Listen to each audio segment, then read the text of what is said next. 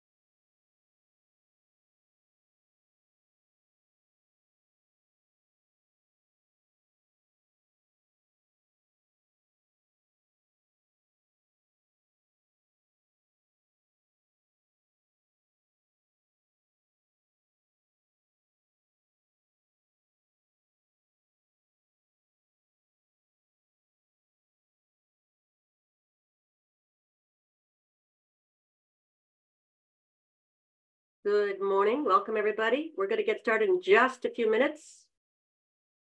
Attendees today will remain muted for the entirety of today's webinar.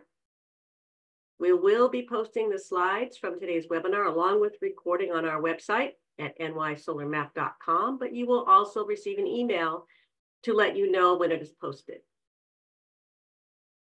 You will be able to ask questions through the chat feature. Your questions are only visible to the panelists, not the rest of the attendees. However, if your question is answered in the chat, it then becomes public. In general, we have a limited time for questions. However, all the questions are collected and sent to the appropriate agency after the webinar. And then we will post the questions and answers on our website a week or so after the webinar, and again, send an email when it is posted. We often find that the questions you may have end up being answered during the course of the presentation, so keep that in mind as you draft the questions. Again, we'll get started in just a minute or two. We have a lot of people joining us right at this very moment.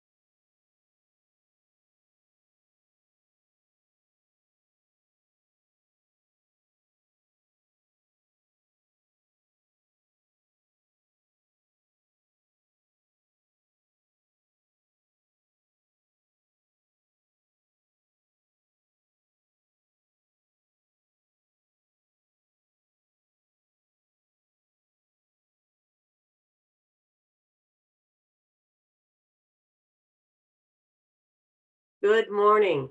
We are just about ready to get started. As a reminder, all the attendees will remain muted for the entirety of today's webinar. We will be posting the slides from today's webinar along with recording on our website nysolarmap.com. We will also send you an email with that link to let you know when it is posted.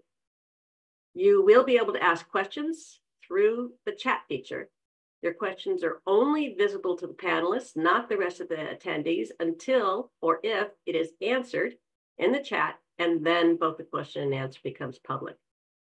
In general, we have limited time for questions. However, all the questions are collected by our solar ombudsman and sent to the appropriate agency after the webinar. We will post these question and answers on our website a week or so after the webinar, and again, send an email with the link when it is posted. We do often find that the questions you may have end up being answered during the course of the presentation, so keep that in mind as you draft your questions.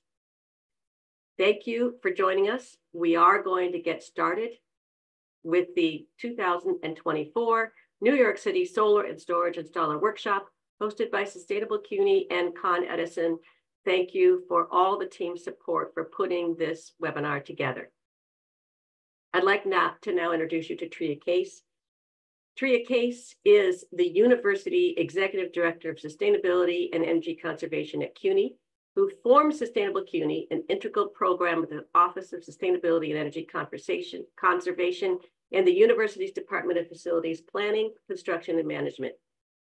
Tria, working through CUNY, first formed the New York City Solar Partnership with the Mayor's Office back in 2006, found the funding, started the Ombudsman program, and leads the work that is building the resources and tools such as the New York Solar Map and Portal, and helps facilitate the development of the clear permitting processes that are so important to all of you, and sharing these best practices through developer workshops like this. Tria? Thank you, Lori. Good morning, everyone. Thank you for being here with us today. It has been an incredible partnership with Con Edison, so I want to thank the Con Ed team for once again working with us to put together this program. It has been an incredible partnership for many years, and I also want to thank Ron Reisman this year, who really has spent a lot of time coordinating our panelists. We all know how hard it can be to coordinate so many people to get together over the length of a day. Because I've been doing this for so many years, I have to say also that I am incredibly proud to be working with our ombudsman team. And so I want to introduce that team, particularly Emily Sweeney and Daniela Leifer, who come into the office every day, charged up, no pun intended, ready to take on all of the challenges and all of the work that it takes to really help to support the deployment and helping all of us to realize our solar and storage potential. So I want to thank them, and I want to let us start our day, because I know we have a very long set of activities to take on. So enjoy all of the training today, and we look forward to continued work with you, and give us feedback and let us know how we can ensure that that this training provides all of you with what you need to be successful. So with that, Emily, I'll let you take it away and get us started. Great, thank you. Well, I'm Emily Sweeney, Solar Ombudsman here at Sustainable CUNY. And so I'm part of our Ombudsman team here. And so Sustainable CUNY, as introduced, right, is an initiative within the Department of Facilities Planning and Construction Management, FPCM, of the Central Administration of the University. So our team has two key focal areas. If we can go to the next slide, please. Awesome. So the first is regarding sustainability and energy conservation at CUNY's 25 degree granting institutions across 19 campuses. And the second reflects our responsibility to the larger community as a public university. And that's our work involving solar and energy storage, permitting and deployment under the name of the Smart DG Hub. So CUNY's Smart DG Hub has collaborated with city agencies, industry participants, and many other stakeholders to ensure that all voices are being heard by decision makers. And our role is primarily as an objective, trusted third-party resource, a facilitator, bringing together all the stakeholders to develop solutions and to foster a transparent and predictable environment for deployment. So on the screen, you'll see some examples of projects and analysis we've worked on with our partners, notably in New York City, right? The property tax abatement analysis really kind of has helped pave the way, as well as the work we do with these summits and workshops has really helped unlock the market in New York City. Next slide. So there are 3 elements of the Smart DG Hub's ombudsman work, of which Danielle and I are the ombudsman currently. So our ombudsman team is a publicly available resource for all solar and storage stakeholders in New York City. We provide technical assistance to help with navigating the permitting process and other regulatory requirements. In addition, as an objective trusted third party, the DG Hub works in collaboration with agencies and AHJs to help develop and streamline permitting and regulatory processes as we all work to keep pace with rapid changes in technology and public policy. So having that foot on each side of the permitting process, working with installers and developers and the AHJs, our ombudsmen have been able to identify challenges and then work with decision makers and subject matter experts to suggest and implement solutions to streamline these processes. So the third and final key area of our work involves the development of resources, including guidance documents, educational materials, map tools, webinars, and more, ensuring the process is transparent and predictable for all stakeholders, including webinars like this one.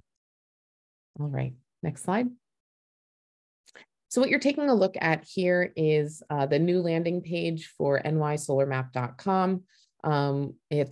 It's new and exciting, but really is just a better user experience and with some upgrades, right, on the old New York Solar Map website that you've come to know and love, right? We're maintaining a lot of the same functionality with finding your solar potential, as well as just easier to navigate ways to find information on solar, energy storage and EVs, sustainable CUNY, and archives, as you can see across the top of the screen. So really, though, one of the primary things we're focusing on here is kind of some of the resources, right? If this is the installer workshop, we're trying to focus on how you guys can install in New York City. And so I'd go to our next slide here, taking a look at some of our solar installer resources. We have our New York City permitting guides. We have some interconnection guides, as well as information like this regarding our installer workshop presentations and Q&A, as well as information and links to any additional documents, resources, or webinars that we're producing throughout the year. So this is just another helpful reminder to keep checking out nysolarmap.com. We keep it up to date with resources, and it's a lot of what our ombudsman team does day to day is try to help navigate that process. So with that, I'll turn it over to my colleague, Daniela, who's going to talk a little bit more about some of our storage resources. Good morning, all. My name is Daniela, and I am Emily's counterpart storage ombudsman. So the slide that we're looking at here, I'm just going to continue sort of our walk through our resources pages. This slide that you're looking at here, along with the next few slides, comprises our primary storage information and resources, as well as our permitting library. The slide shows our solar and storage homepage. You can each of the icons below are links to the key projects that we worked on since really starting our storage work in about 10 years ago. And the middle icon here links to our most active page, which is our storage resources. You can go ahead to the next slide.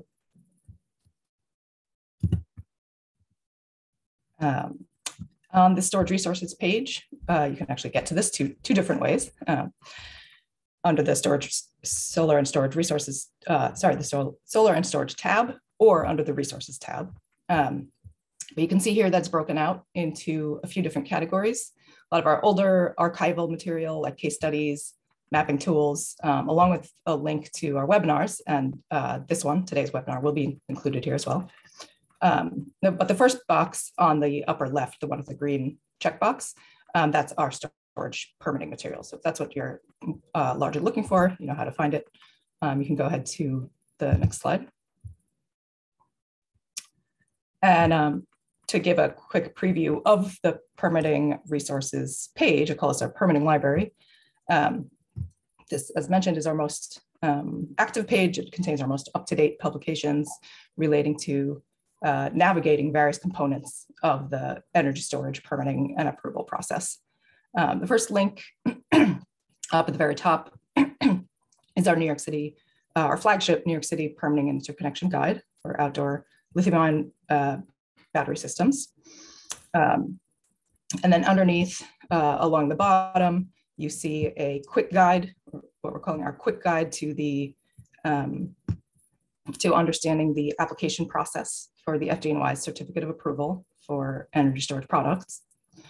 And then in the middle, you'll see there are two documents. One is a user guide for developing the installation site plans for the FDNY permit application process, as well as a guide document for preparing the emergency management plan that also has to accompany the FDNY permit application.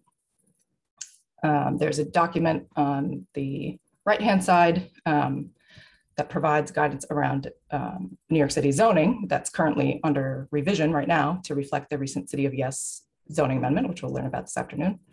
And then there's also a preparation checklist at the bottom for pre-submission meetings prior to submitting your applications to either of the FDNY or DOB, meeting with the AHJs to make sure that you're, hitting all the right notes. And that guidance document helps with what should be prepared going into those conversations. And then finally, we have a flow chart on the bottom right. That's a data utilization guide for ultimately understanding how the UL 9540A large scale burn test data is used and applied to safety evaluations. You can go to the next slide. Quick view of our webinar page. As mentioned, today's recording will be listed here. And then finally, next slide, connect with us. We have an industry roundtable email list.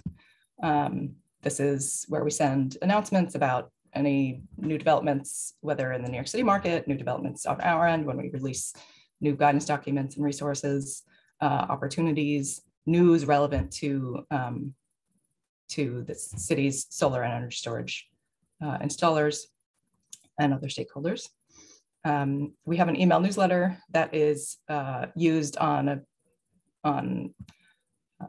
less periodic basis about largely for announcing things like our flagship events, this summer's New York City Solar and Storage Summit being one of those.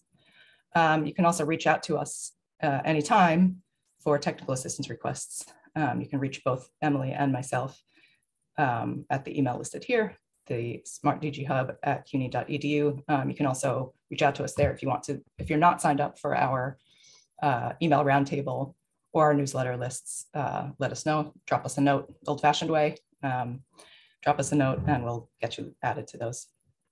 And then finally, accessing our resources library is all done through the nysolarmap.com. And we're calling out in green at the bottom of the slide an upcoming event on April 10th.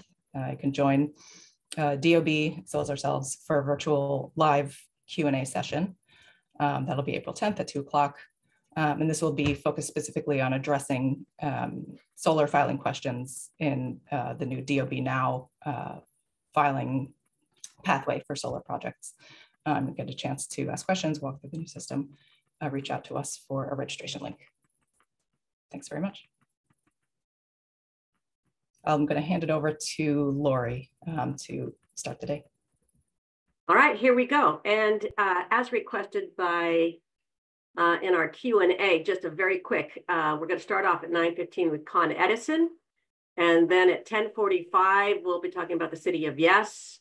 11 o'clock, it goes over to FDNY. They'll have a quick lunch. After lunch, it'll be the Department of Buildings. And then we will be talking with Luke Forrester from NYCERT about VDR. And at 3 o'clock, we'll be talking about the incentives, the federal, state, and city support for solar and storage. And then we'll have a quick wrap up.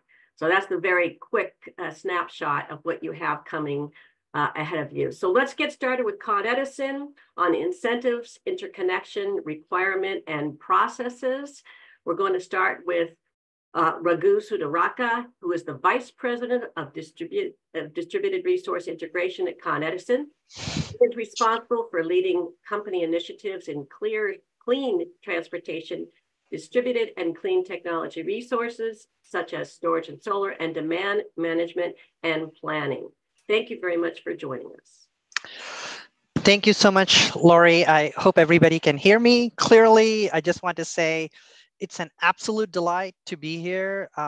Just want to say a huge thank you to CUNY and Tria for your kind words, and really Emily and Danielle, like all the resources that you mentioned. I think it's absolutely so important and critical for us to move in the right direction. So I'll be relatively brief in my remarks and then pass it off to other people from Con Edison that have a lot of good material to share with you all.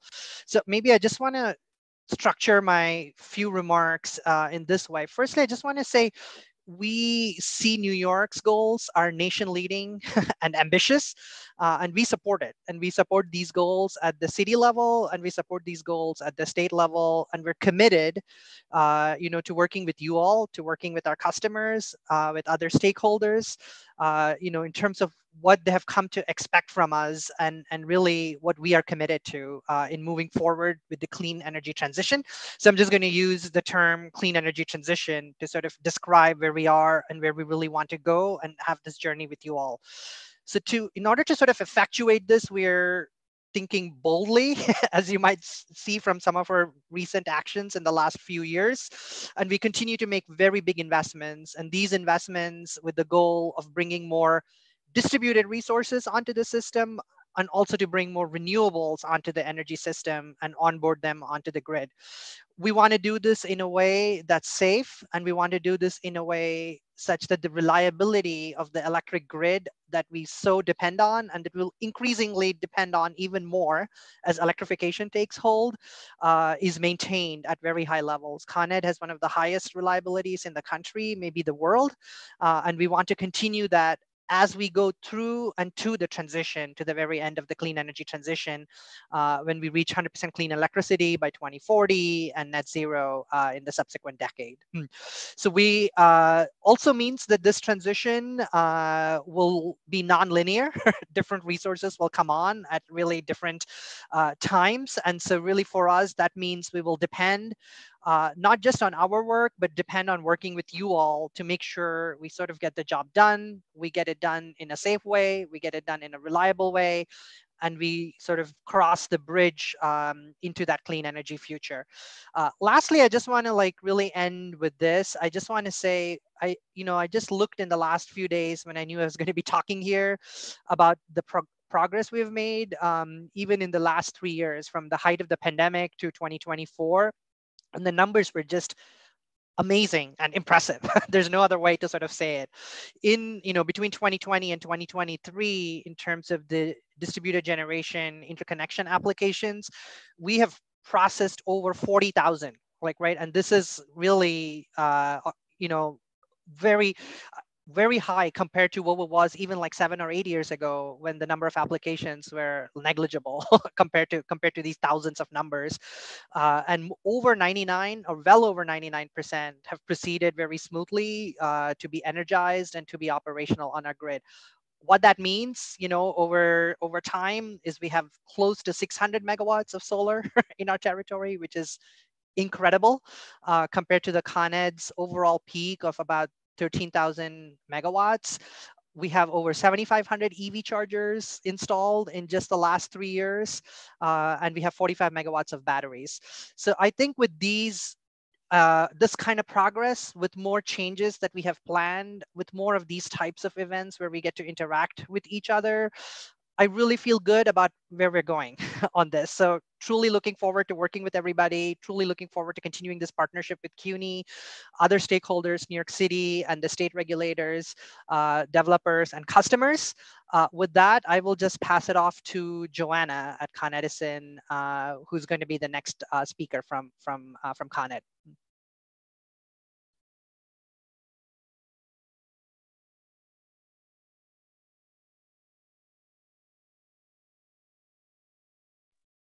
Joanna, you are still on mute. Thank you so much. Good morning. I'm delighted to be introducing Con Ed's demand response programs. Next slide, please. So I will start by giving a brief overview of the demand response opportunity, discuss the innovations around Con Ed's program design, and then give a brief overview of our smart usage rewards program. So next slide, please. Thank you. So energy efficiency provides sustained reduction in demand throughout the entire course of a given time frame, while demand response provides load relief during a targeted time frame when customer demand is getting close to total system capacity or for contingencies. The goal of energy efficiency is for customers to use less energy overall, while the goal of demand response is to create an asset made by customers that's capable of being called upon to shed load to decrease capital investments on the electrical system and maintain grid reliability. Next slide, please. Thank you. So customers can participate in a demand response using multiple strategies depending on their circumstance. They can automate procedures to reduce energy demands upon request. They can export electricity to reduce behind-the-meter loads or export directly to the system.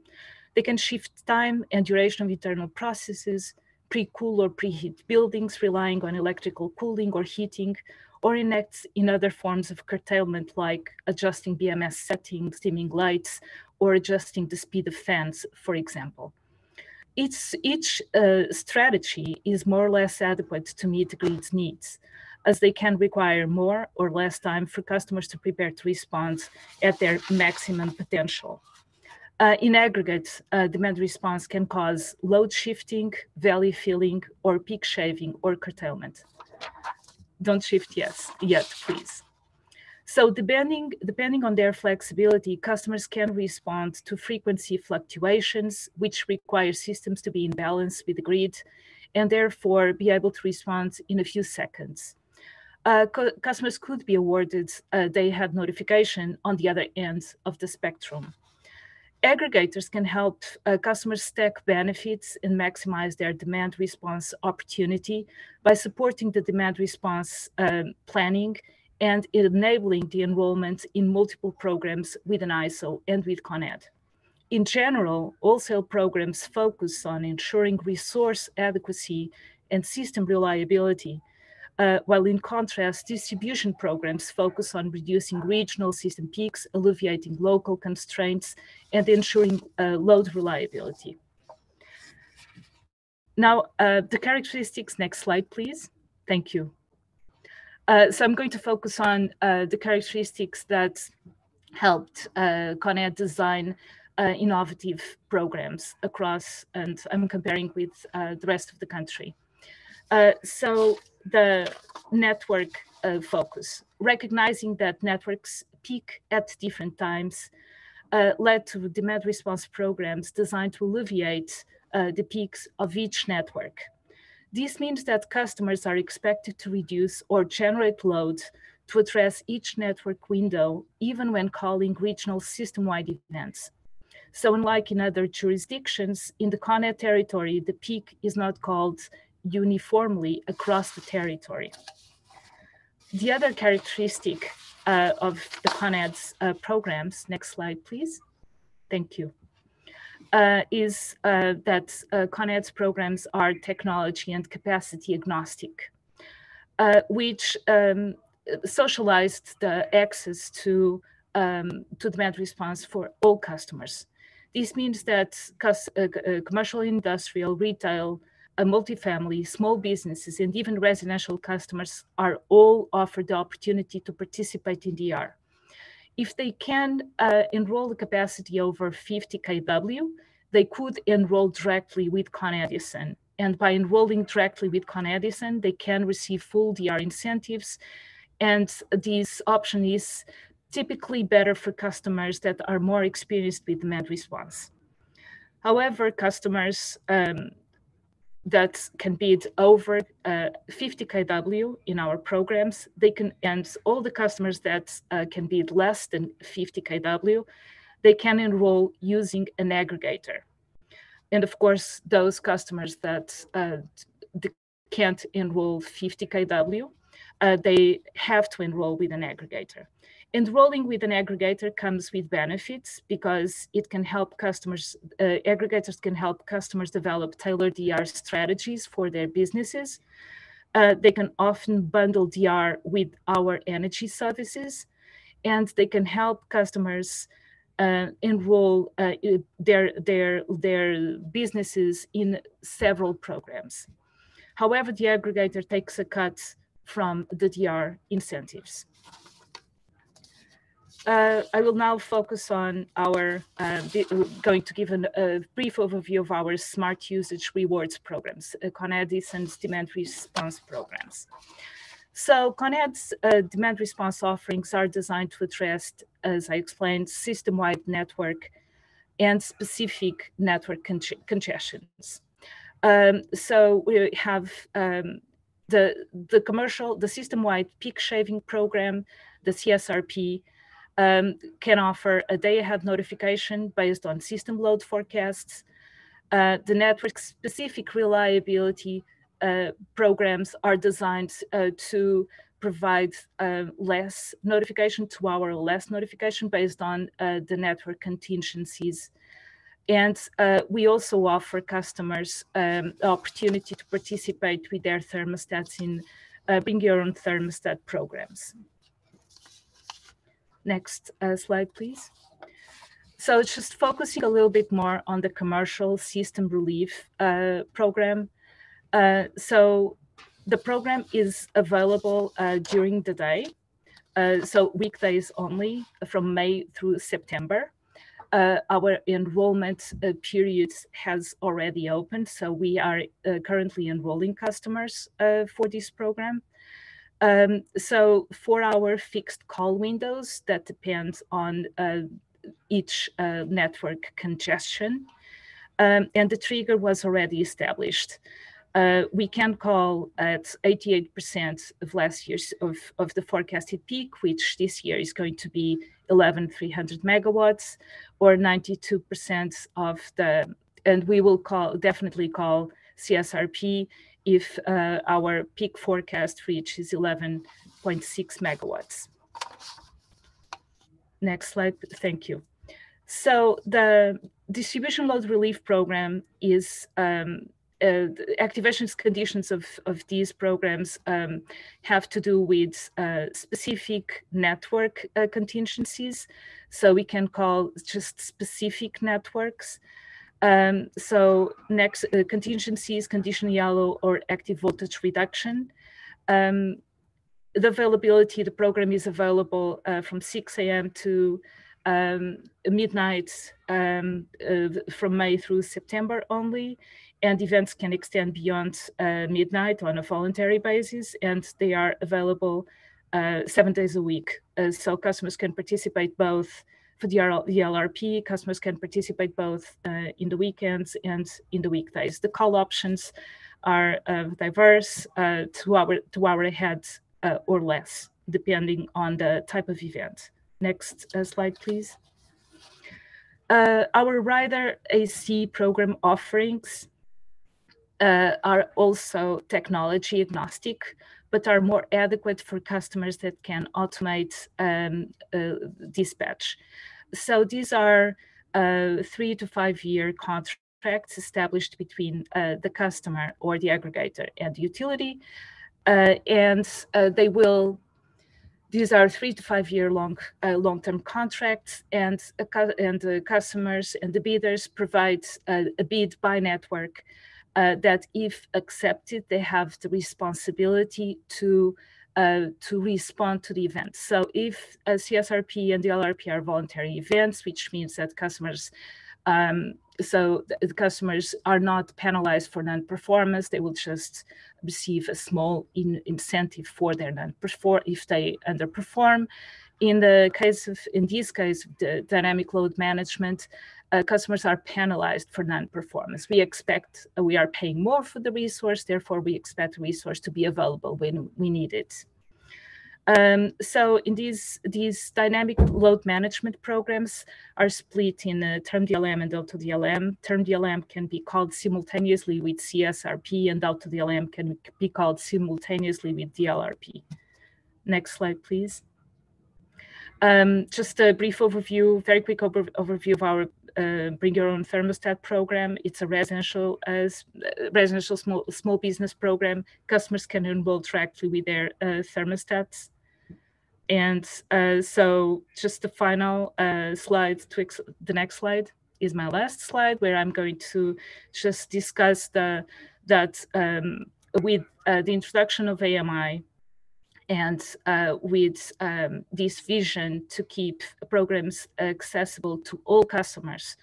This led to an increased growth in enrollments that we've been witnessing for the past few years.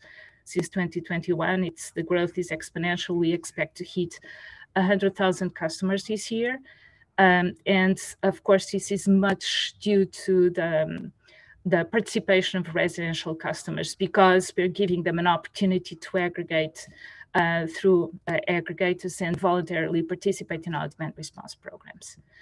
So my last slide is just to let you know that if you have any questions regarding the details around your participation and how can you take advantage of our programs, please email demandresponse@coned.com, and we will certainly provide more information. Thank you.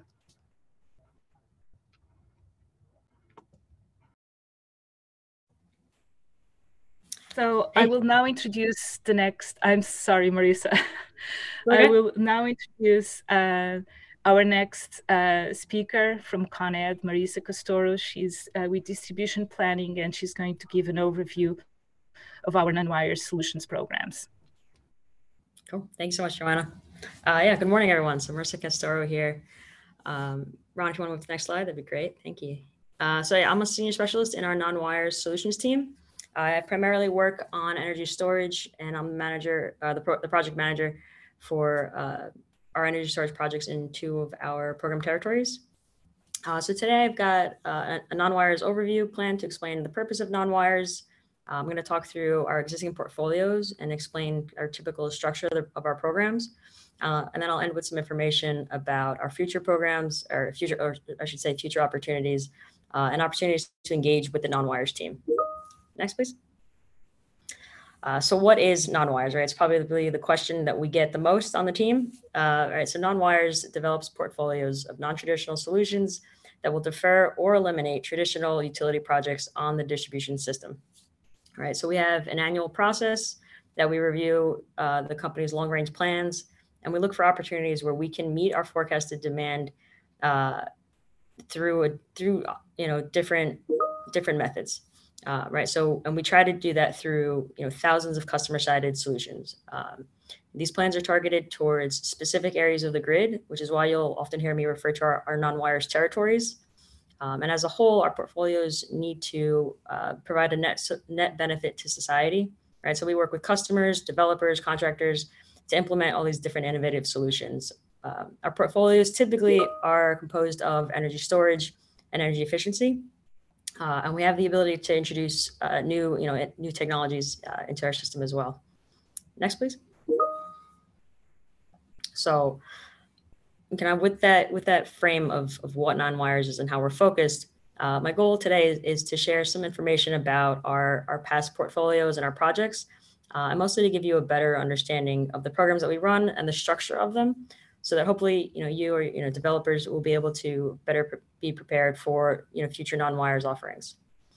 So we have 4 territories that non-wires has operated in. We have the Brooklyn Queens Demand Management Territory, or BQDM, Newtown, our newest territory, which is Jamaica, and our recently closed territory, Water Street. So as I mentioned, each territory is designed to target a specific traditional utility work that impacted this area, right? So for BQDM, it's the deferral of the new Gateway substation. For Newtown, it was to defer a load transfer from one network to another. For Jamaica, it is to eliminate, actually eliminate the equipment upgrades at the substation. And for Water Street, we were able to eliminate upgrades at multiple substations. So for our territories, we usually release an RFP to solicit solutions from the market. The exception to that is with one of our existing programs, the Prescriptive Energy Storage Incentive Program in BQDM. And so I'll have a little bit more information on that later. But we're just going to keep talking about our programs in general for now. Can you next slide? Thank you. So I just wanted to share a case study of one of our projects. So this is the energy storage system at the Barclay Center. This is part of our Water Street portfolio. And so this is a behind the meter battery operated by NLX, and this sits on the roof of the Barclay Center. So since it is a behind the meter system, there was no new service interconnection needed. They were able to, I think they needed to do some upgrades to the service, but they were able to use the existing service to the Barclay Center. This system became operational in 2021 and has provided its contracted demand during the summer period for the last 3 summers. And so the system's contracted demand is less than the total capacity of the battery, which provides the customer with multiple value streams. So they operate the system for us when we call upon them, but they can also use it to offset demand charges and potentially participate in other revenue streams that don't conflict with our program requirements. With the way that our incentive works, you receive 50% when your system is operational, which is to help pay back capital project costs, right? Your construction, your development costs, everything that goes into getting this battery ready to go. So we give a big chunk of it right at the start of the operation. And then annually, we evaluate performance. And so over the next 10 years, we provide an annual payment after each summer period. Sharing this to show a successful battery installation within non-wires, but also really to highlight some of the benefits of behind the meter storage. Speaking for non-wires, we know that this is a big challenge to do behind the meter storage. We know it's really difficult. There's trying to find all of the, the right combinations of factors that allow for behind the meter storage. We know that can be hard, but we think that there's a lot of value in it. So I just want to, plug it a little bit and kind of push that idea out a little bit more. Can you next slide? Thank you. So some more general program structures and requirements. All of our territories there's specific targets that we're looking to specific items that we're looking to target, I should say, with each of our portfolios. And so the megawatt need of each portfolio may differ, but these requirements typically kind of sit the same across all of our programs. And so with each of these, especially for energy storage, our applicants commit to, providing or limiting their project that up to 5 megawatts. And that's because we operate within the SIR, the Standard Interconnection Review process. And so that limits projects to that size. Projects that are proposed need to utilize an approved battery technology for use in New York City. All right, so this means that they've gone through the TM2 process and they've received their certificate of approval from the FDNY.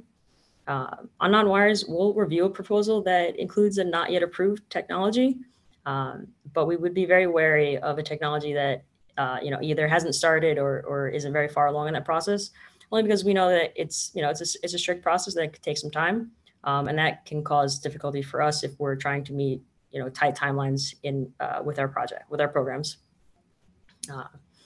So we also require that our battery projects be interconnected at the local reliability level of that area that they're in. So that could mean N-1 in some areas, but if you're within a network area, this would mean N-2. And so the reason for this is that non-wires assets are designed to meet an operational need, not just general grid load reduction. So we depend on them to operate when our system load is high and when the system may be in contingency. So we want to make sure that we have the best chance of these systems being available when we need them. So our contracts require systems to provide us with the first right of dispatch through the entire summer period, so May through September. Projects are allowed to participate in other value streams, only as long as they don't conflict with their availability to us.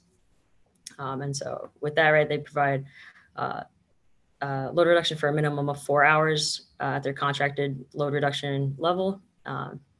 And then projects are evaluated once they're fully installed and permitted to determine that they're operational and ready to perform as contracted. And so once all of those pieces are really set, this is where Con Edison's commitments come in, right? So we commit to paying 50% of the incentive once the system is operational. And then we pay the rest of the incentive. That remaining 50% is paid out over the next 10 years. So right after every summer, we evaluate performance.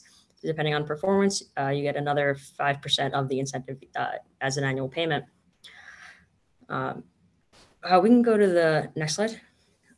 All right, and so that's the typical structure of our programs. But to learn more about that and really get a better sense of what we're looking for in our programs, I'd really encourage you to go and check out our website. So you can go and view our non-wires RFP page. If you open it up, you'll see that it says there's no opportunities available right now.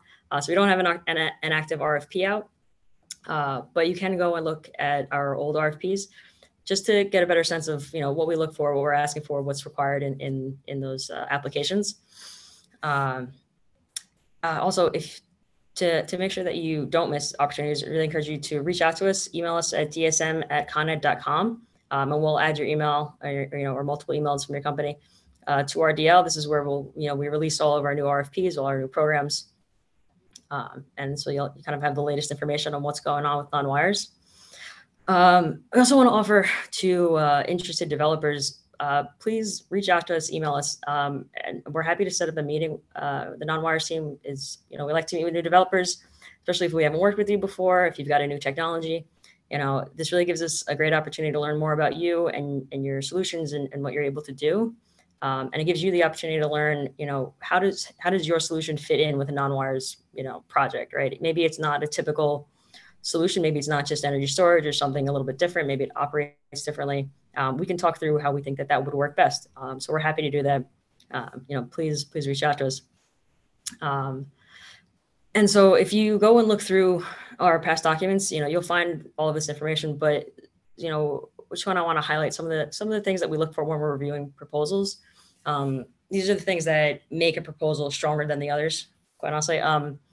I'd say probably the top thing that we're looking for is a really good understanding of the permitting and interconnection process, right? These processes, they have many parts, and they can be, they're a little bit, they can be hard to navigate, especially if you're not used to operating within New York City. These processes are different than different parts of the state and, different parts of the country, definitely.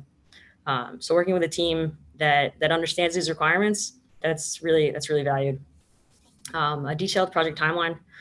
I know that sounds simple, but right, when reviewing proposals, we want to be sure that your project is going to be ready when we need it to be ready, and a detailed schedule, outlining all of the steps of the process with realistic durations, with some buffer time built in. All of that really goes a long way to giving us that confidence that your project is going to come in on time.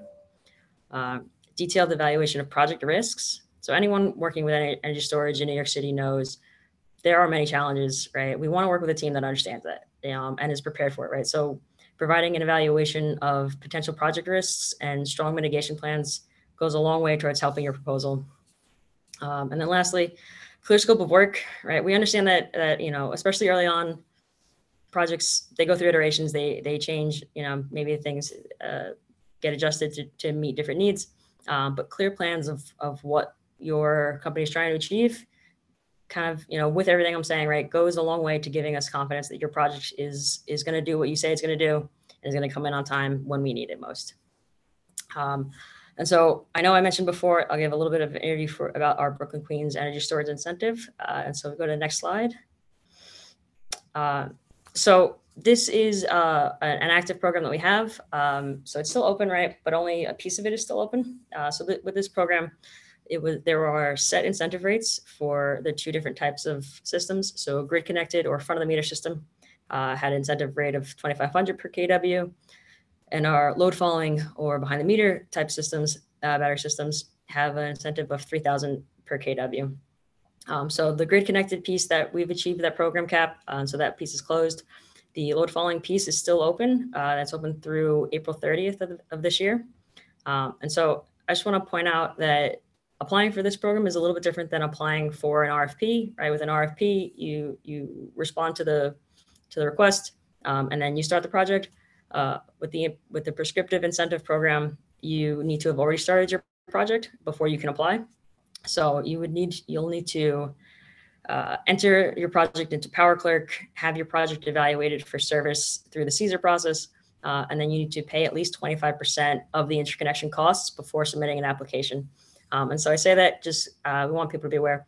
Like I said, this is still open, but if you haven't started a project yet that you think you want to try to apply for this, the timeline to meet April 30th is really tight. So if you're interested, please go to the website, check it out. You can read through the guidelines there, and definitely send us an email at dsm@coned.com. But yeah, please do that. So yeah, this is all said. Thank you so much for listening. Please reach out to us. Check out our information on the website. Looking forward to hearing from you. Thank you so much. And our next presenter up is Andre Douglas from the EV team. Thank you. Hello, everyone. My name is Andre Douglas. I want to say thank you to CUNY for putting on this great workshop. I will be talking today about Con Edison's effort in cleaning New York's air through electric vehicles. So my name is Andre Douglas. I'm a business development advisor for the e-mobility group at Con Edison. And I'm going to share a bit about what Con Edison's been working on in the EV space. So I want to start by just giving a brief background into Con Edison's clean energy commitment and our core pillars.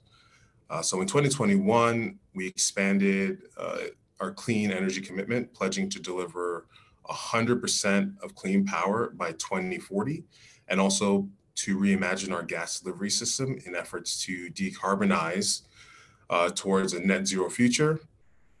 Amongst our initiatives, we're empowering our customers through support for solar energy, battery storage, and other clean energy technologies, which will be backed by a near complete rollout of smart meters across our customer base. We are currently at 99% right now.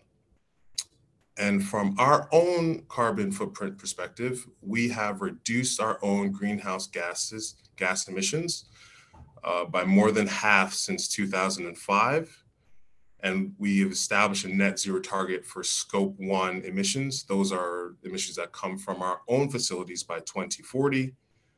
And importantly, we aim to enhance our collaboration with our customers and stakeholders to improve the quality of life of the neighborhoods we serve and live in, and focusing on disadvantaged communities. So with all those endeavors, where do EV vehicles fit in? Next. So we have extremely ambitious goals. So Con Edison's focused on enabling this EV future through more EV charging, EV electric vehicle charging in the service area. So our service area is Westchester County and all of New York City. So we aim to have 25,000 charger plugs installed by 2025. We have 400,000 chargers. We'd like to have 400,000 chargers in NYC and Westchester by 2035. And we aim to have 100% of Con Edison's light duty fleet fully electrified. Our biggest and most ambitious goal is to have 1 million chargers in NYC and Westchester by 2050. So why are these goals so important? Next. These goals are really important because the transportation sector accounts for nearly 50% of all our carbon emissions in New York State and 30% in New York City. So it is essential that we focus all our efforts in transportation electrification. Everything we're doing in the electric vehicles group here at Con Edison is to meet our state climate leadership and community protection acts, the CLCPA goals that aim to lower greenhouse gas emissions. As you can see here, we're working towards a 40% greenhouse gas reduction by 2030 and an 85% reduction by 2050. Our focus is supporting our residential and commercial customers and government partners to transition to their car, bus, and truck fleets to electric, which will significantly improve air quality and particularly in environmental justice communities. Next. As we previously mentioned, the transit electrification is a critical part to reducing greenhouse gas emissions and improving our local air quality. We also know that one of the main reasons people are hesitant to buy an electric vehicle is because it's hard to get access to electric vehicle charging, especially in dense urban places like New York City, where private parking spots are uncommon and much needed. Potentially, electric vehicle drivers need to see that they have easy access, similar to the way we are able to see gas stations and plan our trips. They need to see these EV stations in their market.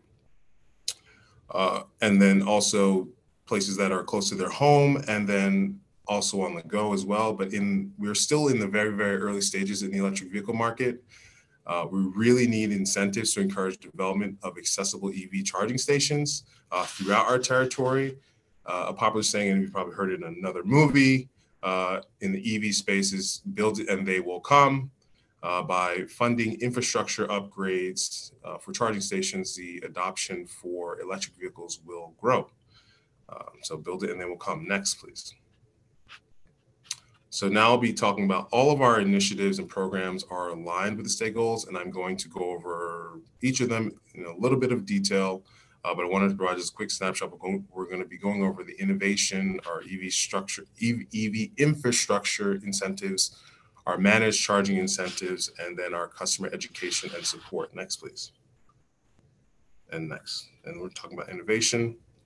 So one of our first innovations, through collaboration through the New York City Department of Transportation, we were able to install 118 curbside EV chargers. This is the beginning, the very beginning of what's needed to enable a broad EV adoption, especially for many of us who park our cars on the street. The success of the curbside charging project has completely exceeded our expectations, with a system utilization of over 60%, indicating an extremely high demand for more publicly accessible EV charging. Next, please. Our next project, which is really cool, we had a project, this wrapped up a little bit over a year ago, which was a vehicle to grid electric vehicle school bus project. This project successfully tested technology of charging electric buses, and then taking that same energy and charging it back to the grid, creating little microgrids. This was extremely successful program where we're charging and discharging power through the electric buses. Next, please. This portion, we're going to be talking about our EV infrastructure incentives. And now let's dive into this incentive. So starting with our light duty Make Ready program, which we rebranded to Power Ready, which was authorized in July of 2020 by the Public Service Commission. It's a 5-year program and provides incentives to offset both customer side costs and utility side costs when building out electric vehicle charging infrastructure throughout our Con Edison territory. We have allocated a little over $600 million to meet our 5-year goal, which one of our goals is to have 21,000 L2 plugs installed and 3,100 DCFC, so direct current fast chargers, so they're much faster charging EV chargers installed by the end of 2025. Through this program, we provide enhanced incentives for publicly accessible chargers and for chargers that are installed in disadvantaged communities. Next, please. This next program we're talking about is a medium heavy duty vehicle pilot. We launched a medium heavy duty vehicle pilot. We'll be able to provide about $21 million of incentives to offset customer and utility side infrastructure costs associated with installing medium and heavy duty EV chargers that qualify for commercial sites. One of the big differentiators between a light duty and heavy duty is the gross vehicle weight. So a heavy duty vehicle is 10,000 pounds or more. And these are vehicles that we see every day that deliver our food and our packages and things like that. But this pilot enables the electrification of over 80,000 medium to heavy duty vehicles in our Con Edison service area. Next, please. And now we'll be going into our managed charging incentives. So this one is even particularly exciting. This is a very, very first program in the country. This is called Smart Charge New York. And again, it is the first of its kind. So we will offer operating incentive program that offers cash incentives for overnight charging and avoided charging during peak time. So similar to the demand response where different areas have different network peaks. If you avoid charging during your network peak on top of your base incentive, you will get additional cash incentive. This program was authorized by the Public Service Commission in January of 2024, so this year, to help reduce the stress on our energy grid and make service more reliable for everyone in our service territory. Next, please. This is another incentive program. This is aimed more for residential. This is called Smart Charge New York. So residential EV owners and plug-in electric hybrid owners as well. So we pay you to charge overnight. It sounds too good to be true, but it's true. We pay you to charge overnight, which aids with reducing the stress in the grid and also reducing costs for EV drivers. There's a base incentive of 10 cents per kilowatt and bonuses for avoiding summer. We have some drivers, some electric vehicle drivers, who are earning about $1,000 a year in incentives by simply charging overnight. It's a fantastic program. Next, please. Now we'll move you to our customer education and support. So lastly, our Con Edison provides education and support to electric vehicle projects through our electric vehicle advisory service to help understand the grid capacity, where you operate, and how to plan for any utility side upgrades.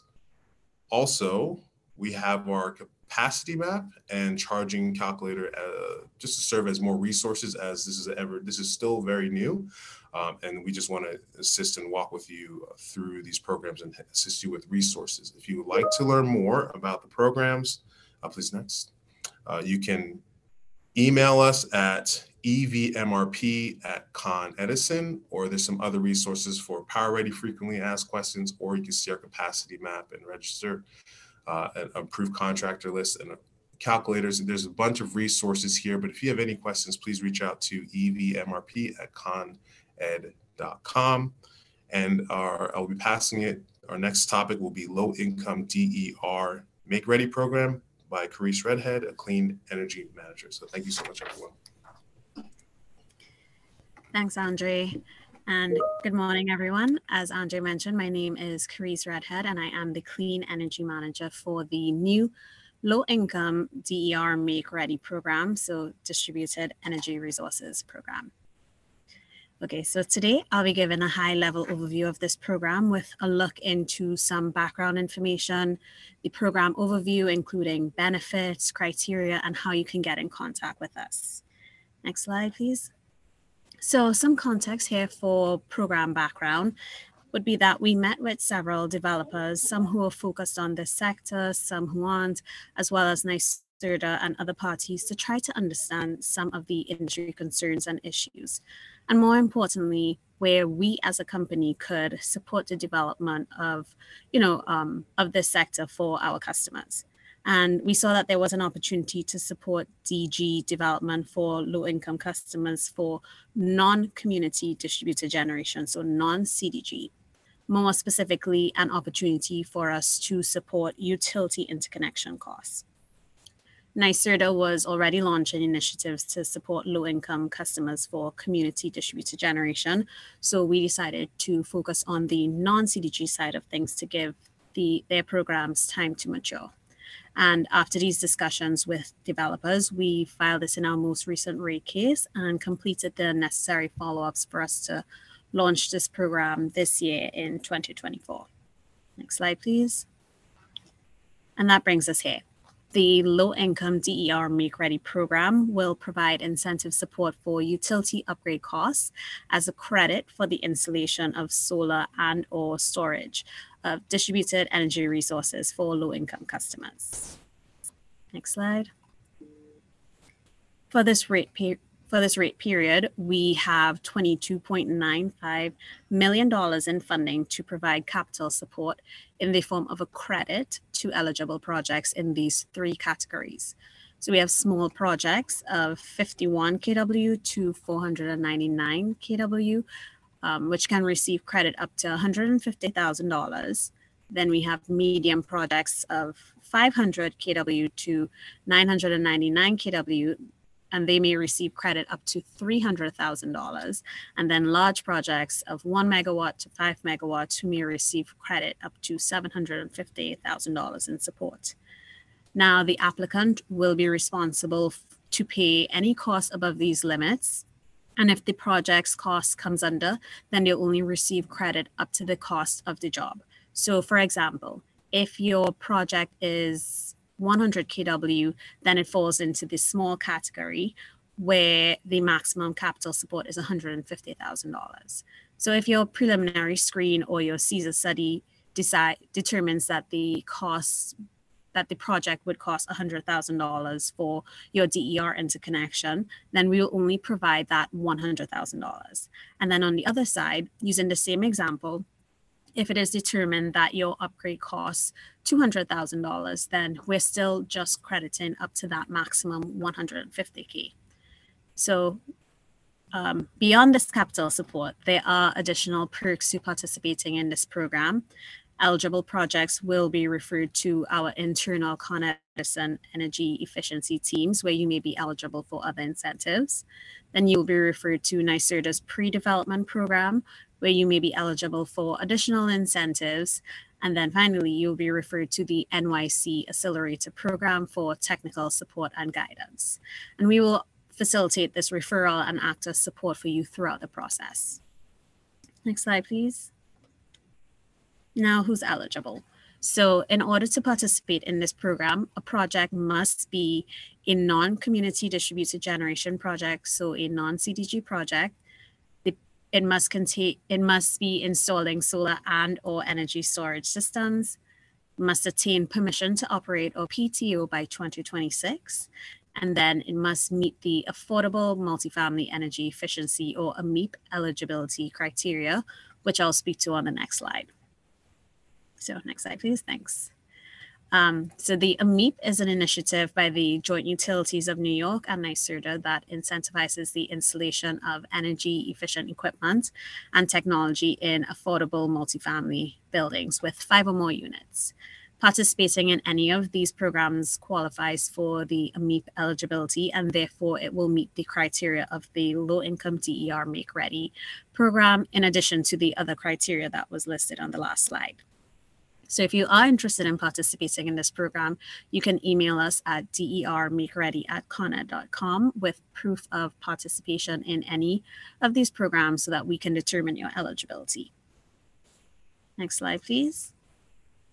And that was it. That was a very high level look at this program that has actually been launched as of last Friday on our Power Clerk application, where you will be able to apply to participate in this program.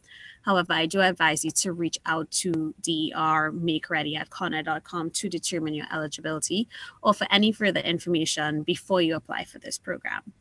So thank you for your time today, and I am pleased to introduce Brian Shakin to give you an overview on energy storage programs. Thank you.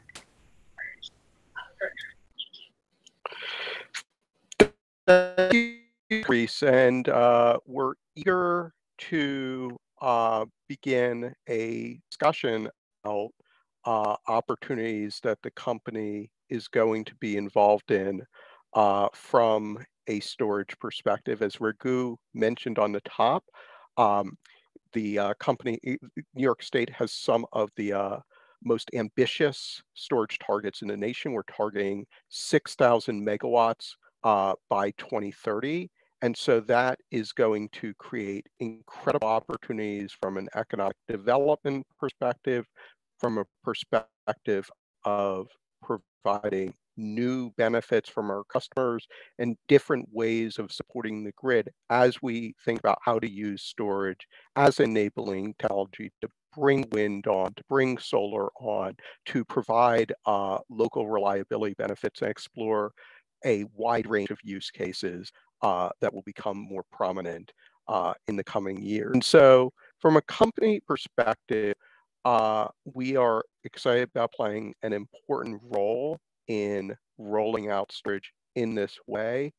And there are three general prongs through which we are going to try to play that role. So first of all, there is our existing third bulk storage procurement, which provides long-term revenue guarantee for 5 to 20 megawatt distribution connected projects and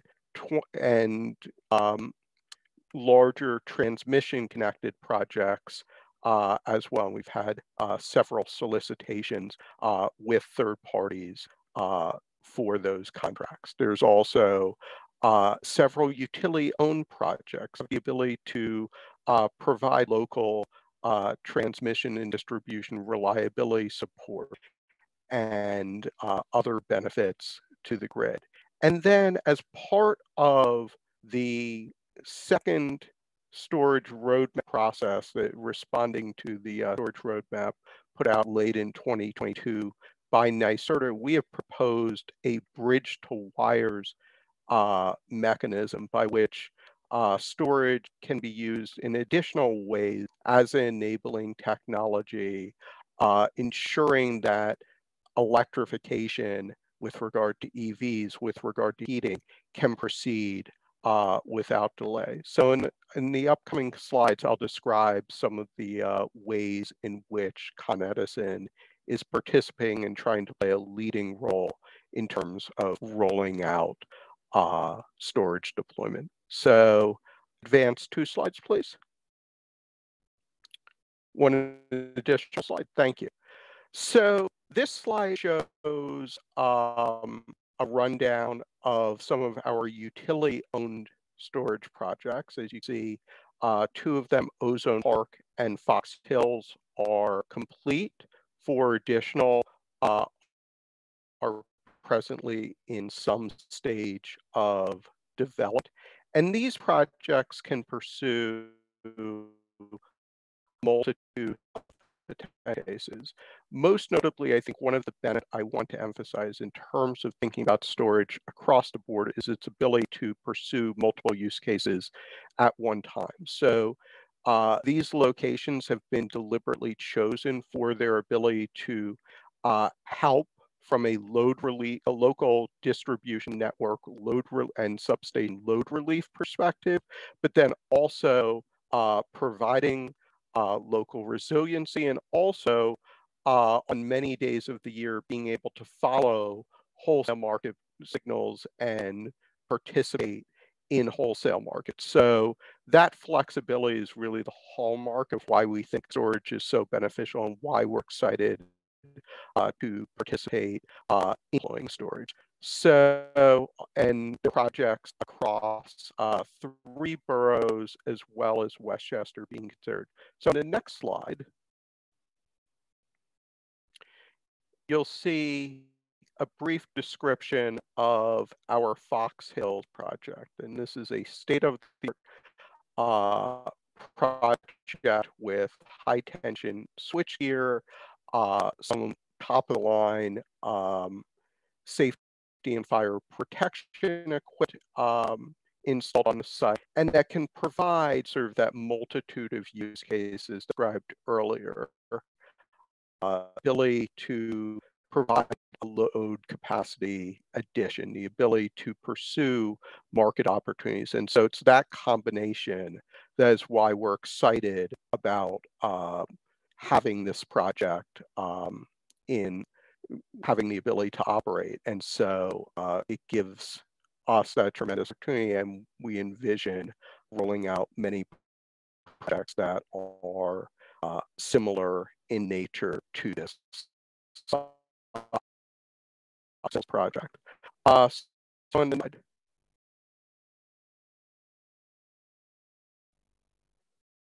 next slide, please. Thank you. So this is another exciting application of our utility-owned storage program. So we are presently conducting a pilot designed to explore pole top storage projects. And these are projects, as you can see in this slide, are mounted on utility poles. And they have the ability to provide a local focused benefit because of the flexibility in terms of determining where they can be installed. So they can, in addition to some of the use cases I mentioned earlier, they can provide voltage support. They can provide local resiliency needs. And so there are a multitude of use cases that can be considered with a pole top storage. For now, we are considering, as you'll see on the next slide, just a small number of projects, one of which is in our R&D center in Long Island City, and a few of which are in Yonkers. But the opportunities for pole-mounted storage will continue to expand and will provide us with a unique way of being able to address customer needs in a direct and focused way. And so we're excited about the flexibility that these resources provide in terms of both benefits, resiliency benefits, and market opportunities as well. And we'll be rolling these projects out over the next few years. So on the next, actually advance 2 slides ahead.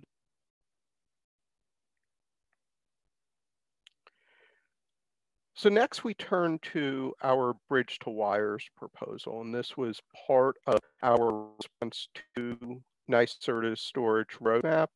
And we will be expecting a second storage order in the months ahead that will determine exactly what opportunities will be added to this bridge to wires proposal. But the basic idea is that storage can in many ways provide a intermediate solution that can allow electrification to proceed more quickly. So we have the ability to, as loads grow in different territories, to install storage both as an intermediate step to accommodate that growing load until traditional infrastructure can arrive, and for that storage to over time take on a multitude of potential use cases. So some critical needs that are going to be addressed by these projects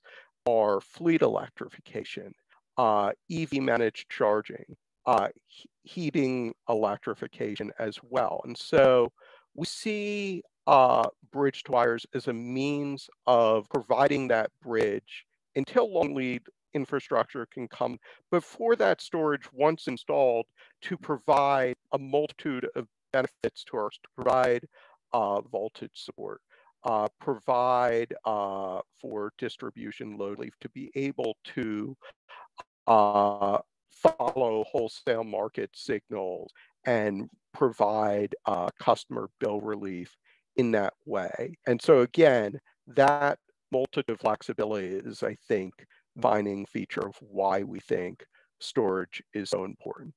So on the next slide.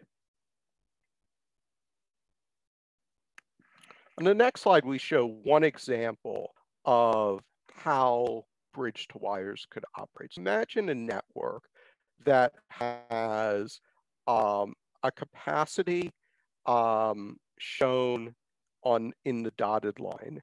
And then for a number of years, that network is still below capacity. But at some point, as a result of electrification, that load grows beyond the dotted line as shown in the red bars.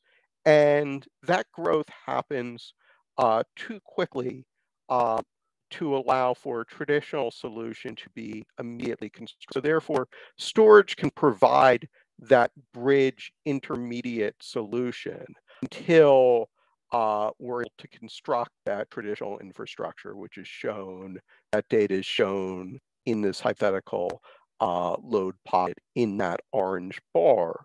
But the key thing to keep in mind is that once that storage is in place, it can continue providing many, many potential use cases.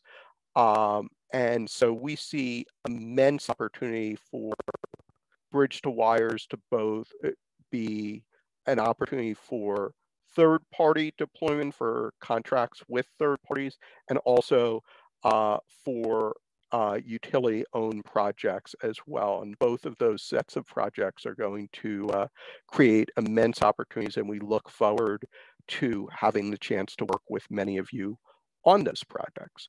So finally, if you advance 2 more slides, just want to talk briefly about our third-party bulk procurement program, which was created under the original 2018 storage order. And so since that date, I had the opportunity to conduct a few procurements. And with this procurement, we've had particularly exciting results. We already announced these are contracts in the state registry, and these are contracts where a developer is guaranteed 15 years of known revenue for either a transmission connected or distribution connected project. Those transmission connected projects, Con Edison will determine how they are dispatched for a period of 15 years into NYSO markets. For the distribution connected projects, there's the opportunity to for the Con Edison dispatch to both follow wholesale market signals, but also to think about how those projects and to use those projects in order to provide local distribution benefits to help meet distribution contingencies. So once again, you can see that ability of storage to provide multiple use. We are presently negotiating additional contracts, and we look forward to the chance to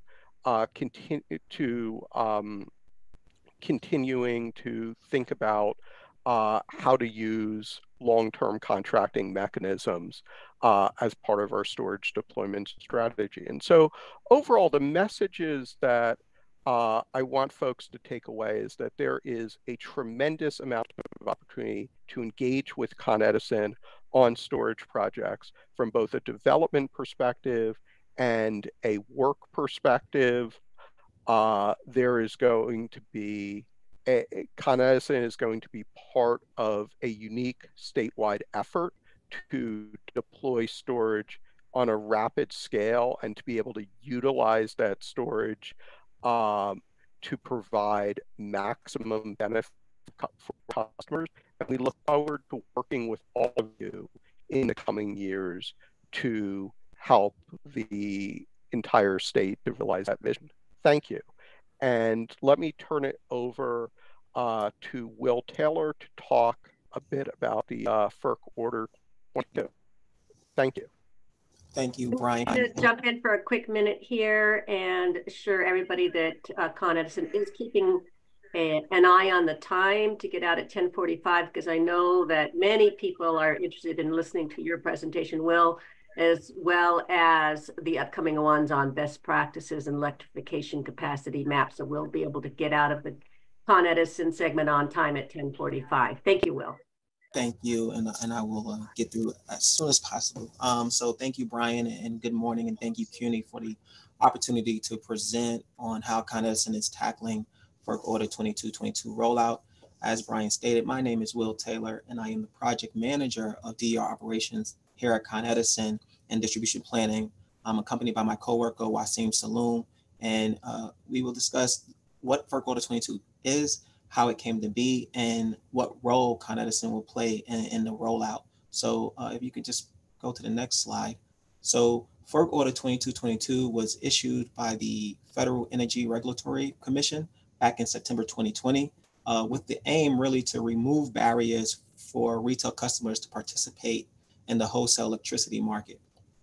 This order was a significant milestone in recognizing the constant growth of DERs, such as solar panels, wind turbines, demand response technologies, and other energy storages in this constantly changing energy landscape.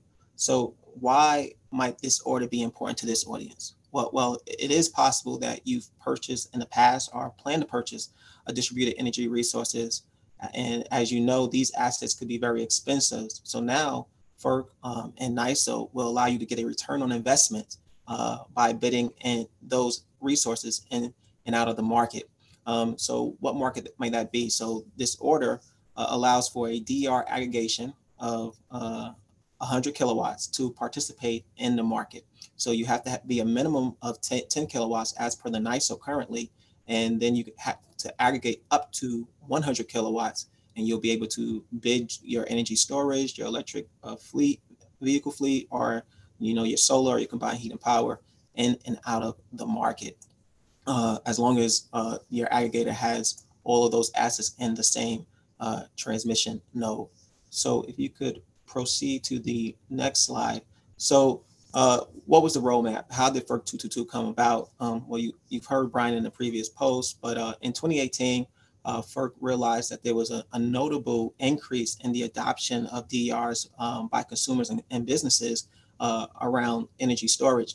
So they said, wait a minute, these storage usage could give grid reliability, grid sustainability. So they wanted to push this effort and now allow those assets to bid into the market. So back in 2018, FERC Order 841 was enabled for the energy storage to participate in the wholesale market. Then moving forward in 2020, FERC again realized that the battery storage really didn't catch on as quickly as possible, and they realized that they needed to add other renewable energy resources to the order. So they opened up the aperture just a little bit to now allow DER aggregations to participate in the wholesale market. So in 2023, NYSO opened up a registration portal, as did Con Edison, to start registering aggregators to participate in this market. And then next month, we're supposed to hear whether or not the FERC has given a favorable tariff to NYSO to actually start enrollment. Next slide, please. So assuming that the market does go fully live next month, April 16th, currently that's what's being posted. We've already discussed the first two dark blue rectangles. That was the registration that actually occurred for both the utility and NYSO, and it's currently live now to participate in the wholesale market. Once the aggregator registers, and then they're going to grab all the assets, all the DER assets that they want to put in an aggregation. They'll provide that information to the NYSO. The NYSO will then in turn give it to Con Edison, distribution utility. We'll do a safety and a reliable study for up to about 60 days.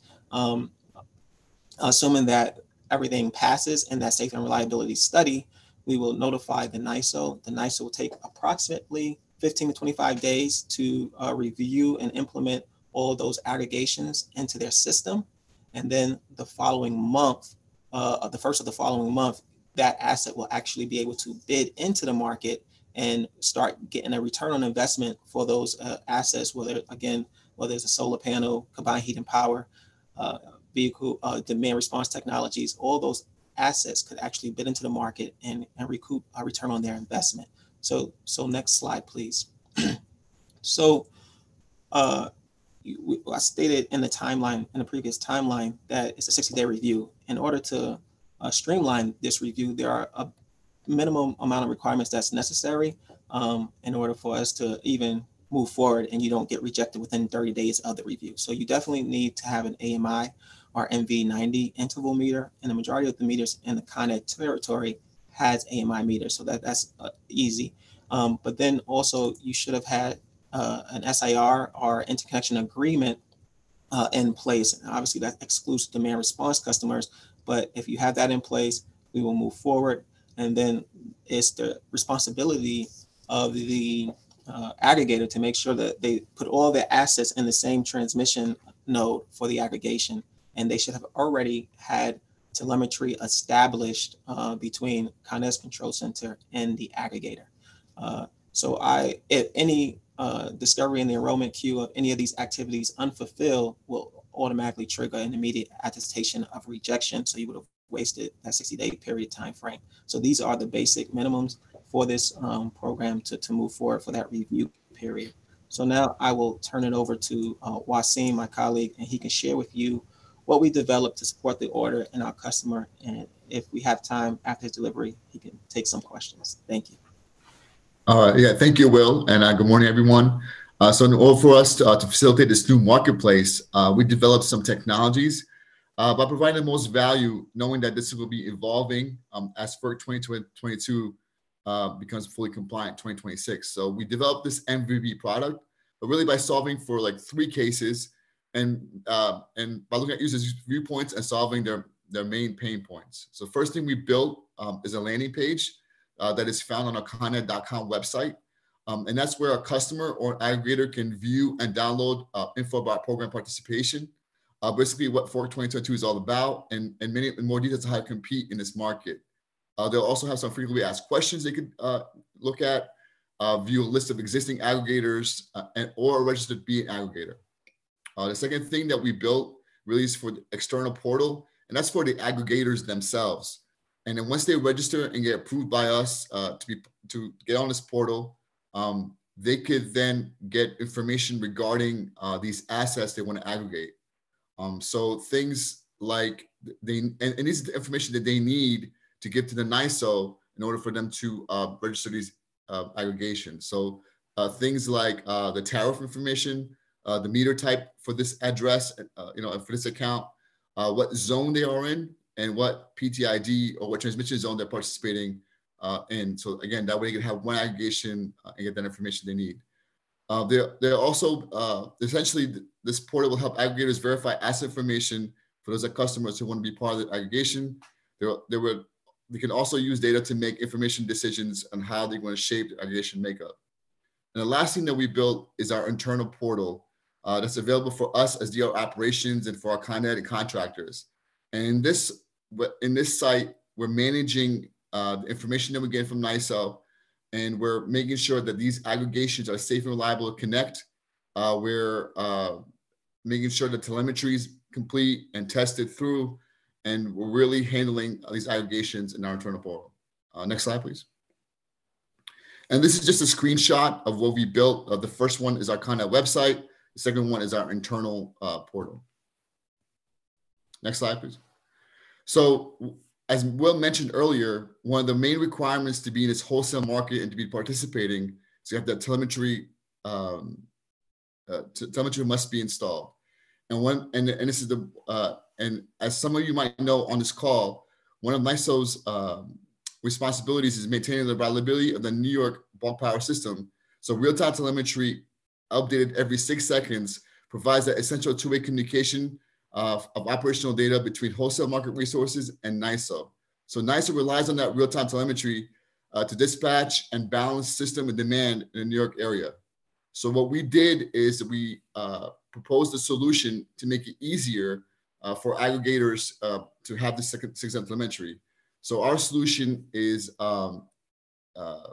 SD-WAN, or Sapphire Wide Area Network, via DNP3. So what we did is we partnered with the vendor, and we got these new edge devices that will be connected at the aggregate control center that will then communicate to our aggregator, and then the aggregator. So the communicator, it's installed in our headquarters, right? And then that will communicate to our control centers, and then up to the transmission ops control center through ICCP to the NYSO. So we have this connection, secure connection from the DR aggregator to our system. And we're basically leveraging our existing infrastructure that we have in place. The software-defined approach to communicate and manage network connectivity has a lot of benefits. Like I mentioned before, it makes it easier for them to connect to our system. They don't have to be in the New York City area. And then it simplifies the operations with automation and cloud-based management. The NYSO will send the aggregator base point signals And the aggregator will be providing these 4 streams of telemetry data. And those are energy injection, withdrawal, demand reduction, and some of the energy injection and demand reduction minus the energy withdrawal.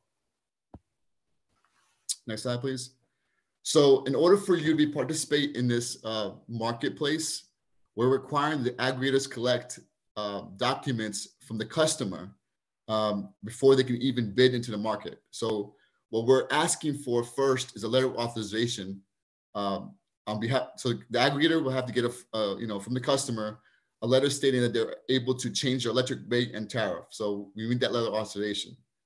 The second thing that we're asking is that in order to get the meter data for settlement purposes, they get an authorization from our Button Connect. So we have a third-party program that you can get meter data, customer data, and we're asking for the authorization. And the last 2 things that we're asking for is that since it's going to be a new tariff that we develop, WDS agreement or new WS tariff, we're asking for that tariff to be signed from the customer, and also a new Form G, which is inside that tariff for the WDS.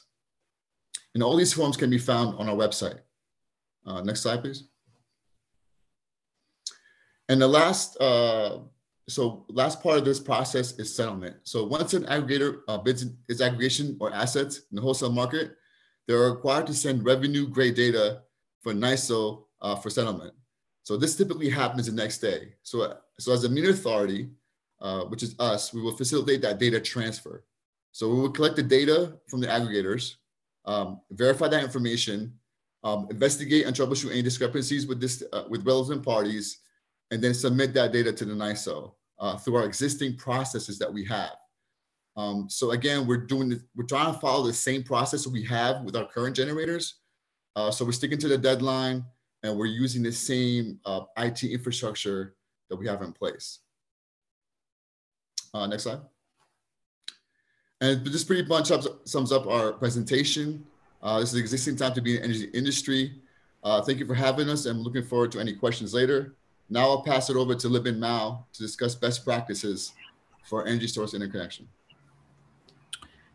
Thank you. Good morning. My name is Libin Mao. I'm the senior engineer from distribution engineering Grid Edge team. So our team basically look at all the applications that put in to be interconnected to Con Edison's grid. Next slide, please. So what we do is based on the previous conversation with our developers on this appendix case submission, we realized there are a lot of miscommunication that we could learn from the past experiences. So what we did was, as a team, we put together Appendix K best practice document, which you guys can find in Con Edison website. So in this document, we identified a key miscommunication we had in the past. And the item including the inaccurate operating windows in terms of charging, discharging characteristics of the battery system, some missing information on the round trip efficiency or missed interpretation on the auxiliary loads, and there's some confusion over hybrid option A through D. So those items we incorporate into the Appendix K best practice document. Next slide, I'm going to show you how we're going to address it. Next slide, please. Okay, so this is a good one. So first item, we're looking at the scope of work. The key information we're looking for developer to enter is the type of the service they're looking for, right? The high tension, low tension configuration they're applying for, the exporting rate of the entire system, and also looking at the capacity of the entire battery system, including the round trip efficiency building to that capacity. So that way we can accurately model the project to identify the overload or what the time frame we need to fully charge a customer's battery. The next one we're looking at is a contingency design. Is it L1, L2, first contingency versus second contingency customers looking for. And also the important item is a DER technology. So it could be solar, battery, or both technology combined. Is going to be charging from the grid or not? Is only charged by the solar? Those are the key information we're looking for. And also the system configuration of the DER system. Next slide, please. The next item we identify as a key item we're looking for is the auxiliary loads. Auxiliary loads is it's the additional load that customer need to support a system, such as the HVAC alarms, fire alarms, lighting system, communication equipment such as SCADA. If the information is available, we would like to have the customer to identify those items and list them in the right size in terms of KVI. So that way our engineering team can correctly study the case, so not missing any low information, right, when we issue the results. Next slide, please. The next item we're looking for is this very important for the battery system here is the operational characteristics of the battery system itself. In the customer typically identify the requested charging rate and a window, and also identify at what rate the customer like to discharge in a window. And at times, customer enrolls some incentive program like we identified in the previous slides. We like the customer to identify those discharging rate and window matching with all the programs they anticipated, which is very important because that way we can study the project once at the right time frame and the rate. That way we don't have to go back and match, hey, this program matching what the customers anticipating, right? So that avoid a lot of a detour of calculation and all the miscommunication can be avoided. So this portion is very important. And also the key information that we want everybody to know is the charging window is typically, it's studied during the off-peak load, right? And that's how we study for the custom project. So customer don't have to get charged for additional charging during the peak hours, right? That's what the information we're looking for. The next slide is the hybrid options. In the past, we do see some of the mistakes we had in the past. I have the two scenario list over here. Sometimes customer choose option A, right? So customer need to aware the option A is stating that company's battery system is solely charged by the solar, right? So at times during the verification test before the PTO, which is permission to operate stage, and the customer may have a tough time to prove the battery system is solely charged by the solar. So if customer do put in option A, we like to see and make sure the customer is aware of the obligation the customer inherit from choosing the option. And another typical scenario that we see miscommunication is when customer choose option D, right? And that which means this type of system the customer put in for typically it has no customer load, which there's a financial benefit built into it. So there's option C and D, which look very similar. We want a customer to aware when you choose the right option here. Okay, next slide, please. This is the last piece. I just want to make sure everybody's aware of it. We do provide multiple options based on customer requests. When the time customer need additional option for the CESAR study, we will build another 40 business day extension to the CESAR timeframe. And typically the CESAR study is at 60 days mark. And with additional options, we will build another 40 days on top of it.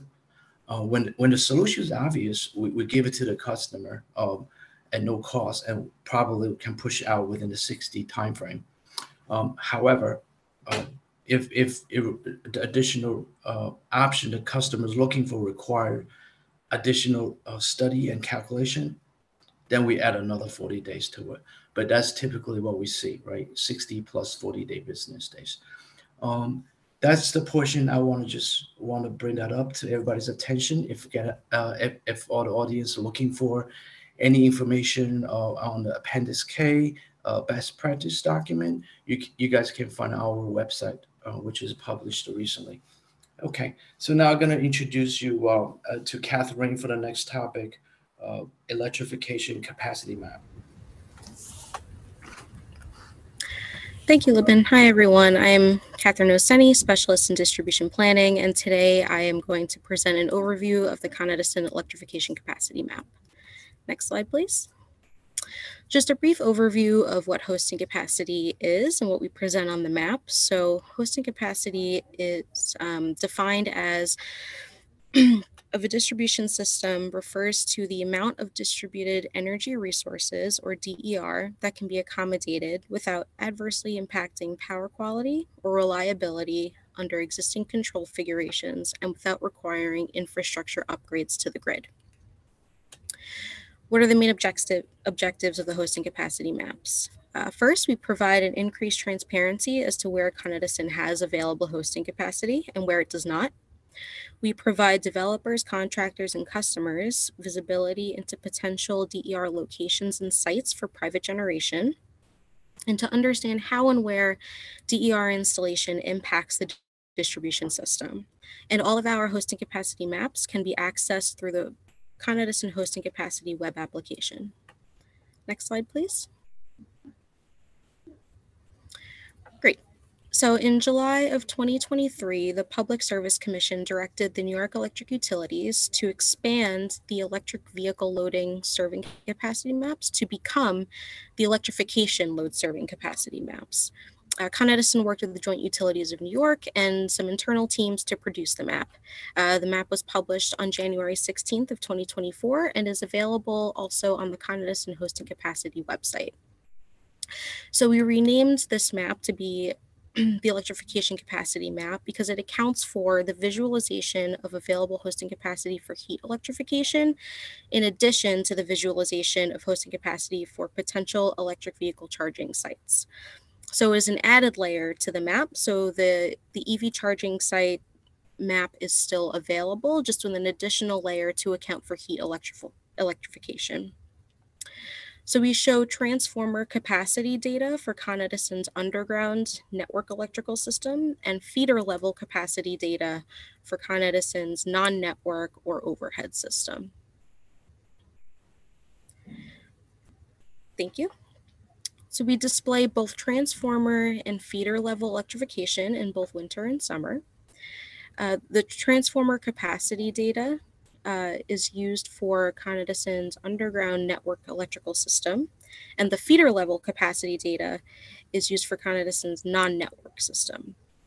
The summer ratings are appropriate for use in estimating available capacity for electric vehicle charging, and the winter ratings can be used in combination with summer ratings to determine available capacity for building electrification. So on the map, you will see a layer for summer capacity and a layer for winter capacity. Next slide, please. So a little bit into the methodology of the map. We have seasonal hosting capacity varies based on equipment ratings, which increase in colder months and are based on the seasonal peak load.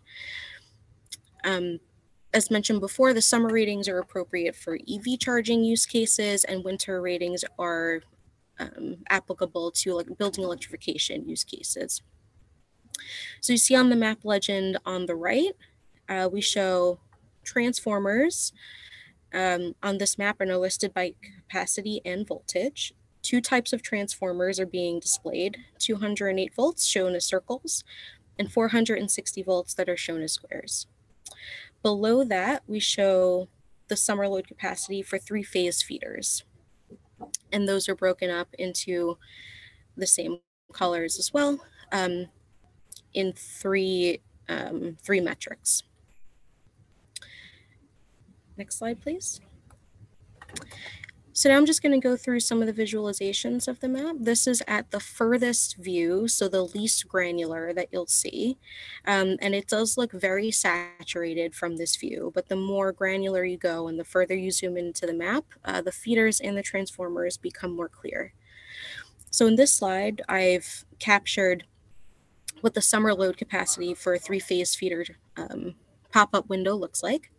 And a nice functionality of this map is whether you have the summer layer on or the winter layer, you can see both capacity values as indicated on this pop-up. The only difference is that whichever layer you have on will be the capacity field that is bolded. In this example, summer load capacity is on, it is bolded, but right underneath it is the winter load capacity in case any user wants to reference both numbers at the same time.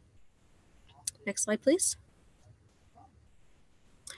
And this is the same visualization, just with the winter load capacity on for the three-phase feeders, and you can see the opposite, where the winter load is bolded and the summer is not. But it's important to have both fields on the map at the same time.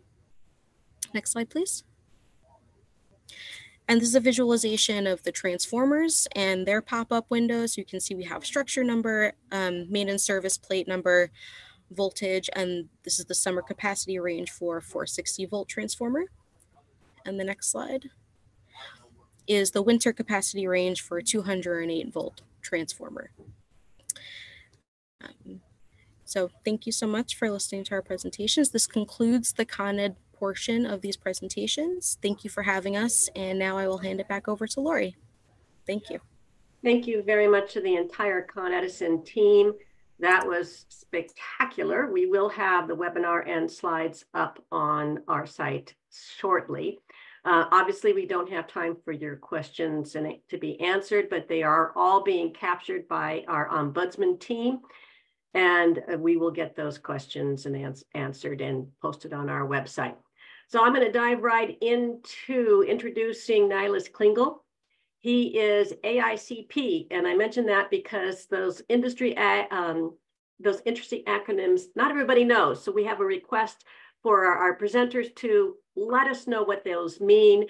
In Niles' case, it means American Institute of Certified Planners. Niles is a senior planner in the Department of City Planning's Zoning Division and the department's subject matter expert on decarbonization. He has been involved in a number of resiliency and sustainability initiatives, most recently serving as the lead planner for the City of Yes for carbon neutrality citywide zoning text amendment, which was adopted by the City Council in December of 2023. Niles? Thanks so much for that introduction, and to the hosts for the invitation to come speak about City of Yes for carbon neutrality. I'm very excited to be here this morning speaking with you all. I'll try to keep this quick and succinct. I know that my colleagues from the Department of Buildings will be touching on some of these new changes in practice during their presentation after lunch. City of Yes, just as a quick overview, is comprised of 3 separate distinct initiatives. So if you hear City of Yes being referred to, it might refer to any of these 3 projects. The first is City of Yes for carbon neutrality. I'll be speaking about that today. It was, as Lori mentioned, adopted by the City Council in December and is now the law. So it's on the books. These rules can be used. You can obtain permits pursuant to these zoning changes as of December. Coming down the pike is the City of Yes for Economic Opportunity, which is just been approved by the City Planning Commission and is awaiting its hearing and vote at the City Council, which will update and modernize our city's use regulations, particularly affecting commercial manufacturing uses and districts. And then City of Yes for Housing Opportunity will begin its journey through the public review process later this spring, where it will be updating the city's residential regulations citywide. Next. City of Yes for carbon neutrality. I'm sure almost everyone on this call is familiar with it, but just as a really quick update, the zoning text amendment was a citywide zoning text amendment to remove impediments and help support decarbonization, focused primarily on operational decarbonization across the 4 key sectors of our city: the grid, building stock, electrification of vehicles, and reducing the footprint of solid waste and stormwater, all in line with our city's existing commitments and stemming primarily from the Paris Agreement and operational carbon emissions reductions of 80% by 2050. Next. In line with that first goal, we identified a number of zoning challenges and improvements that could support things like the shift to a renewably based energy grid, distributed generation of solar across our city's rooftops, of which we are expecting to see a 2-fold increase over the next 7 years in line to keep up with our rooftop solar goals that the city has set. And then also to support the modernization of the grid by increased opportunities for storage, which will be that glue to hold that grid together, as you all know, in the future. Next slide. So to support distributed generation in particular, one of the key impediments for solar, as I'm sure many of the solar installers on this call are familiar with, were a number of zoning impediments that were well-intentioned and put in place in 2012 with the focus of allowing solar on top of building rooftops, even above zoning height limits, but primarily focused on mitigating their visual impact at the street or to neighbors. So to that end, a number of limitations were put in place, including coverage caps on a roof for solar canopies that were 25% of the rooftop, setbacks from the facades, etc. In some districts, height limits were put in place that were 6 feet for these canopies, which of course conflicts with FDNY's requirements for rooftop firefighting operations.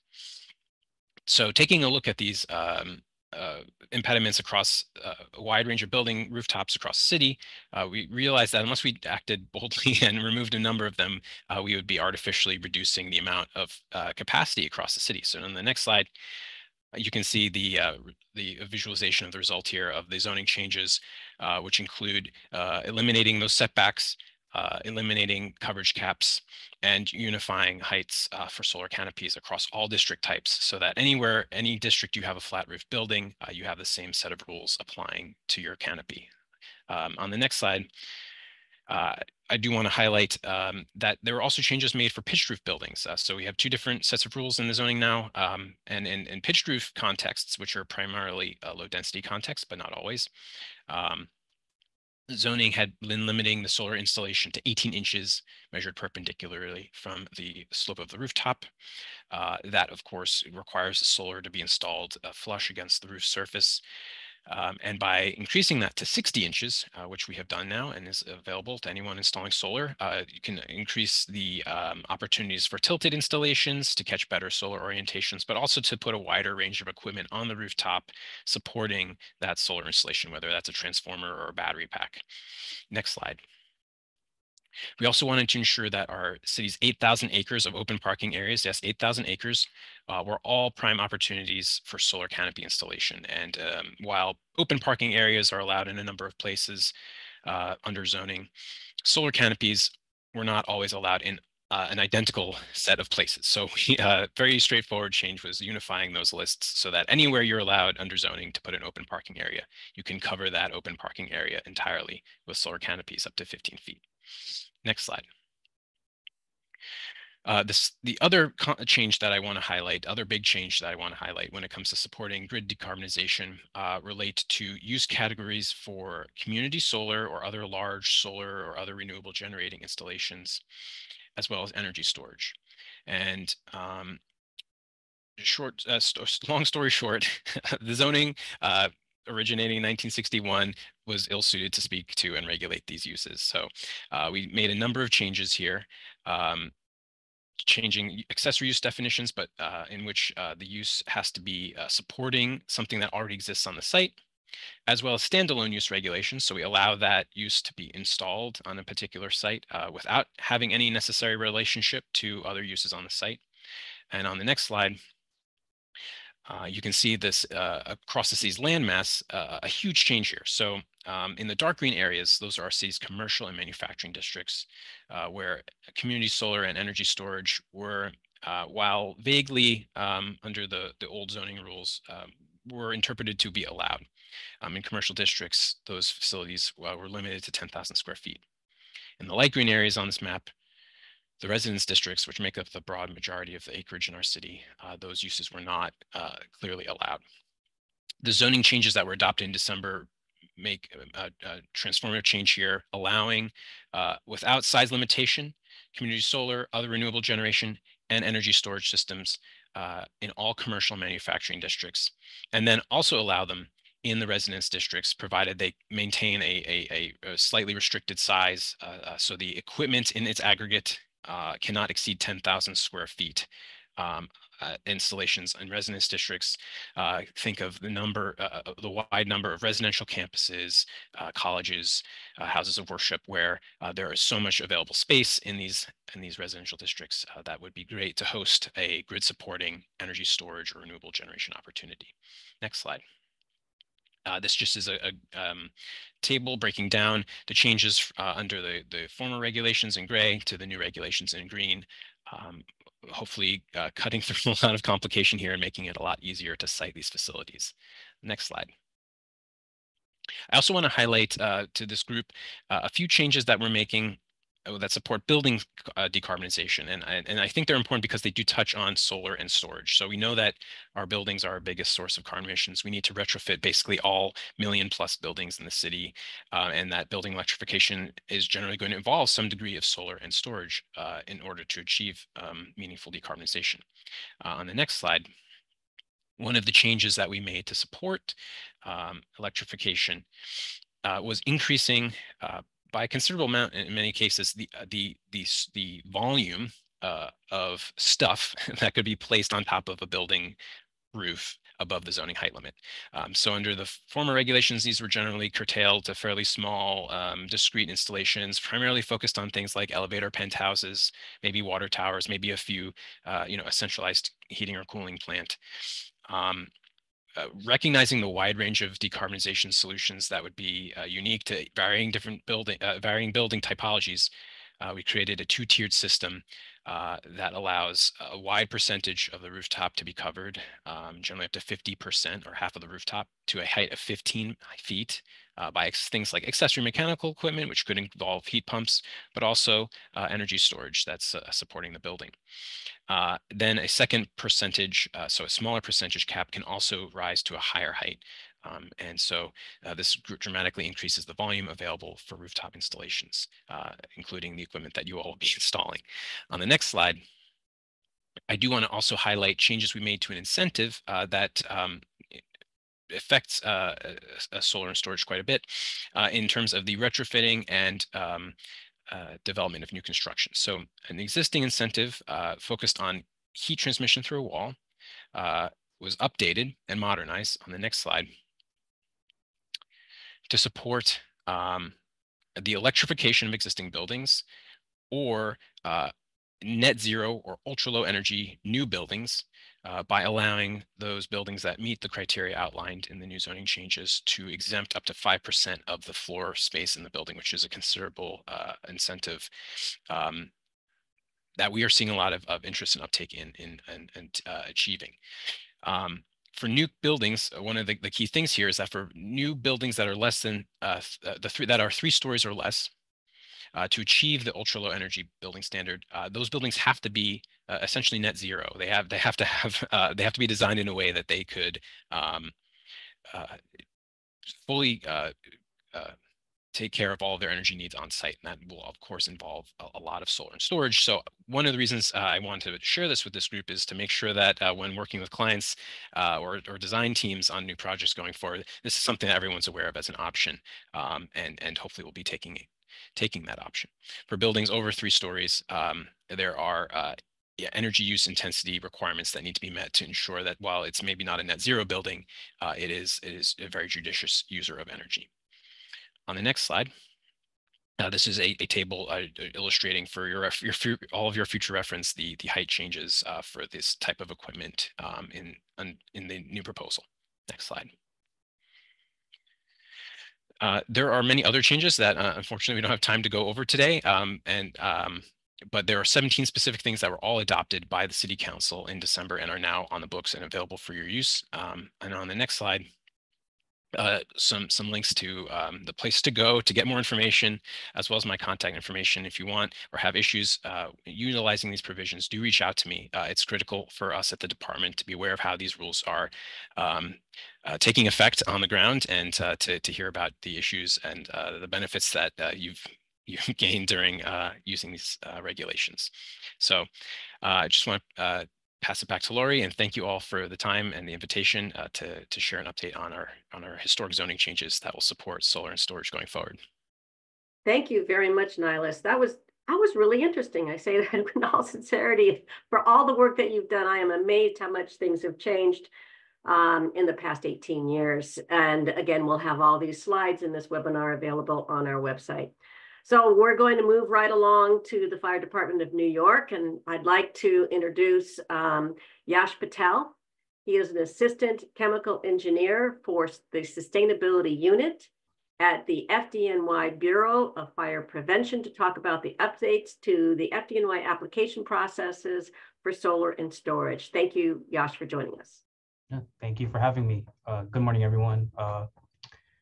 I'm a chemical engineer for the sustainability unit, and I'm in charge of reviewing TM1s and TM2s.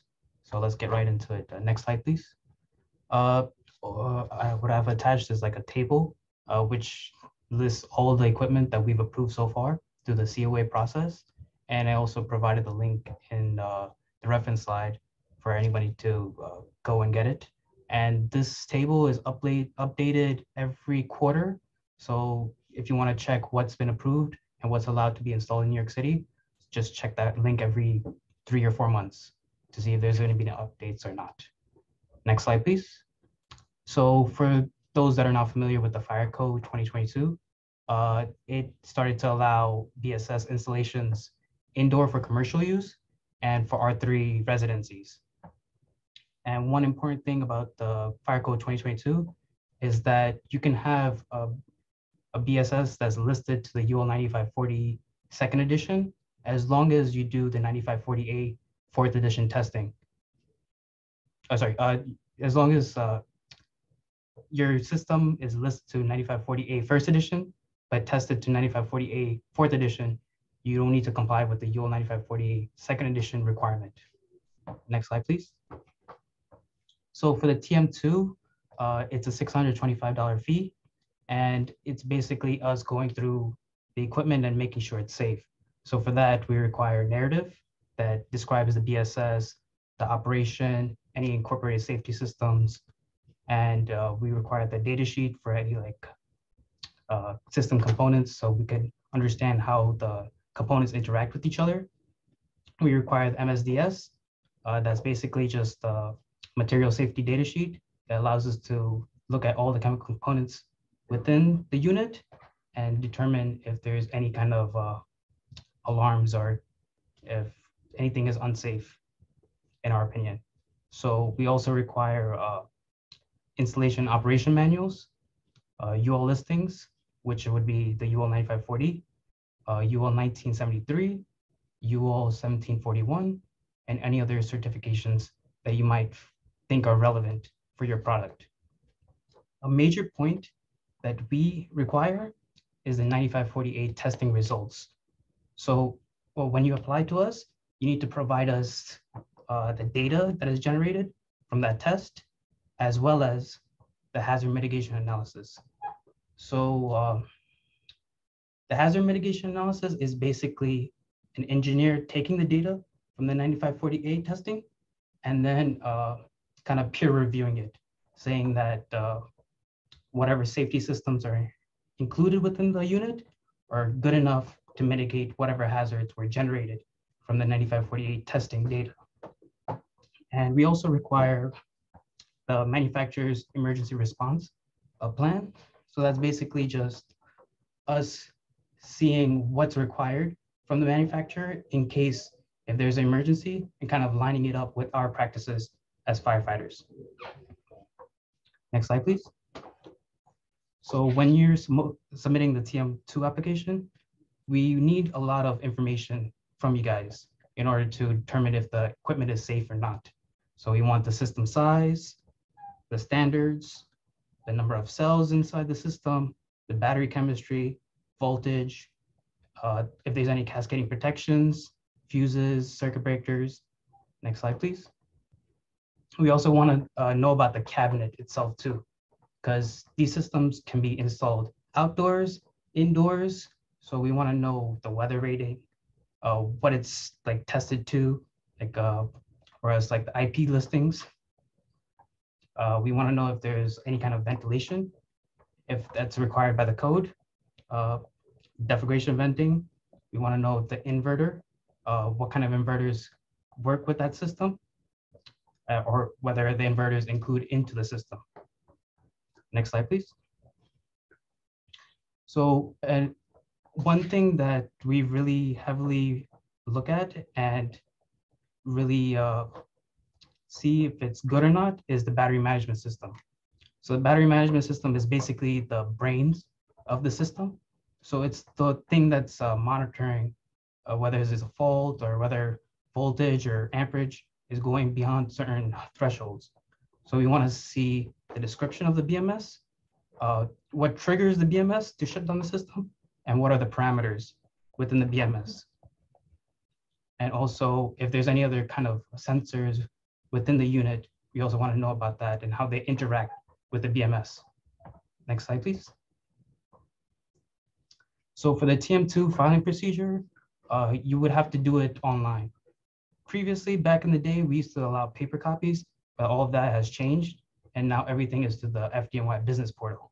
So I provided a link to the business portal in the reference slide, but this is just like a procedure in which you would follow if you wanted to file an application with us. Next slide, please. So now we're going to talk about site installation approvals. So that's basically the TM1.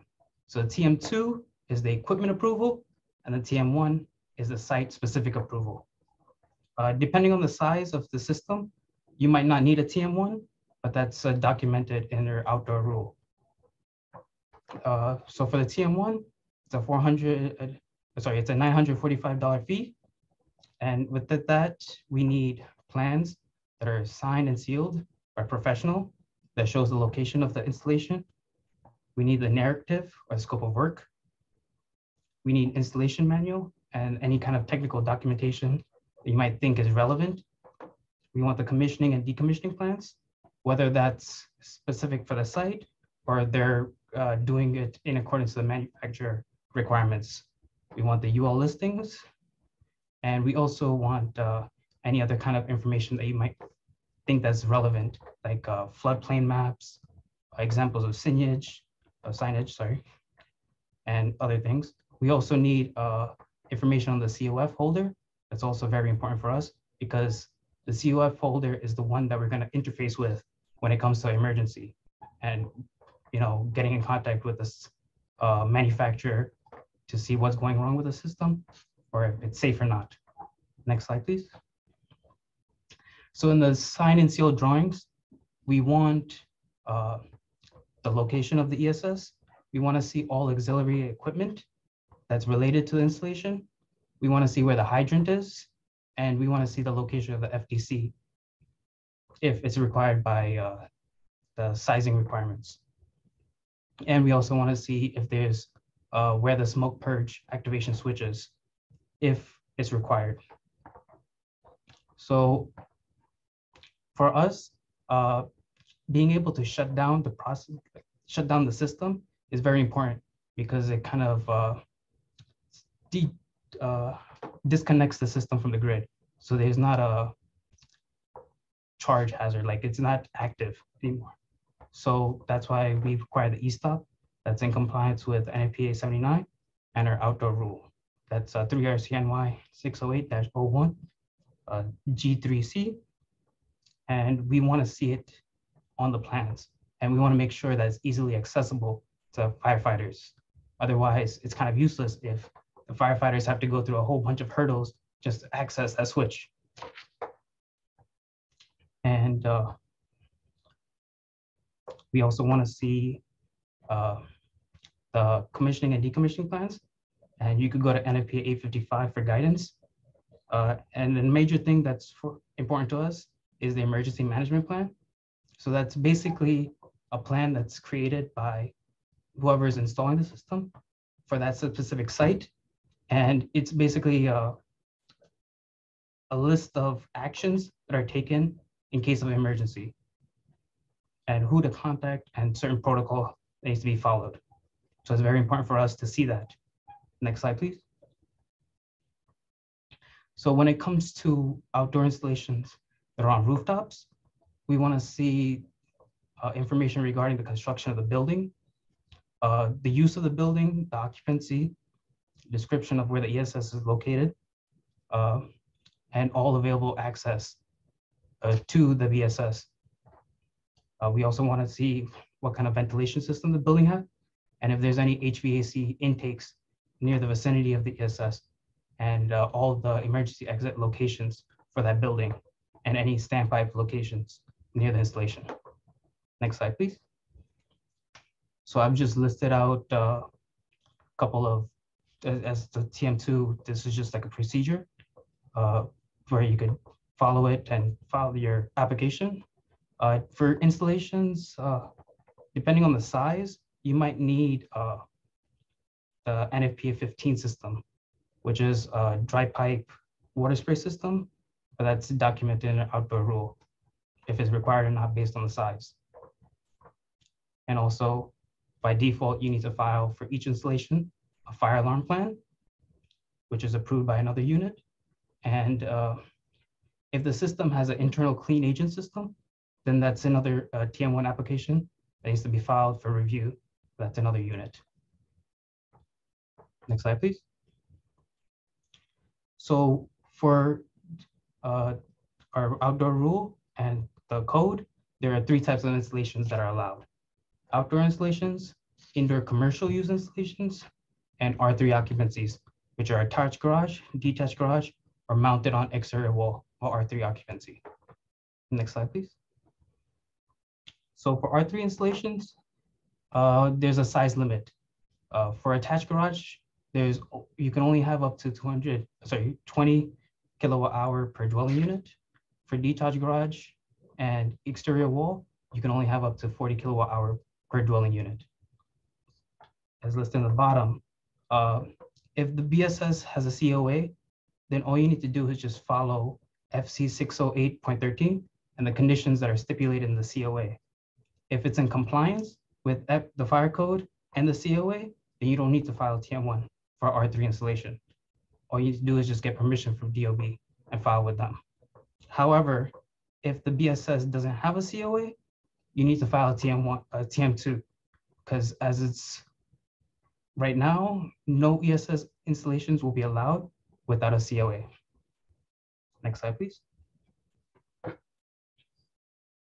For outdoor installations, they're characterized as small, medium, or large.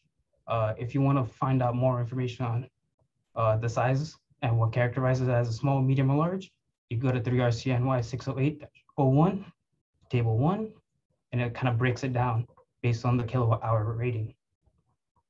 So for outdoor installations, like I stated previously, if you have a COA, you'll have stipulations in there where you can install it in specific conditions. So you would need to follow that, and also 3RCNY 608-01 table 2.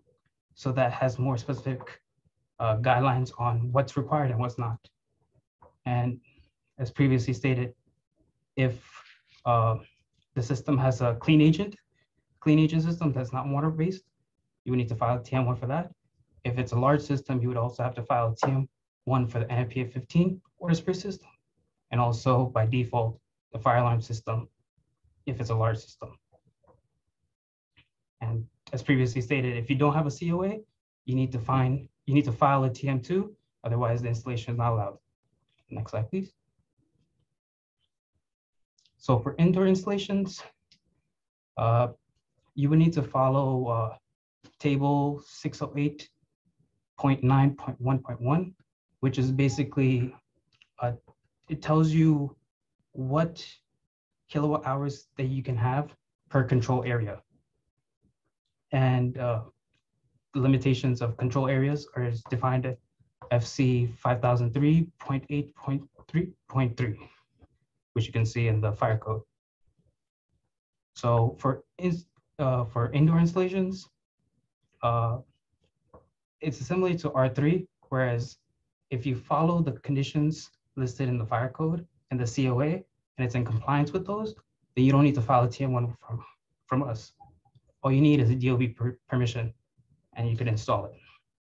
However, if the installation parameters are not within the COA, then you need to file for us to get approval for that specific site. Next slide, please. So when we're reviewing these projects, especially TM1s, we do a lot of thinking and other higher order thinking to achieve safety, because some things just go wrong. You can't always plan for everything. So you need to think outside the box sometimes. So what we consider is like the size, what hazards would they pose? Certain things like the gas generation, where are the FDC connections? What would our response be? Who's the certificate of fitness holder? Who's the subject matter expert? If there's any vehicle parking near the location, does that need protection from vehicles? And also what needs to be done at the end of life or after there's an emergency to get rid of the BSS that's on site. Next slide, please. So this just details our review process. You submit the paperwork to us through the FDNY business portal. We'll review the application and give you some kind of feedback, whether that be a letter of deficiency or a letter of approval. In most cases, we haven't seen anybody get it right the first time. So there's always a letter of deficiency. And then once you get the deficiency, you have to correct those and then resubmit. And then once all those deficiencies have been corrected, then we'll issue a letter of conditional acceptance. And sometimes, if needed, based on the site, we would conduct a site visit in conjunction with hazmat to determine if the site is good enough or not. As of right now, due to personnel and budget cuts, please allow for 12 weeks for plan review and response. Next slide, please. And this is just some of our contact information, just in case you need to reach out to us or have any questions for us. And thank you so much.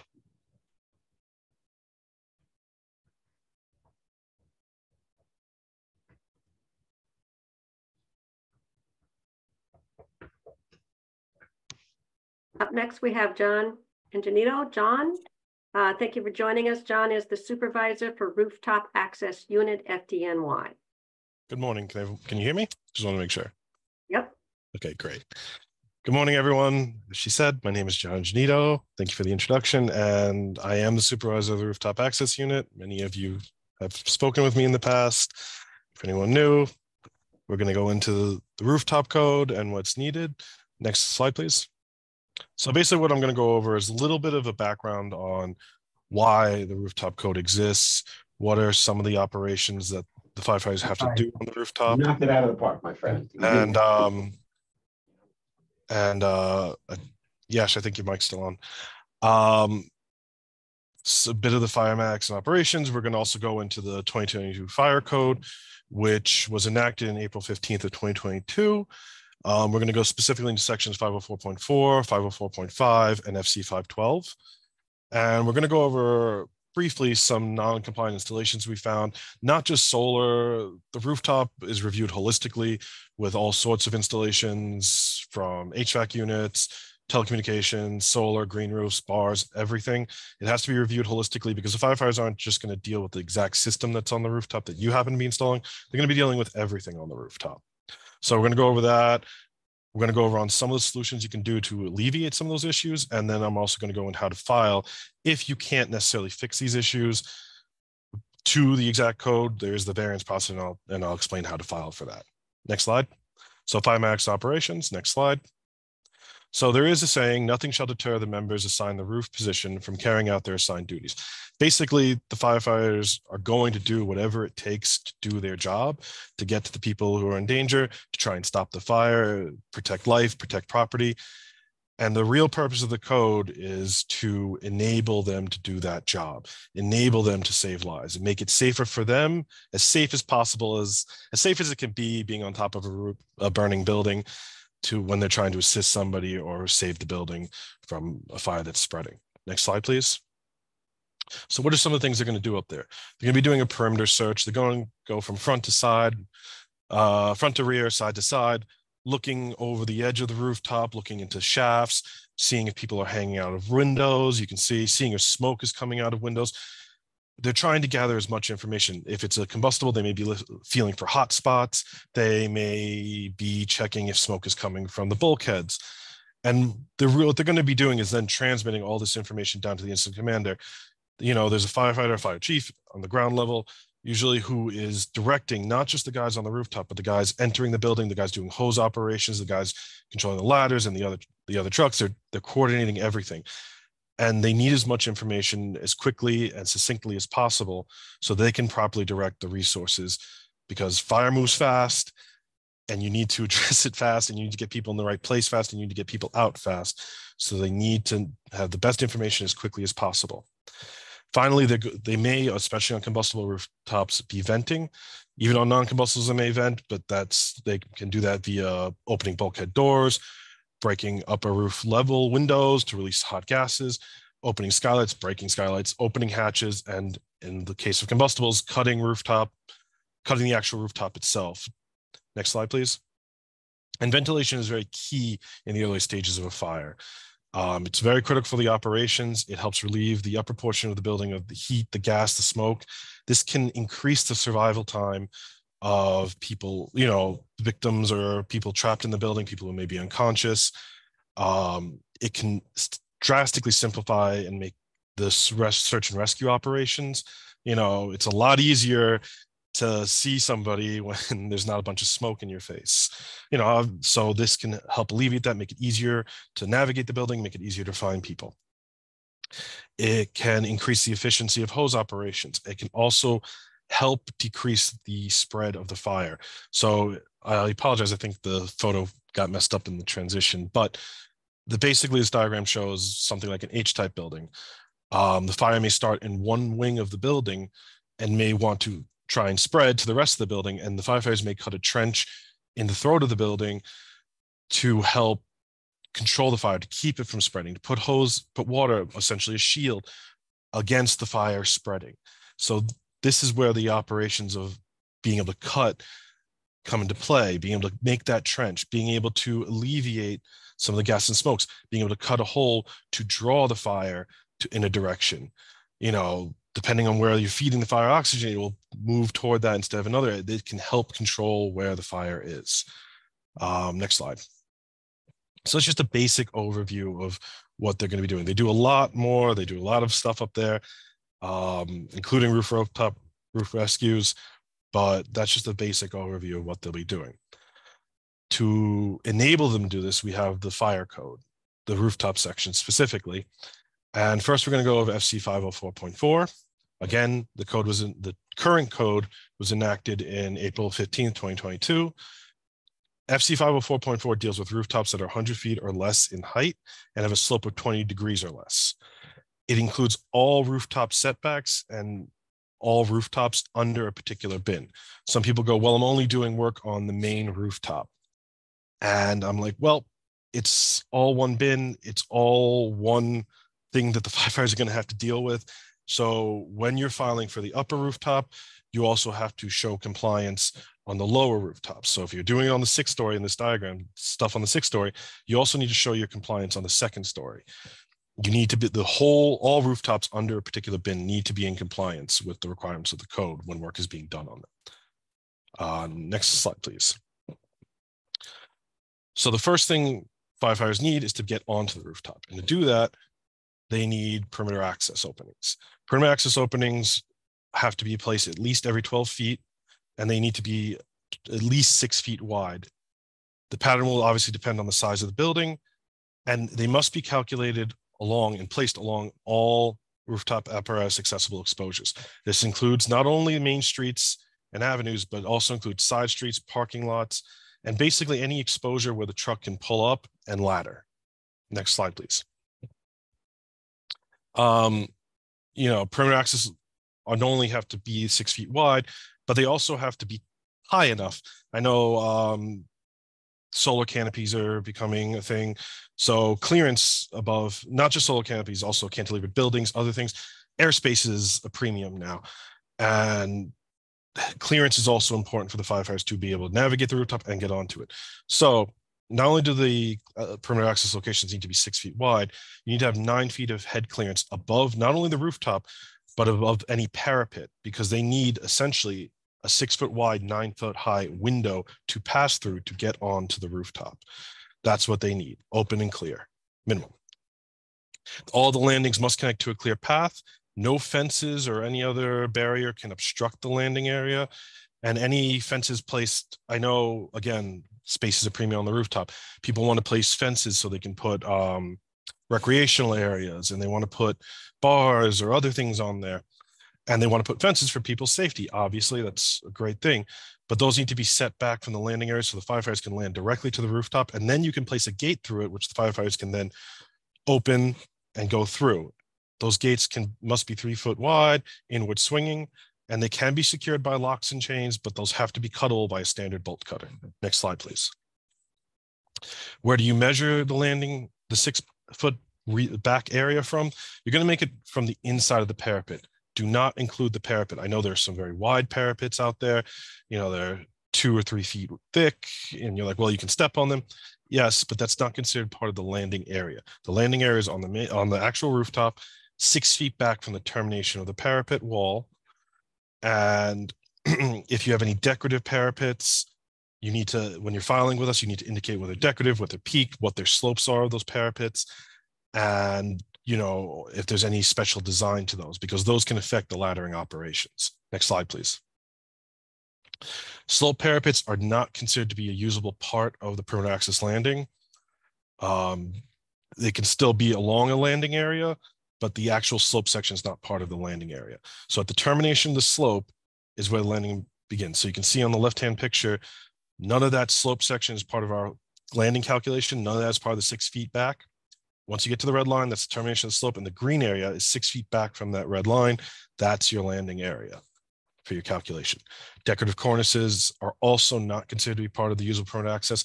Those aren't necessarily designed to support the weight of a firefighter. The firefighters are going to attempt to land beyond them because they don't want to land on these things and have them snap or break underneath them and they stumble or fall, God forbid, fall.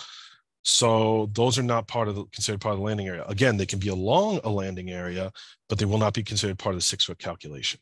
Next slide, please. There's not only going to be obstructions on the rooftop itself to landing, there can be obstructions along the side of rooftops. Any structures affixed to the exterior of the building shall not obstruct the fire apparatus from landing to the roof. And these can be sun control devices, awnings, solar panels, even fire escapes themselves. And people go, why fire escapes? Because one, you don't want to necessarily hit into a fire escape with the ladder. You don't want people who are on the fire escapes trying to reach out for the firefighter, trying to climb on the ladder. So the firefighters do try to avoid them. Obviously, there are buildings where the fire escape you cannot avoid. Firefighters will do what they have to do to get onto the rooftop, you know, whatever it takes. But we try to push the landing areas away from these so the firefighters have clear access. You don't have the risk of people grabbing on or damaging the fire escapes. You can see in the picture to the right, you have these solar awnings. The rooftop itself looks clear at the roof level. But if you tried to put a ladder on a taller building at an angle, you may crush into these solar panels, and you don't want to be crushing anything that could have any kind of charge running through it with a metal ladder. It's not a good time. And of course, large signs on the rooftop level or in front of a rooftop can be an obstruction. Next slide, please.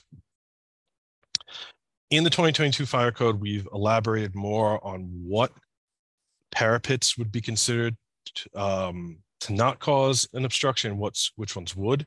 So to clarify, parapets are protected barriers with a height of 4 feet, 48 inches or less above the landing area. So where the landing area is, which is usually just the rooftop itself. But in cases of multi-level rooftops, it could be different. But basically against the landing area are not considered to be an obstruction of the landing area. Basically, we don't want the firefighters jumping down extreme distance or having to, if they have to get off the rooftop, having to try and climb up a very tall parapet. So 4 feet is where, 4 feet or less is where we accept that it's not an obstruction. All new parapets and railings designed after the effective date of the code section. We're getting this question a lot. I want to be very clear. If it's an existing parapet, existing barrier, it does not have to follow these. It's only when you're building a new one or replacing it with a new one that you must meet these qualifications of 350 pounds of point load support, must be level surface, and must be 5 inches wide on top. If it's an existing parapet, we're not going to make you suddenly modify it all. Only if you're building a new one. So barriers constructed before the adoption of this code do not have to comply with these. Anything after does. Next slide, please.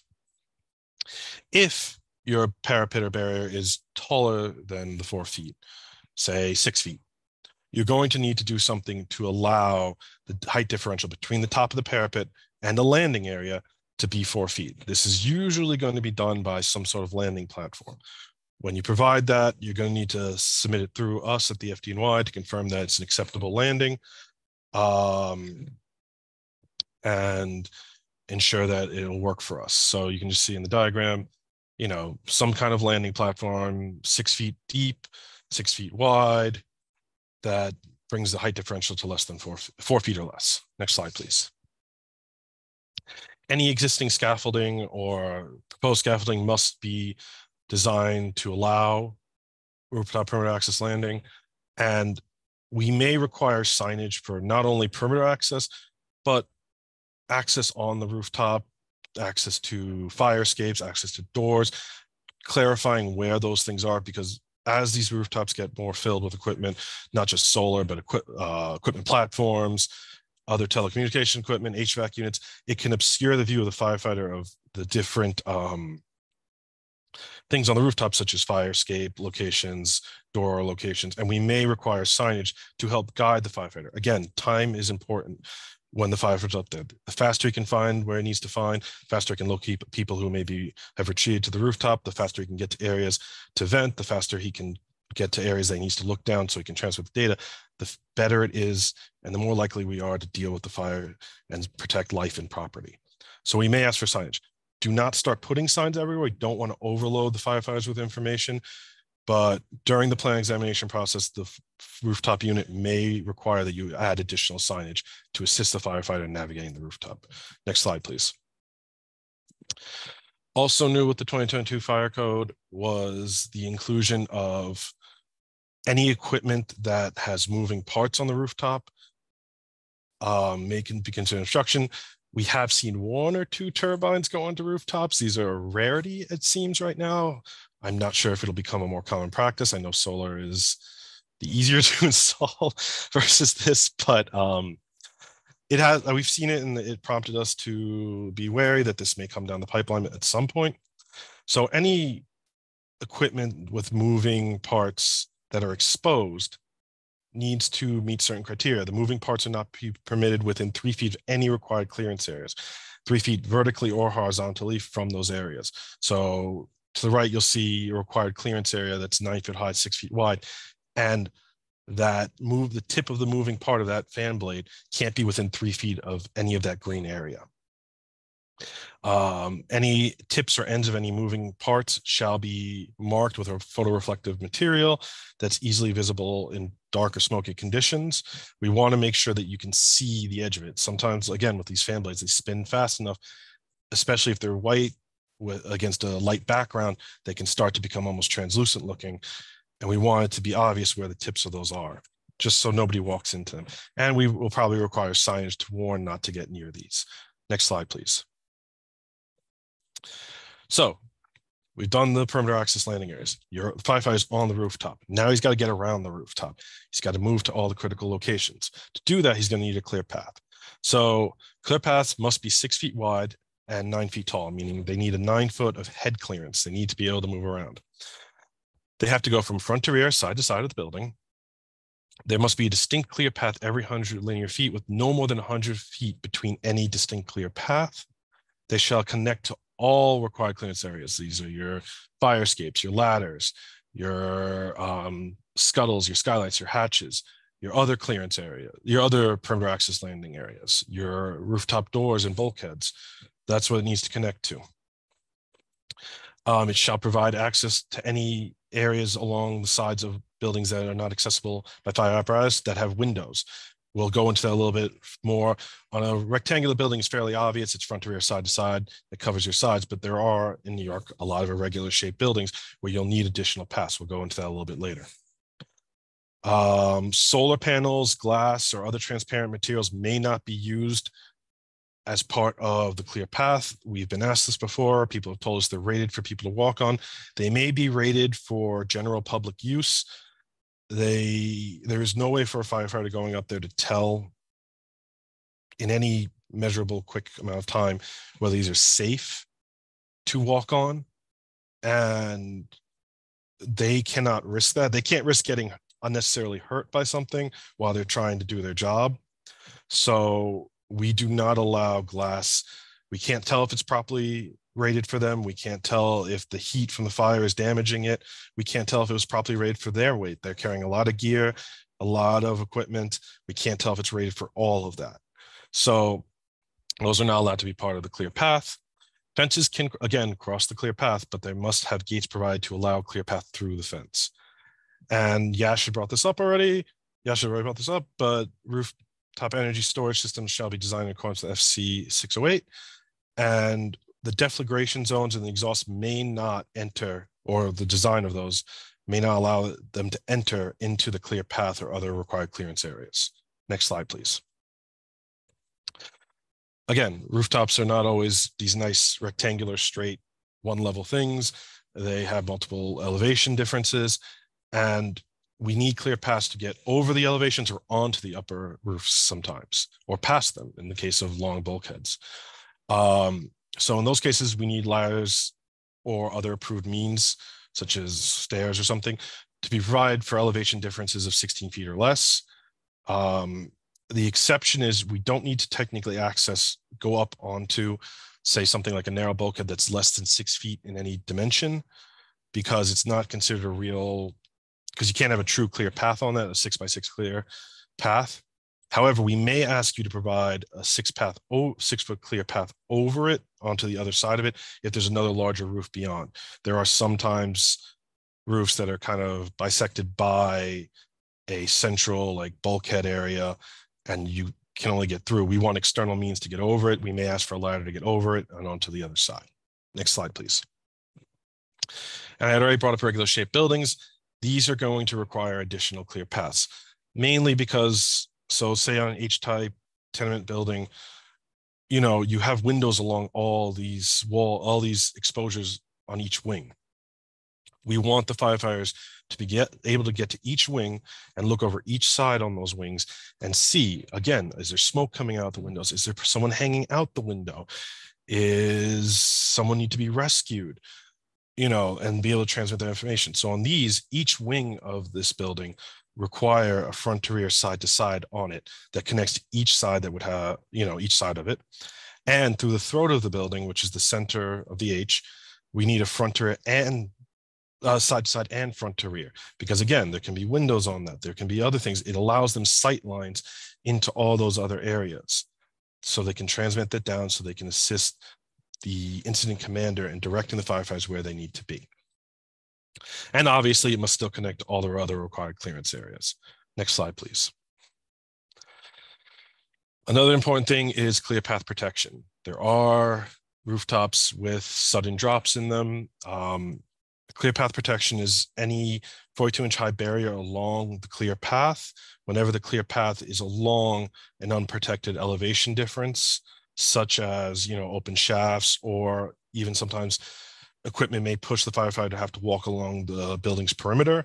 At that point, they need to have some kind of protective railing, so they're not walking long distances of any kind along a large elevation difference. The only time these are not needed is when the height differential is 6 feet or less. If it's more than 6 feet, we're going to need a protective railing. If it's less than 6 feet, we don't require one. Next slide. So your required clearance areas that are, and some of the critical areas firefighters are going to be checking are your fire escapes, your hatches, your skylights, and your bulkhead doors. For fire escapes, you need 3 feet from each rung, not 3 feet from the center of the ladder, but 3 feet from each rung of the ladder, and making a semicircle and filling in the center area, and that's your clearance area around it. You need 3 feet on 3 sides of the skylights and hatches. For the hatches, make sure one of your clearance areas is actually where you're coming out of the hatch.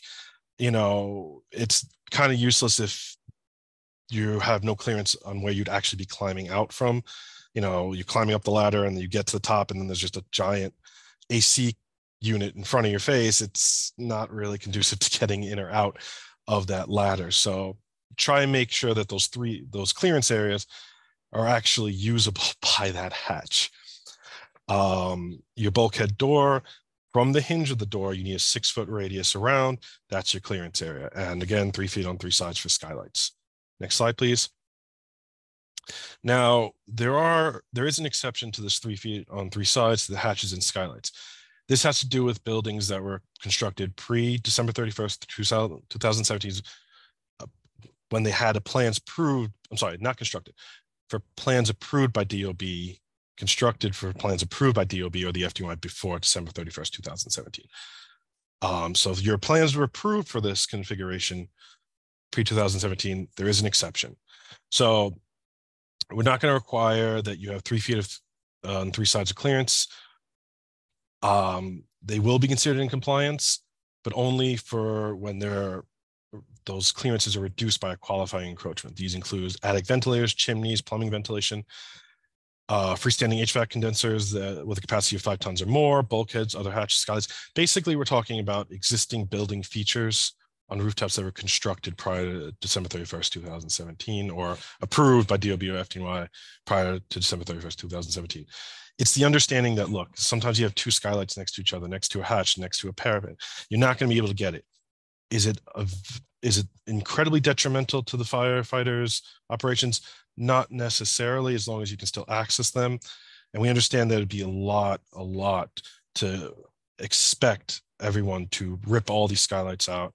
It's not really attainable. So if it was constructed prior to this date and it's a qualifying encroachment, you're allowed to not have the 3 feet on 3 sides. It'll still be considered in compliance. However, that doesn't mean your rooftop's in compliance. Just that particular thing is in compliance. You can have other non-compliant conditions on your rooftop, and that will cause a non-compliance, and that will require you still have to file. Next slide, please. This is just a full text of that requirement and that interpretation, as well as a link to it. This way you guys can reference it anytime you want. Next slide. Conduits and piping. Now, you may go, well, we don't have all these conduits and piping, it's solar. Again, we deal with the rooftop holistically. So while you guys in the solar industry may not be causing these problems, if these problems exist on the rooftop or these conditions exist on the rooftop, the firefighters still have to deal with them. So we still have to address them when new equipment's going onto the rooftop. So conduits and pipes and cable trays must be properly labeled and are considered to be an obstruction to the clear path if they are greater than 12 inches in height or greater than 24 inches in width. Now, that doesn't mean just the cable tray, a singular cable tray. You can see you can see in the picture there are 3 cable trays really close to each other. Each one of those may be less than 24 inches wide, but combined, since there's no real place to put your foot in between, they're one singular obstruction. There's no way to step over them. You'd have to step over all of them to get a proper footing. So their combined width is greater than 24 inches. Those would be considered an obstruction. In those cases, you would need some kind of non-combustible crossover to provide a clear path over those to allow the firefighter to go over them. You can have them, we just need a way to traverse over them safely with a non-combustible crossover. Next slide, please. Again, telecommunications antennas must be properly labeled. If any telecommunications antennas are hidden by, say, a stealth wall, I know they can be very ugly and people do not like them, and they want to make their buildings look as good as possible, and they use these stealth walls. There can be a hazard standing in front of these, so we want them to be properly labeled. We want the firefighters to know they're there. Again, I know this is you guys are the solar industry, but the firefighters have to work with everything that's on this rooftop. So if there's a problem with one piece of it, it has to be addressed when you guys come to us. It can, I know it'll be difficult to deal with sometimes, but again, they have to deal with everything on that rooftop, not just the equipment that you happen to be putting up. Any signage must be installed that identifies the installation with a unique ID, identifies the type of equipment.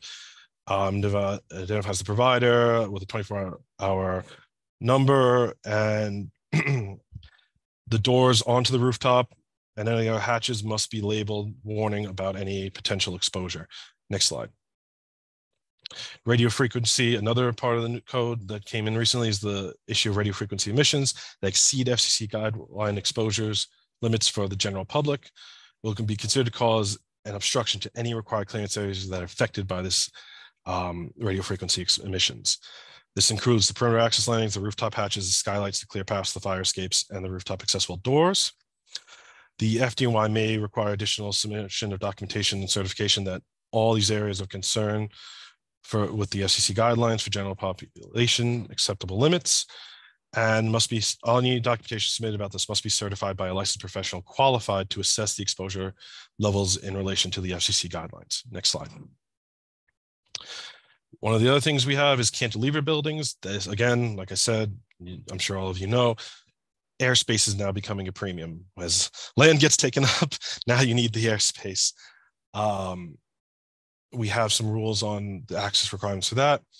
They shall be constructed in such a way that adequately facilitates firefighter operations, specifically providing head clearance of a minimum of 12 feet above from the cantilever section to the rooftop level beneath, as well as a minimum of 9 feet of clearance between the cantilever section and any rooftop features below, including the parapet, and must be 12 feet from the nearest exterior surface. So you can see in the diagram that red area is the area that must be completely clear. There cannot be any rooftop features in that red area. The cantilevered section cannot be in that area. So basically 9 feet above from any, so you can see the bulkheads 9 feet above the bulkheads, and you can see a minimum of 12 feet from the rooftop level. There's nothing in that area. The cantilevered section goes out 25 feet, you know, the clearance goes out 25 feet, that's your clearance area. Next slide. Again, to maintain some of the look of the building, some people that are installing cantilevered buildings are also putting on these screen walls to kind of create a facade that kind of maintains a skyline look. And we allow this, but they can be the structure must be necessary to comply with zoning requirements. You can't just put it up wherever you want. It has to be to comply with zoning requirements. No more than 8 feet wide, measured from the side of the new building, and no more than 12 feet deep from the front-facing wall of the building. Next slide.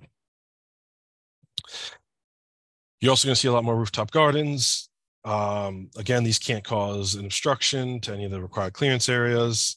And like the conduits and pipes, anything greater than 12 inches in height will be considered to cause an obstruction. A little bit of grass, well trimmed, isn't going to cause an obstruction to the firefighters, but you're talking tall vegetation, bushes, shrubbery, that's going to cause an obstruction.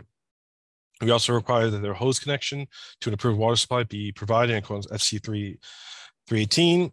This is not required for any square footage exceeding 250 square feet. This isn't required for firefighting operations. It's more a concern of proper maintenance of the green roof. We don't want tons of dried out vegetation on our rooftops. That's a fire hazard. You can see in the picture to the right, top right, you have dried out shrubbery on the perimeter. Not only does shrubbery create an obstruction, but if, say, the fire is coming out of that window beneath it and it touches that shrubbery and now the shrubbery catches, now your perimeter access is a flaming wall. That's not a good thing. So we want the shrubbery maintained, and we also don't really want it in the perimeter access landing area because it itself is a physical obstruction, and if it catches fire, it's an even bigger, more dangerous obstruction. Also, the bottom, you can see the tall shrubbery over 12 feet covers the entire rooftop. That completely obstructs your clear path. Next slide, please. We also want you to properly maintain the functionality of your rooftop. A lot of rooftops have drainage for rain, for snow loads, and sometimes you can't necessarily mount directly to the rooftop structure your solar panels. So we see a lot of ballast mounted solar installations, which is fine, but you need to be careful that those cinder blocks, all the framing doesn't obstruct your drainage, because not only will you have the weight of the solar, the ballast mounts, but if you're not properly draining, you're going to get the water load. And in a fire, maybe can handle that, but then in a fire emergency, if there's damage, especially on a combustible building, now the joists are weakened. Now you have not only improper drainage, firefighters may be putting water on the fire, adding more water weight.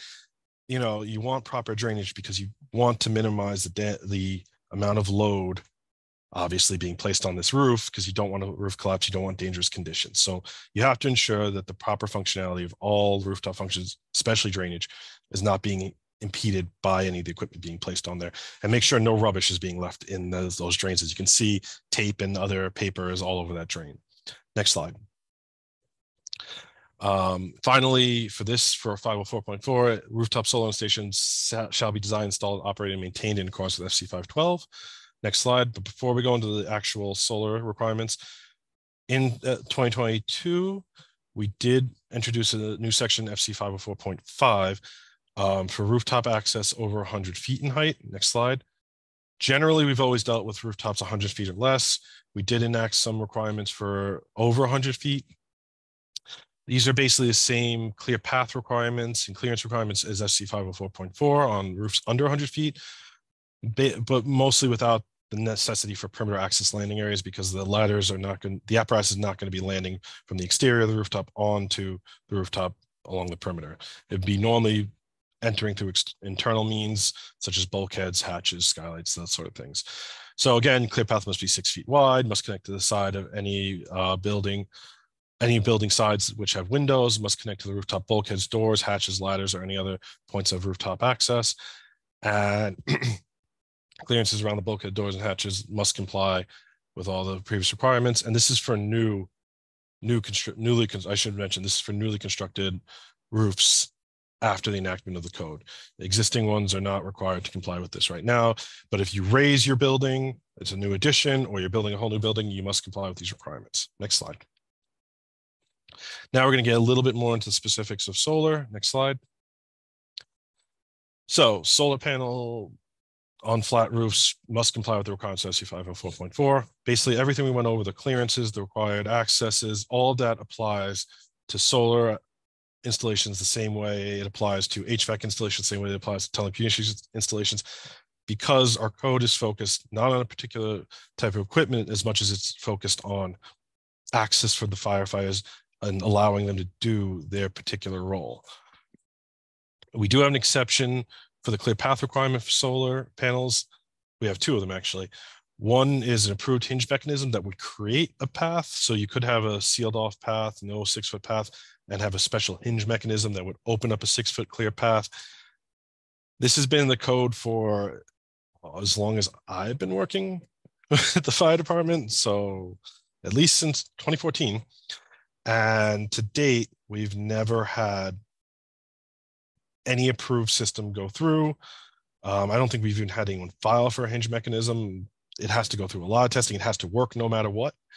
So it's unlikely you're going to ever use this, but it is there. We also allow for acceptable encroachments on clear paths for narrow buildings, 25 feet or less, and we'll go into that now. Next slide. So we do allow for qualifying encroachments to limit the clear path under very specific circumstances for solar installations. The building rooftop must be 25 feet or less in width and or depth. The design of the solar panel installation must necessitate substantial roof coverage to be viable. The encroachment does not reduce the clear path beyond the amount we've approved, which is the minimum is 4 feet. So you can't be less than 4 feet, the width of the clear path. Qualifying encroachments may not limit the perimeter access landing areas or any other required clearances other than the clear path unless we are permitted otherwise in a separate FDNY guidelines.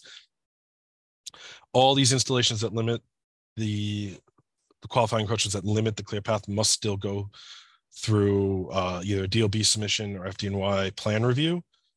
You cannot professionally certify these. These must be seen by a plan examiner either in DOB or the FDNY.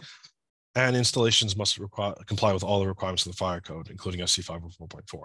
Next slide. So what are qualifying encroachments? Similar, actually the same as the ones that had to do with the qualifying encroachments around hatches and skylights seen in the previous slides. Attic ventilators, chimneys, plumbing ventilation, freestanding bulkhead, freestanding HVAC condensers, bulkheads, skeletal skylights, basically existing rooftop features that cannot be moved without significant cost and ripping apart the entire rooftop, essentially. Solar panels themselves are not considered to be a qualifying encroachment, and they themselves may not be the cause of the limited clear path. However, solar panels in conjunction with a qualifying encroachment may reduce the clear path to 4 feet. Next slide. And here are some examples if you're not sure exactly. The two to the left are would qualify as compliant in this scenario, and the two to the right wouldn't. So in the first one, you'll see 2 skylights within 4 feet of each other. They narrow the required 6 foot wide clear path to 4 feet.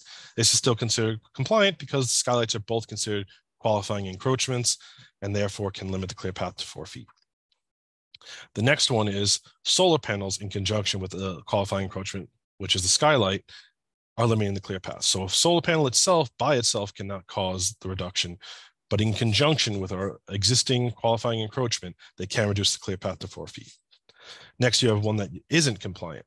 So solar panels say by themselves and are kind of close to the parapet.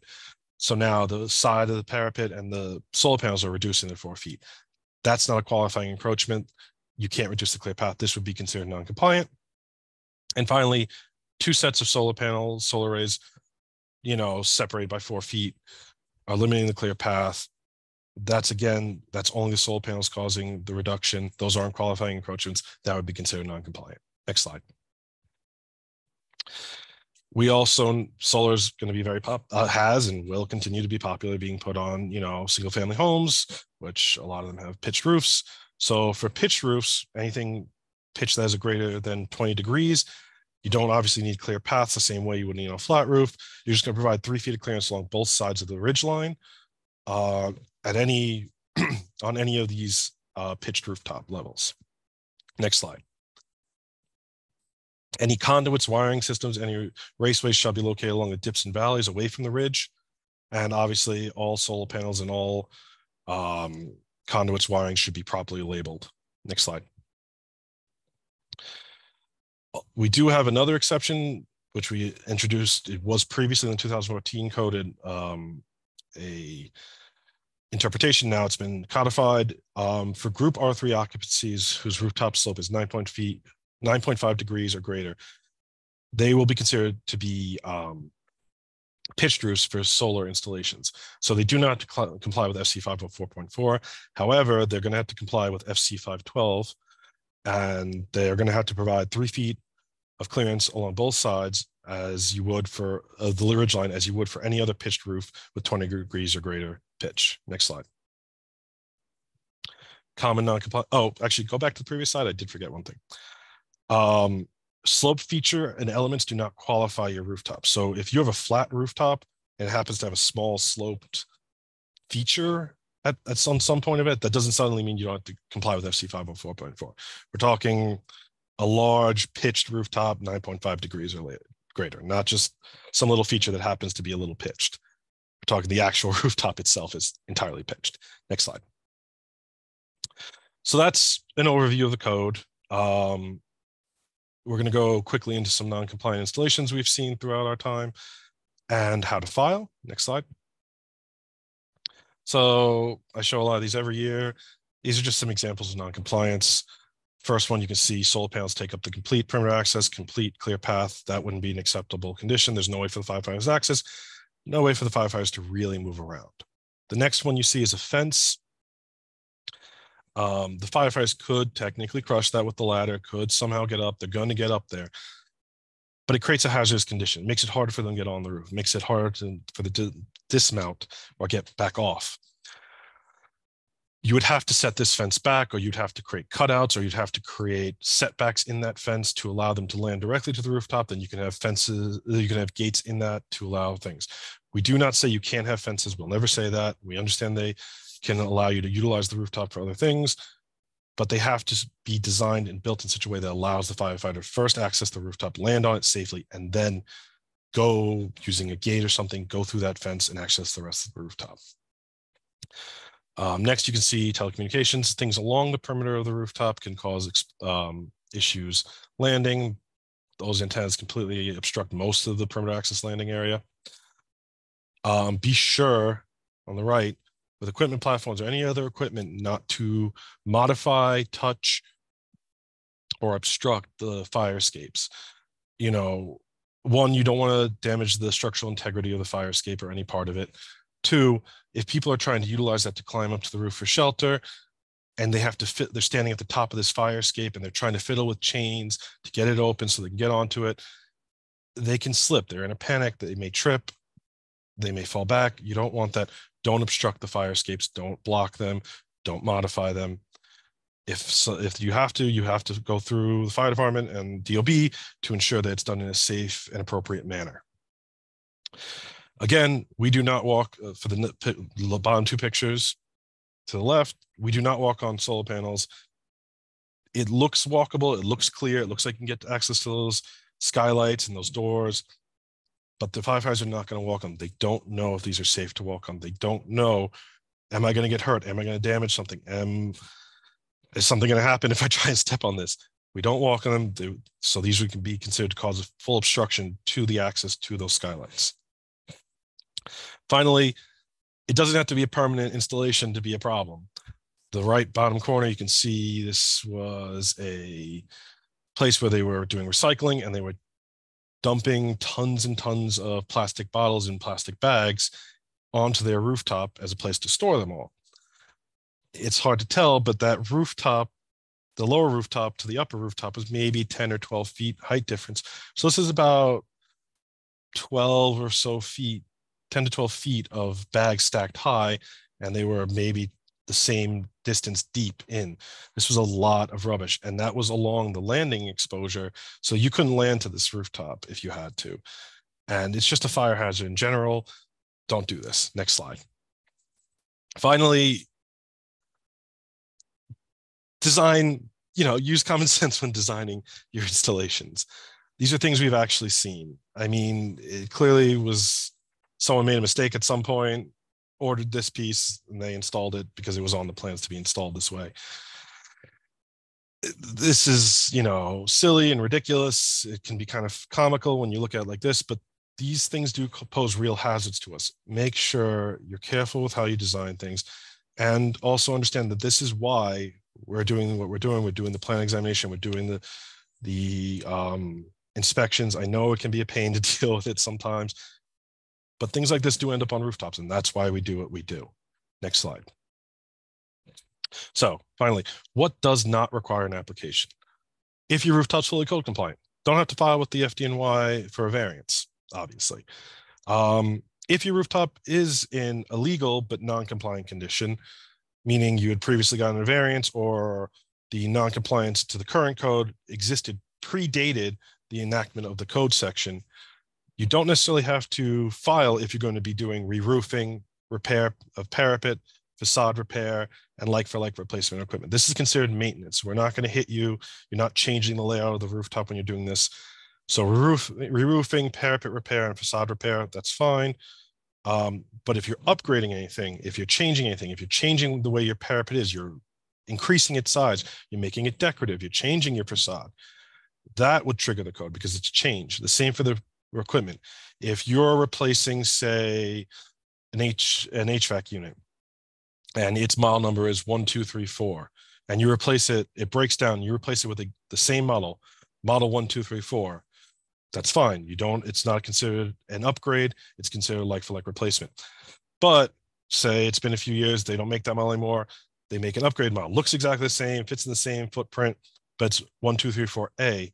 It's not considered a like-for-like replacement. It may be the same footprint and all that, but it's considered an upgrade, and you would have to file. So it's not about the footprint, it's about the equipment. If it's an upgrade or a difference in any way, shape, or form, internally or externally, it would not qualify as a like-for-like, and you would have to file at that point if you have non-compliances on your rooftop. Next slide. When do you have to? This is just a little quick, easy guide. When do you have to file with us? When you have a non-compliance, proposed or existing. So if you're proposing something that causes non-compliance, or if you already have existing non-compliances and you're proposing new work, new equipment on the rooftop, the cell site, solar arrays, HVAC, anything, You're doing a vertical enlargement of the building, bulkheads, new floors. You're adding decks, bars, greenhouses, green roofs, blue roofs, if it's a brand new construction, or you're doing cantilever over that particular rooftop. It's got to propose or existing compliance or any of this work being proposed, you have to file with us. Next slide.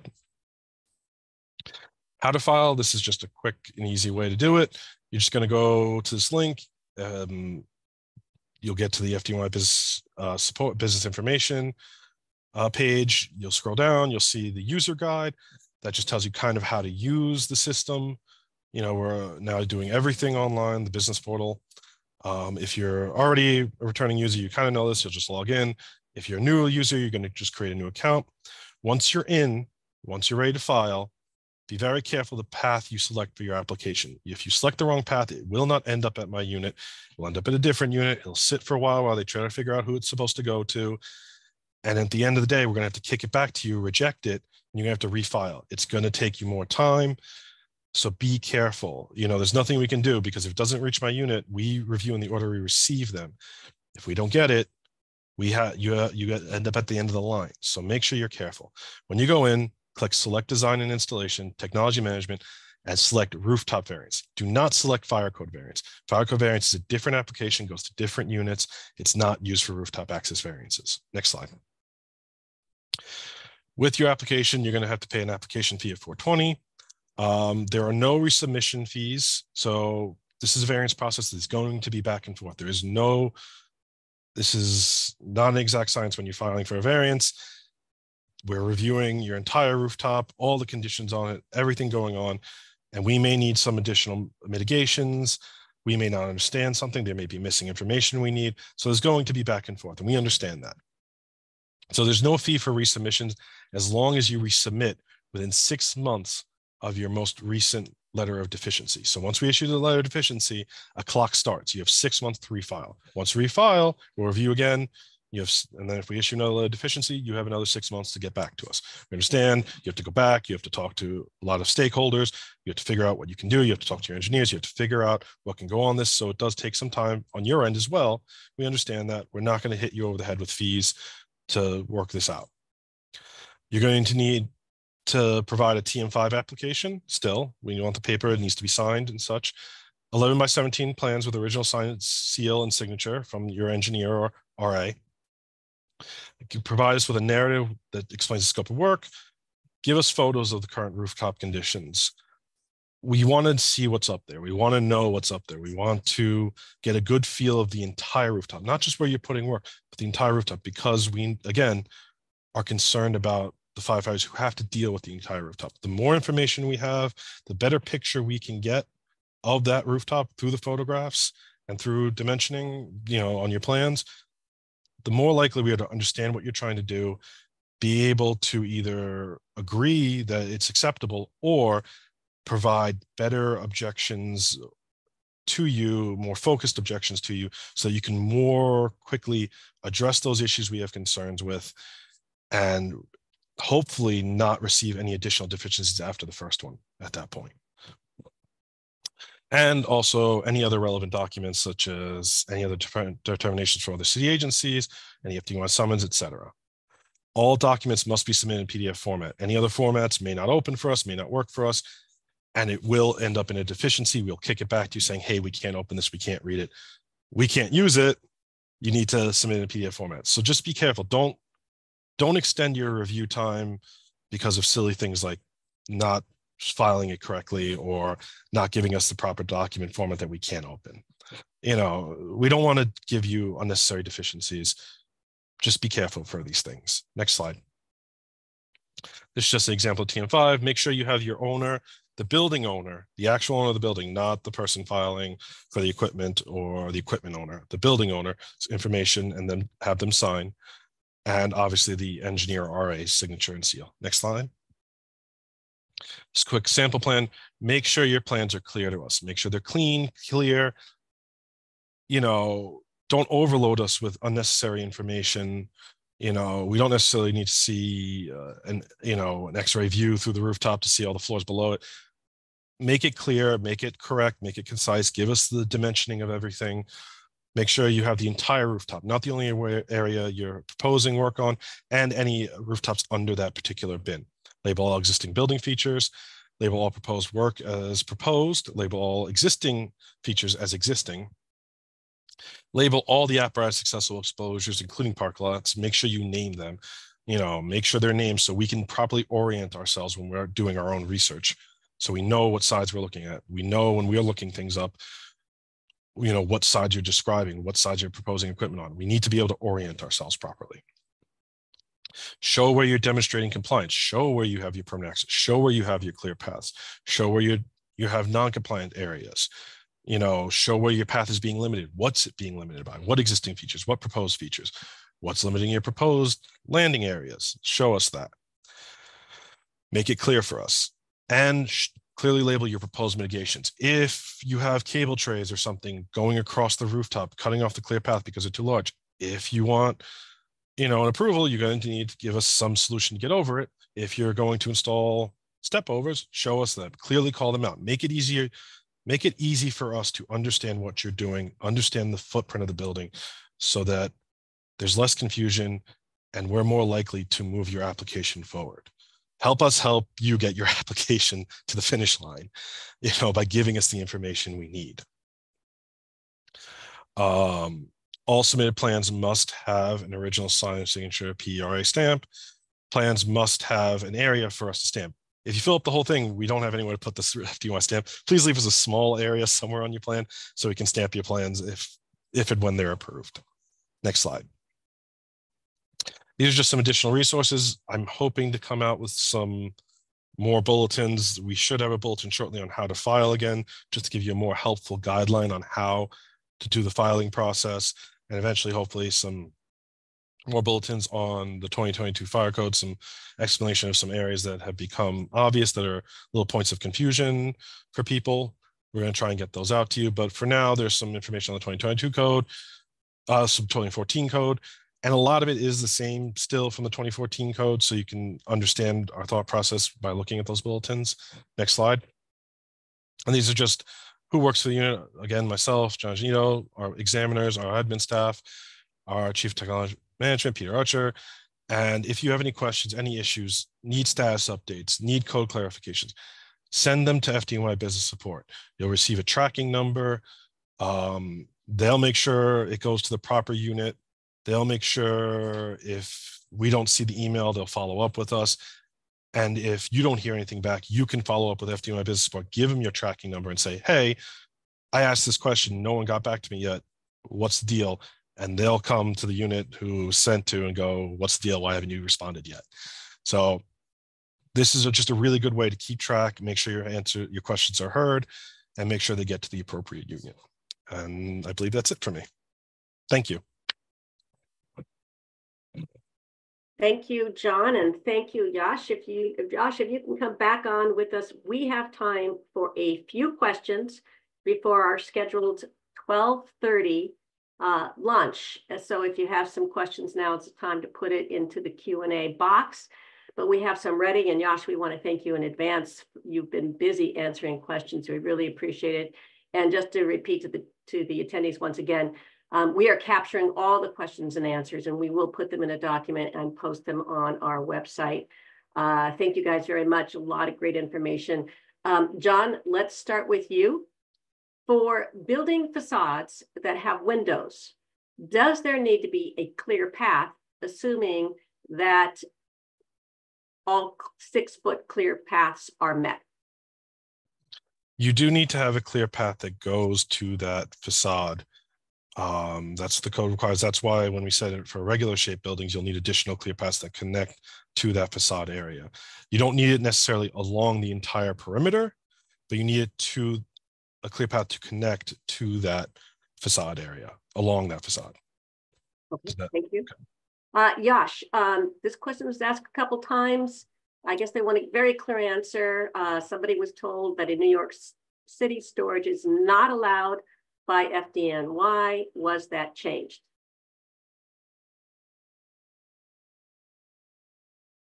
Yash, I saw you a second ago. Yash, I think your mic's muted still. Oh, sorry. What was the question again? One of the attendees was told, and we can't see you either, in New York City, storage is not allowed by FDNY. Was that changed? Storage for, I'm not understanding the question. That's all I have. If that storage is, they're wondering if in New York City storage is not allowed by FDNY. I imagine that they're grouping together all storage. But based on the fire code and 3 RCNY 608-01, the outdoor rules, energy storage is permitted in New York City. There you have it. Okay, so follow up there. Can battery storage be installed in multi-family buildings if it is an approved battery by FDNY and fits all other requirements? Currently, based on the code, ESS installations in multi-family buildings are not allowed. Okay. Are there any movements for those kinds of approvals? There are discussions, and it could possibly be changed later on in the future, but as of now, it's not. Okay, so that's a good answer. John, back to you. Is an FDNY application needed for all DER, regardless of whether, oh, that just went away, of whether it is on the roof or parking lot?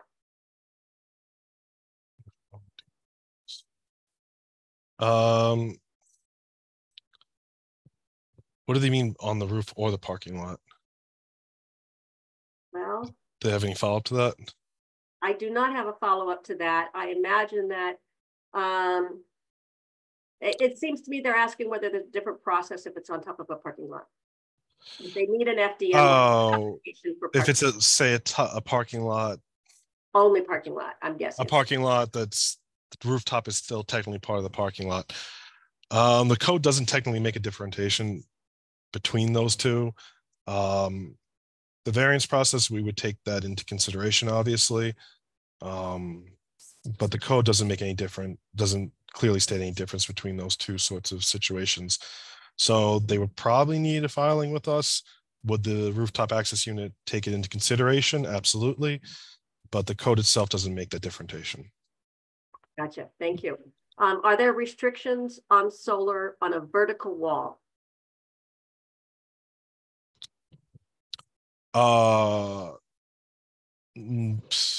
Directly to the code, no, there's no particular, just that those solar installations on the vertical wall, as I stated in the presentation, don't cause an obstruction to the apparatus ladder when it's trying to reach the perimeter access landing area.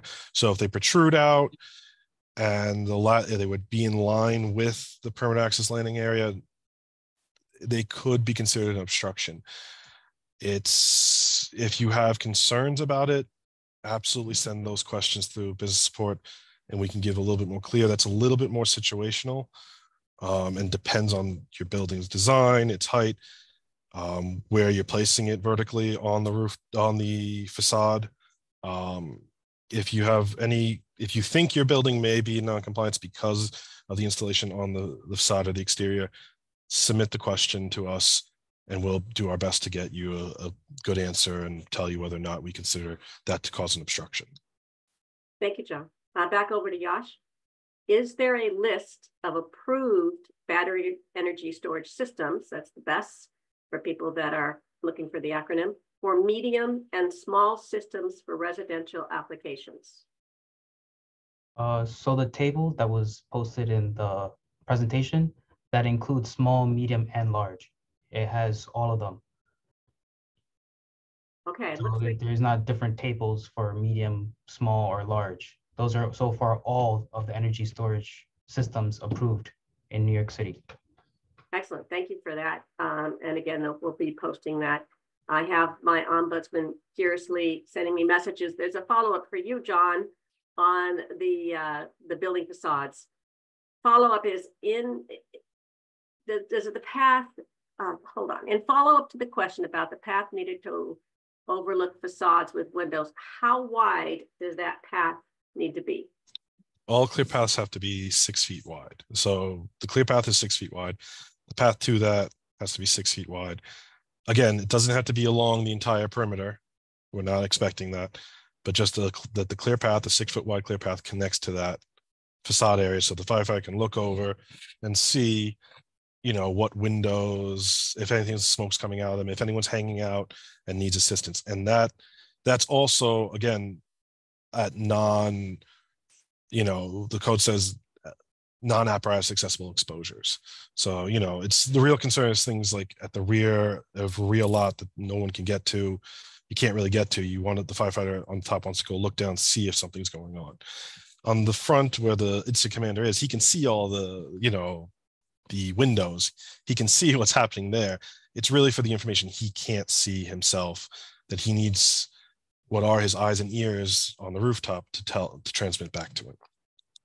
Okay, John, it appears people are hanging on to your every word because I have another follow-up to the question about the parking lot.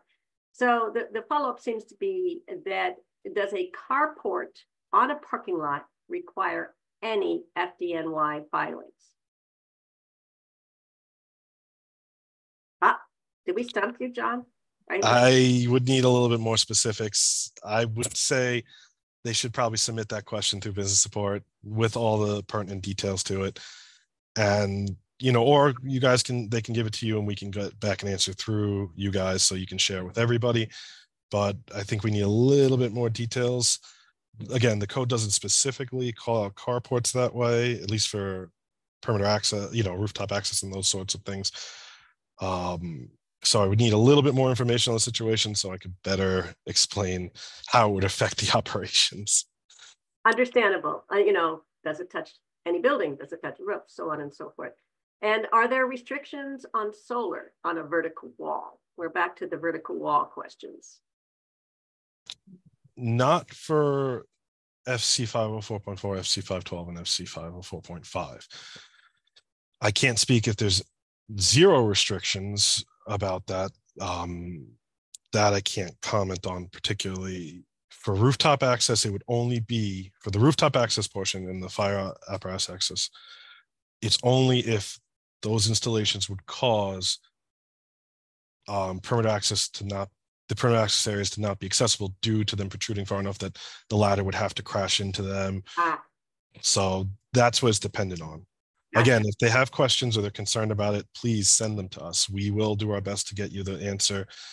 I know New York is unique. It has a lot of buildings, a lot of situations, and the code can only explain so much. So send us the questions. We'll help you get understanding of what we need and what the code requires.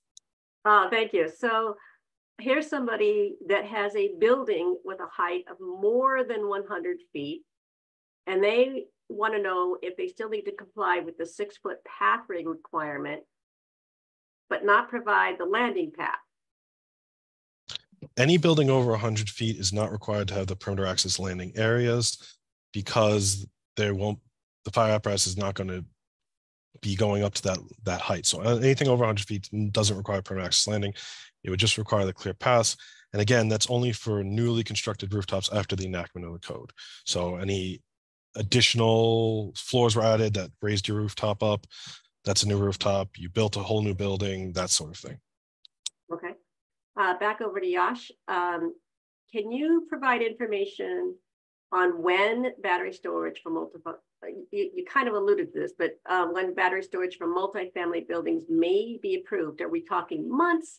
Are we talking years, longer? And it's really, we're not clear if this is specifically to indoor or outdoor on a multifamily building. So maybe we cover both. For that, to be honest, I have no idea when that will be allowed. I would say maybe years.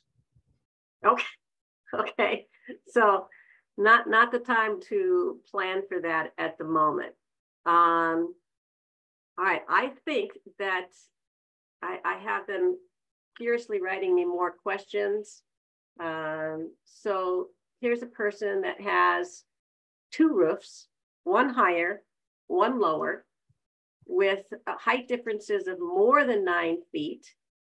And they say, even if I have a bulkhead to access both roofs through the stairs, do I still need to provide a fixed ladder if I'm proposing solar panels on the lower roof. I can repeat any part of that if you need me to. No, actually, I can see the questions. I found them.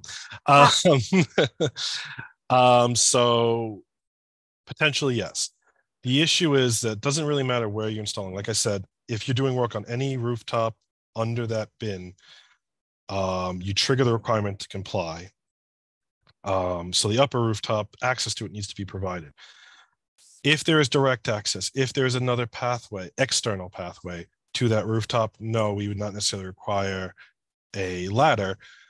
If there's no way to access that upper rooftop, and it's 9 feet height difference, we would want you to provide a ladder or some approved means to access that upper rooftop. Now, again, if you can't, if there's mitigating circumstances, that's where the variance process comes in. File with us, talk to us, let us understand your situation, and we'll work with you as best we can. We're still going to need to find a way to gain access, but that's, again, the variance process. So yes, likely you would need a ladder in that situation. It depends, again, on your building configuration. If there's another means of external access to that rooftop, you may not be required to it. We're just looking for external means to access that upper rooftop or lower rooftop, depending on which the firefighter would be out landing on. Okay, thank you. We have time for one last question. Yasha, and I know that both of you can see all of the questions.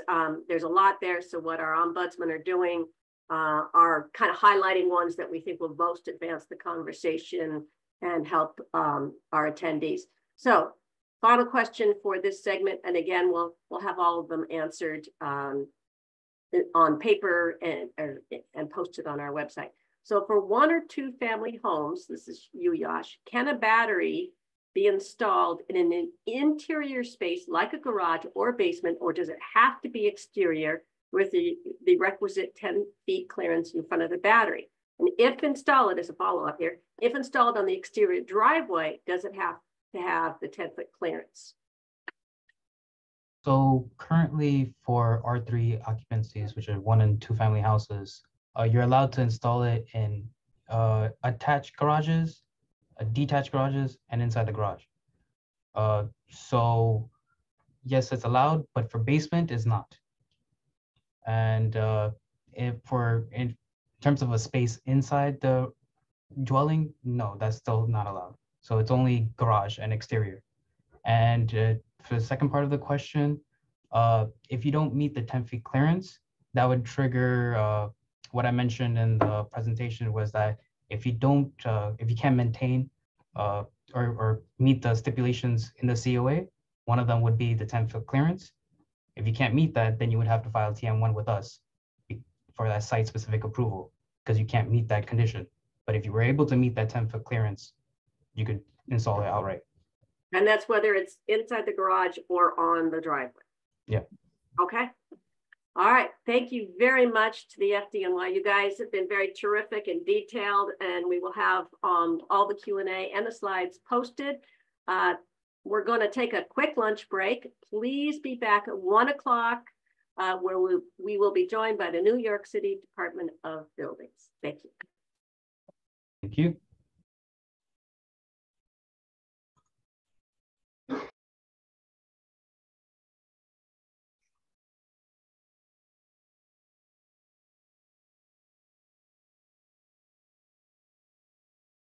Good afternoon. We'll give it just a minute or two before we get started back from our lunch break on the continuation of the New York City Solar Installer Workshop hosted by Sustainable CUNY and Con Edison. We'll be back on in just a minute.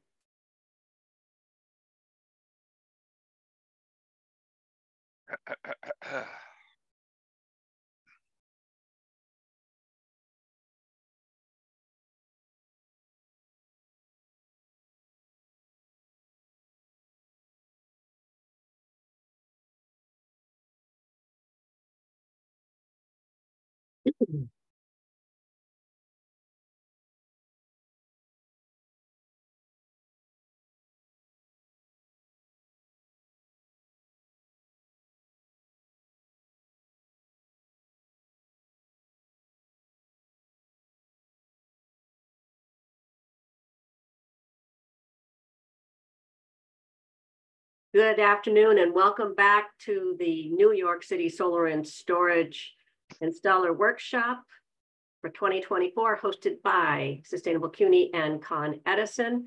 Thank you very much for joining us. As a reminder, the webinar is being recorded and you will be able to access that recording and all of the slides on the CUNY website, nysolarmap.com, shortly after the webinar, along with the questions and answers that you can put into the box at the bottom of your screen. If they are not answered, we will post those after the webinar as well. If you didn't have a chance to get to the question live during the webinar, we send them to the agencies, get their responses, and then post those as well. And we're going to get right started with the updates to the New York City Department of Building Construction and Electrical Permits and Material Acceptance Application Processes. And joining us now is Diana Laverpool. She is the Senior Clerical Associate for Central Development Programs, formerly the Hub Full Service, at the New York City Department of Buildings. Diana, are you on with us? Yes, I am. Good afternoon. Good afternoon.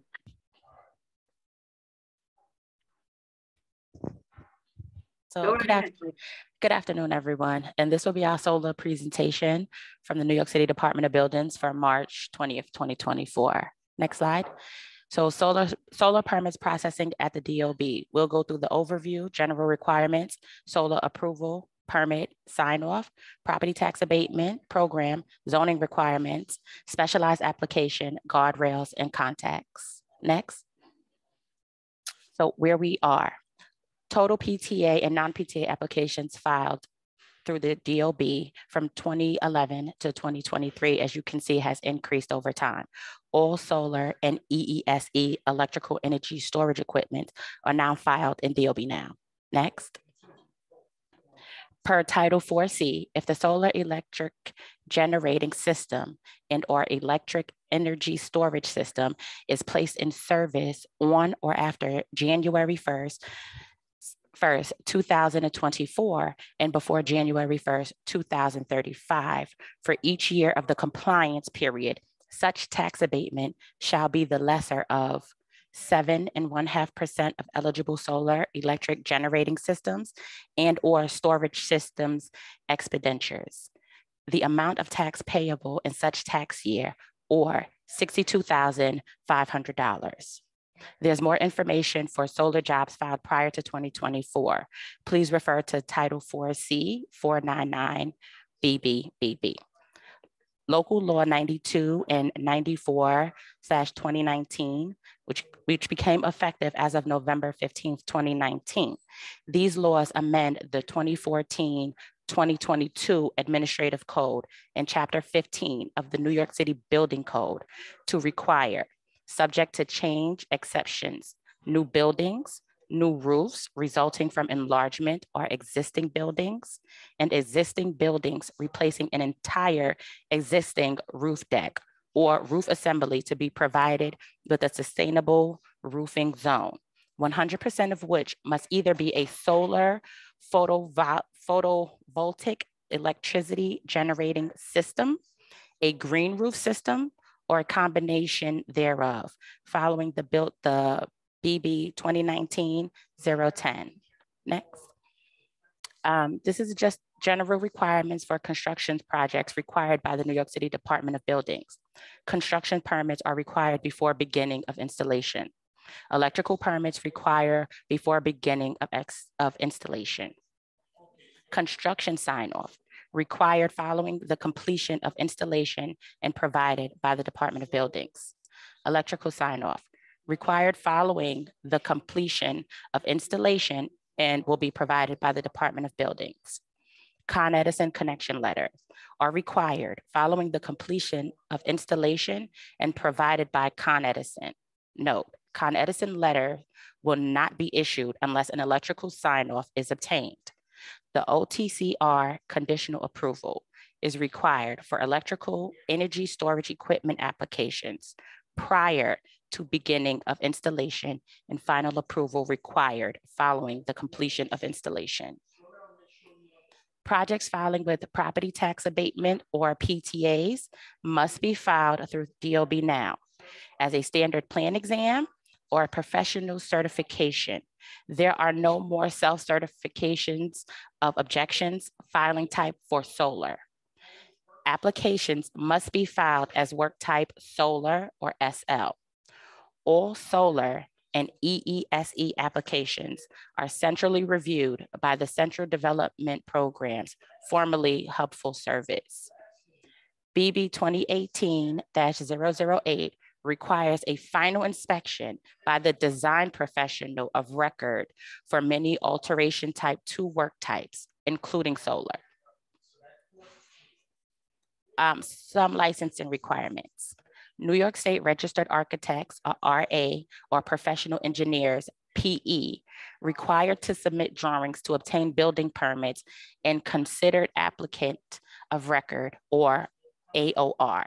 Anyone can prepare applications, but license numbers and seals are required on forms officially submitted to the DOB and FDNY as required. New York City Certified Asbestos Investigator. The New York City DEP requires a certified asbestos investigator to verify if there is asbestos containing material, ACM, in the area construction is taking place. The exception is for buildings constructed per plan approved after April 1st, 1987. The asbestos forms must be submitted through ARTS, Asbestos Reporting and Tracking System, and signed/sealed by the certified asbestos investigator. New York City Registered Special Inspector and Special Inspection Agency. TR1 special inspections must be completed and signed by a registered special inspector or a special inspection agency. AOR may perform progress inspections and may be qualified to perform special inspections. DOB Now filing process, and this process covers solar approvals, permits, and sign-offs. File your application online. You will fill out your forms online, upload all documents and drawings through DOB Now. You can pay online through your debit, credit cards, and e-checks are accepted online. Full payments at the time of filing will expedite the issues of a permit. Submit Central Development Programs. Submit job online for standard plan exam or professional certification. Professional certification jobs are subject to random audit. Obtain a construction permit. You'll electronically file the forms under Work Permit tab in DOB Now filings and submit. You'll download the permit and print them offline. Plan work or your PW1. The project, site, building, characteristics, and zoning information, applicant and owner information should be listed on the PW1. Tax abatement. A separate property tax abatement form or PTA 4 is no longer required. The information can be filled out in a tax abatement in DOB Now. The cost affidavit or PW3, application fees are based on construction costs. PTA applications are limited only to work pertaining to the solar installation. Your technical reports, TR1, TR2, TR3, TR8. Statement of responsibility, special inspections such as structural stability, fire-resistant penetration in joints. Progress inspections would cover energy code compliance inspections and the final. Other special/progress inspections as applicable. Work permit, general constructors information, statements and signatures, applicant of records, attestation, owner's attestation, and the owner's arrears. The TPP, the Tenant Protection Plan. If the building is occupied during construction as of November 10th, 2020, see November 2020 service notice. The TPP is a required item submitted prior to permit and submitted through DOB Now. Previously, it was an item required prior to approval and reviewed by plan examiners. See service notice for update requirements on who is permitted to file a TPP.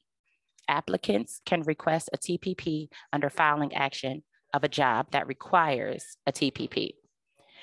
The ACP 7, ACP 21, and ACP or ACP 5, asbestos documents submitted to DEP. The ACP 7 and the ACP 21 are asbestos-containing materials, or ACP, are present where construction will occur, where the work will distribute 25 or 25 LF or 10 SF of asbestos-containing materials. Asbestos must be properly abated prior to insurance of construction permit. The ACP 5 for minor projects where less than the above will occur, submitted prior to approval. Exception, buildings constructed per plans approved on or after April 1st of 1987. The L2, if any L2 is required prior to permit, it should be submitted through DOB now, and L2 covers violations on the property. Items required for specific jobs only, FD&Y letter of acceptance, required when a variance of fire code requested and approved, the TM-5. The PW1B/plumbing riser diagram. Your Schedule B plumbing required for solar thermal applications. Landmark preservation. For projects within a landmark preservation district or for an individual landmark. A certificate of no effect for existing buildings. A certificate of appropriateness for new buildings. Public Design Commission. Approval for buildings that are on city-owned property, excluding NYCHA. OTCR, approval for buildings that incorporate energy storage equipment into design. Required signatures, the building owner, the New York State registered PE or RA, your general contractor, your certified asbestos investigator, and a notary. Required items on architectural designs. Plot plan, location of the building on the site indicating pertinent streets, trees, structures, city services, utilities, site hazards, and adjacent buildings. Site plan, roof plan or plans, and elevation plans, showing the solar modules in place, other equipment and structures pertinent to or having impact on code compliance of the system, fire code compliance and roof elevation, datum of the building and adjacent buildings, system components, location of main meter, AC disconnect switch, and introverts, zoning compliance, including height and setback requirements for specific zoning districts, flood hazard compliance, if applicable, including firm and P-firm, substantial improvement calculations, the BFE, DFE, and other floor lines and elevations. The energy analysis of the New York City ECC and Special Inspections Matrix, anchorage and racking system, listed as an assembly, including structural criteria, personal fall arrest system, if proposed, refer to BB 2023-008 for more details. Structural and wind analysis / statement. Fire department access for firefighting and maintenance, fire code 512, provide access, landing, fire access path, and railings as required. Note, no electrical drawings are required for architectural plan approval. However, a separate electrical review is required for solar systems connected to the first and second level OCPD of an existing 1,000 kVA service, and a CCD1 is required for solar equipment above 600 volts. The ED16A, or the electrical permit application. You can file electronically through DOB Now online filing system.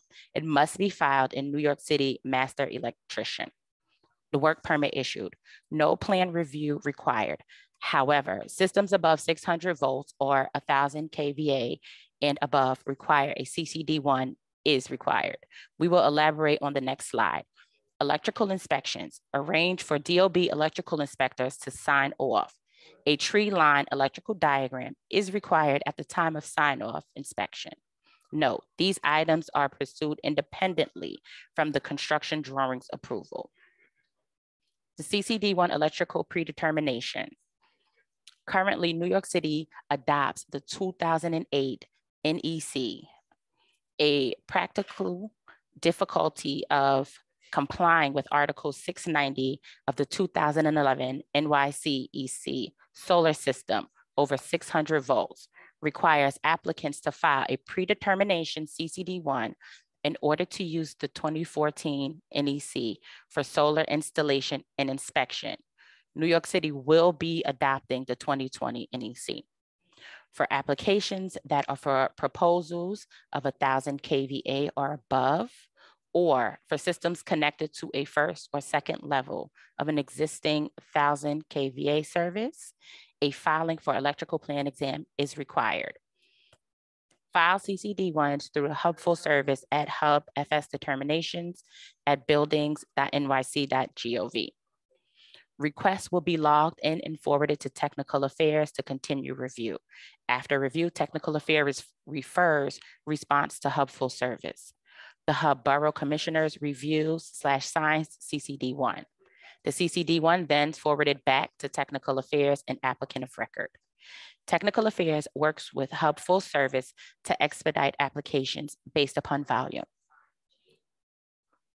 To obtain a property tax abatement, the signed off application must be submitted to the DOB by March 15th in order for the abatement to commence on July 1st of that year.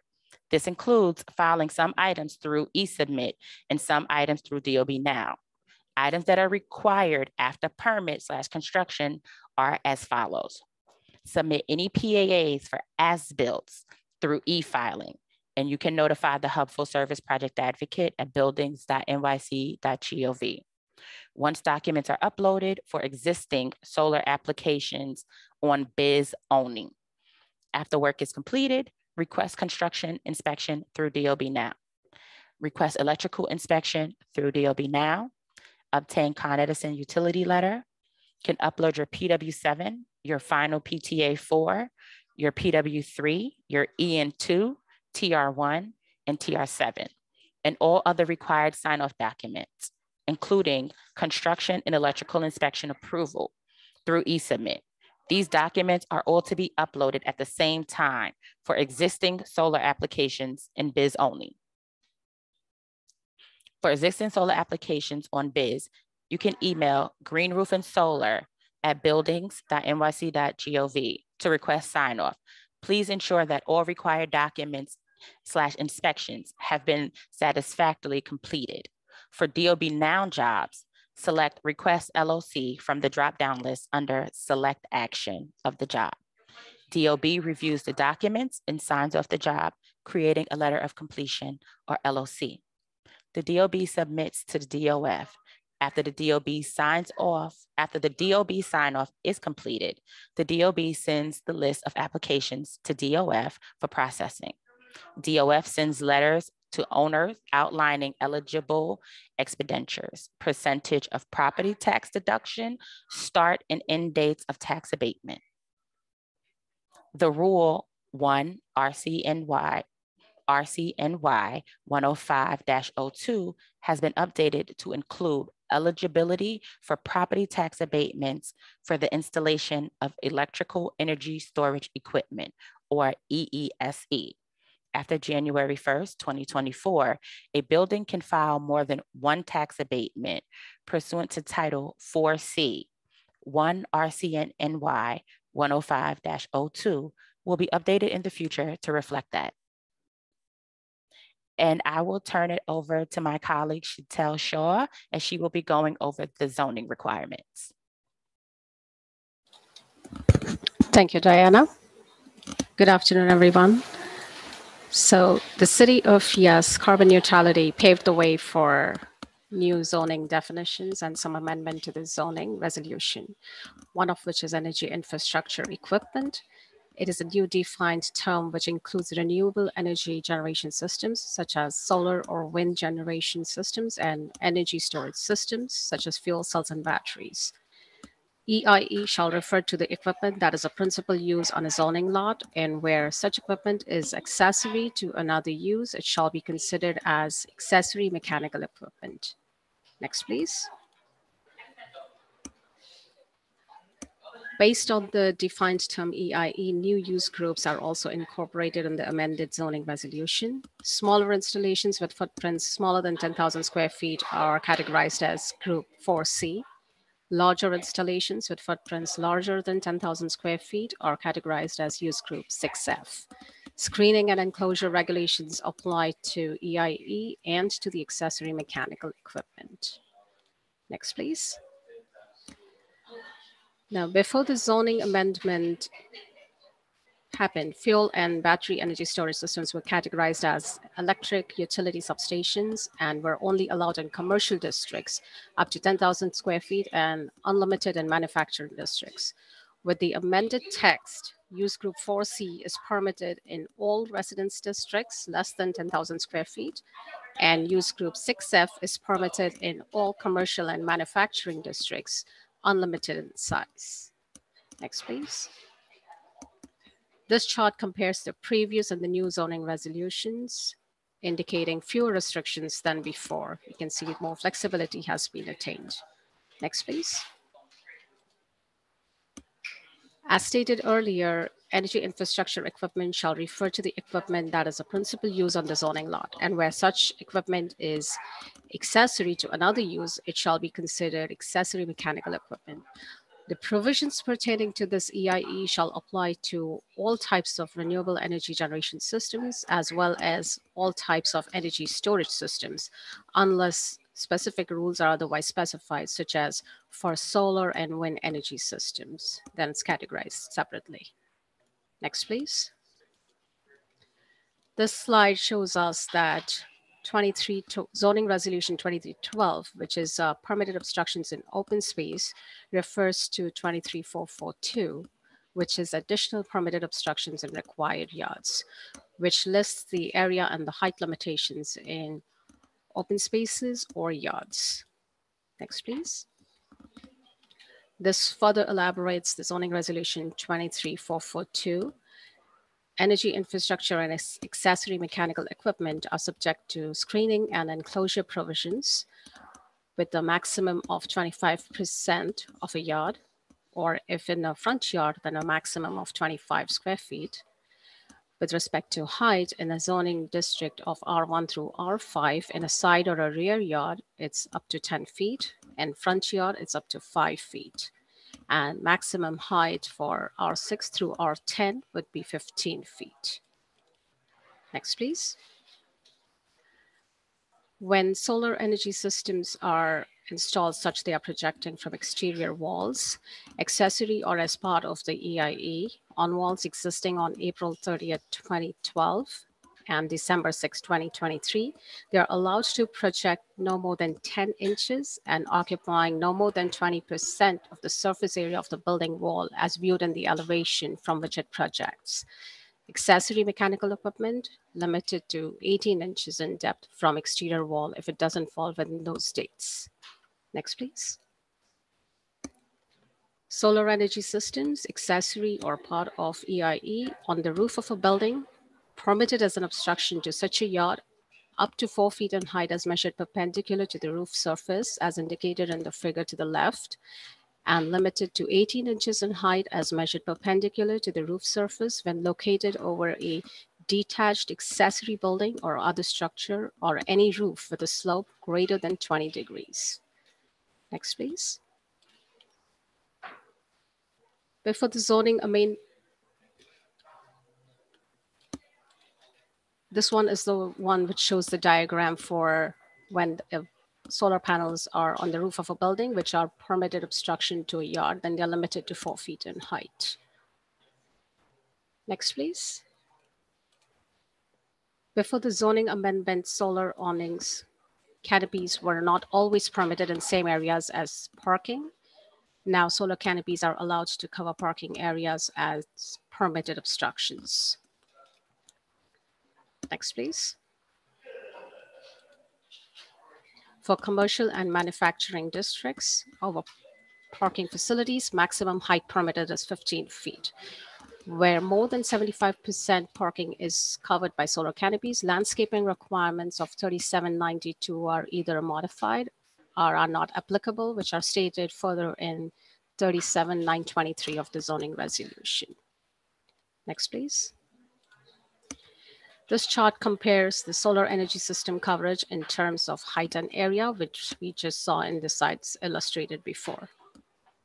Next, please. Amended zoning text removed the coverage and the setback requirements for solar rooftops, which was restricting in lower Rs for up to 4 feet, and then in higher Rs up to 15 feet, but with a coverage restriction also. So that has been removed. Next, please. Solar energy systems shall be permitted to penetrate a maximum height limit or sky exposure on flat roofs to a maximum of 15 feet and on bulkhead or other permitted obstructions to a maximum of 6 feet.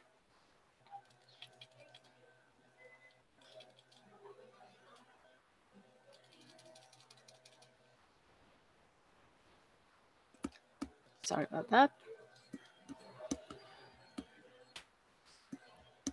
Next, please. Oh, thank you. A slide before, I'm sorry. Thank you. So for quality housing buildings within a required front setback distance above the maximum base height, solar energy system shall be limited to a height of 4 feet or less in height as measured from the maximum height limit or the finished level of the roof. This did not change, whichever is higher. However, on a roof with a slope greater than 20 degrees, such system shall be limited to 18 inches in height as measured perpendicular on the roof surface. Next, please. On sloping roofs, solar energy systems are allowed up to height of 60 inches, which provides more ability to tilt the installation and catch more sun, making it more efficient. Next, please.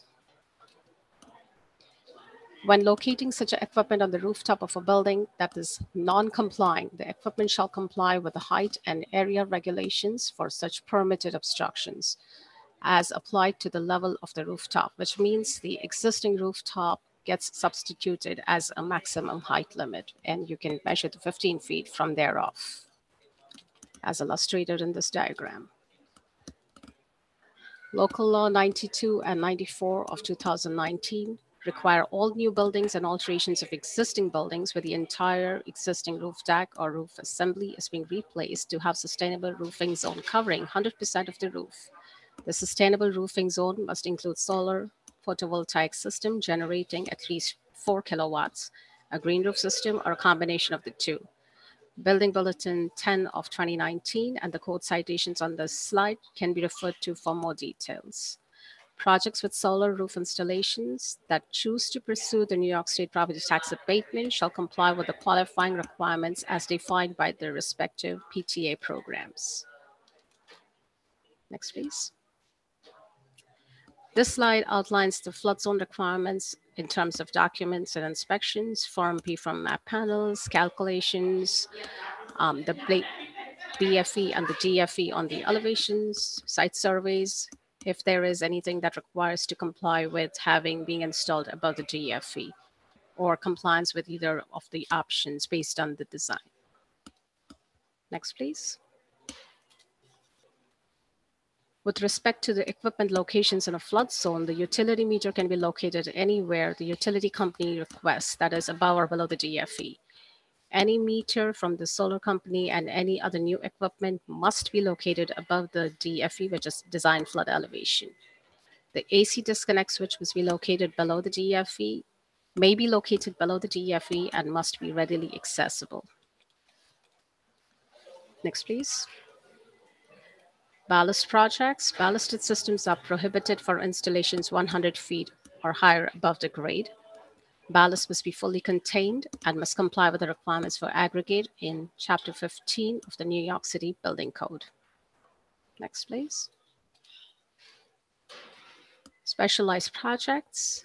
Solar canopies located over any accessory off-street parking space can now be filed as solar applications in DOB Now.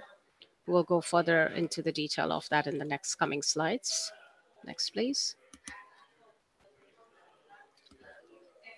This is about 2 buildings, 2 lots, solar installations are happening on both the buildings to create one system. However, one building is going to receive the solar energy and the tax abatement.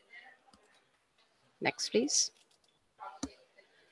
So we're talking in terms of building A on lot 1 and building B on lot 2.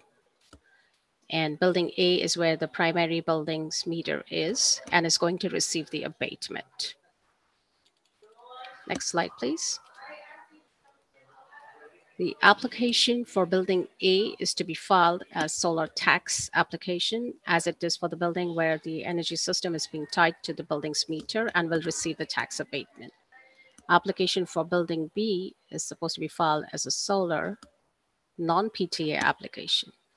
The cost affidavit, PW3, and the tax abatement should include the cost of the entire system of building A and B under building A submission. And the comment section of the PW1 reference the other application number so that they are tied in together. Next slide, please. If the buildings are owned by the same owner, a restrictive declaration must be filed between the buildings. And if they are owned by separate owners, an easement must be filed between the buildings. The FDNY regulations for each building must be having dedicated fire access landings and part for 504.4. That is considered as individual. Guardrails. 2022 building code requires guardrails to be installed when mechanical equipment systems and devices are located within 10 feet of a roof edge. Railings required along the FDNY perimeter axis must be designed in accordance with the FDNY requirements. Next, please. Building Bulletin 8 of 2023 clarifies when personal fall arrest systems can be used in lieu of guards for the sole purpose of solar panel maintenance. The intent of the bulletin is not to waive the installation of the guards required for other types of equipment or if required by other sections of the New York City Code or the New York City Fire Code. So this sums up our solar presentation. Thank you so much.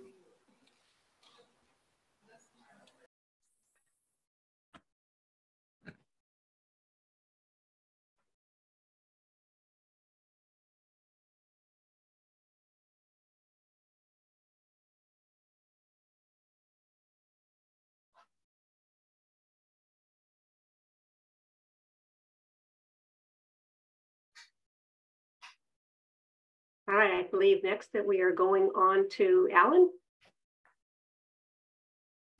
Yes. Or Chital. I guess it's Alan going first. I'm sorry. Yes, it's going to be the director of OTCER, Alan Price. Thank you very much. All right, over to you, Alan. Thank you so much, Lori. Today's presentation from OTCR and OAE is on stationary energy storage systems. We'd like to cover filing requirements, and also we will be introducing the Office of Alternative Energy. As far as the filing requirements are concerned, certainly this presentation may look familiar. We will be covering many of the same requirements that we covered last year.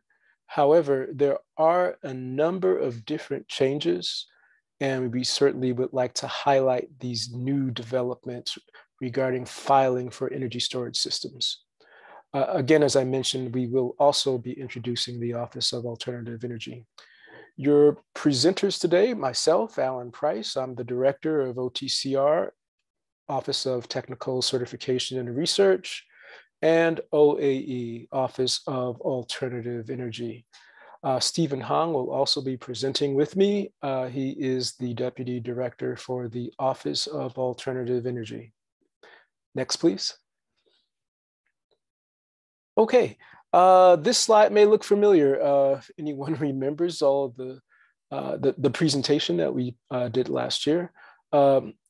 This slide represents the overall requirements for energy storage systems. There are basically two. Of course, energy storage systems are an installation that needs to be permitted. So a DOB Now application for construction document approval is required. as would be for any project that requires permitting.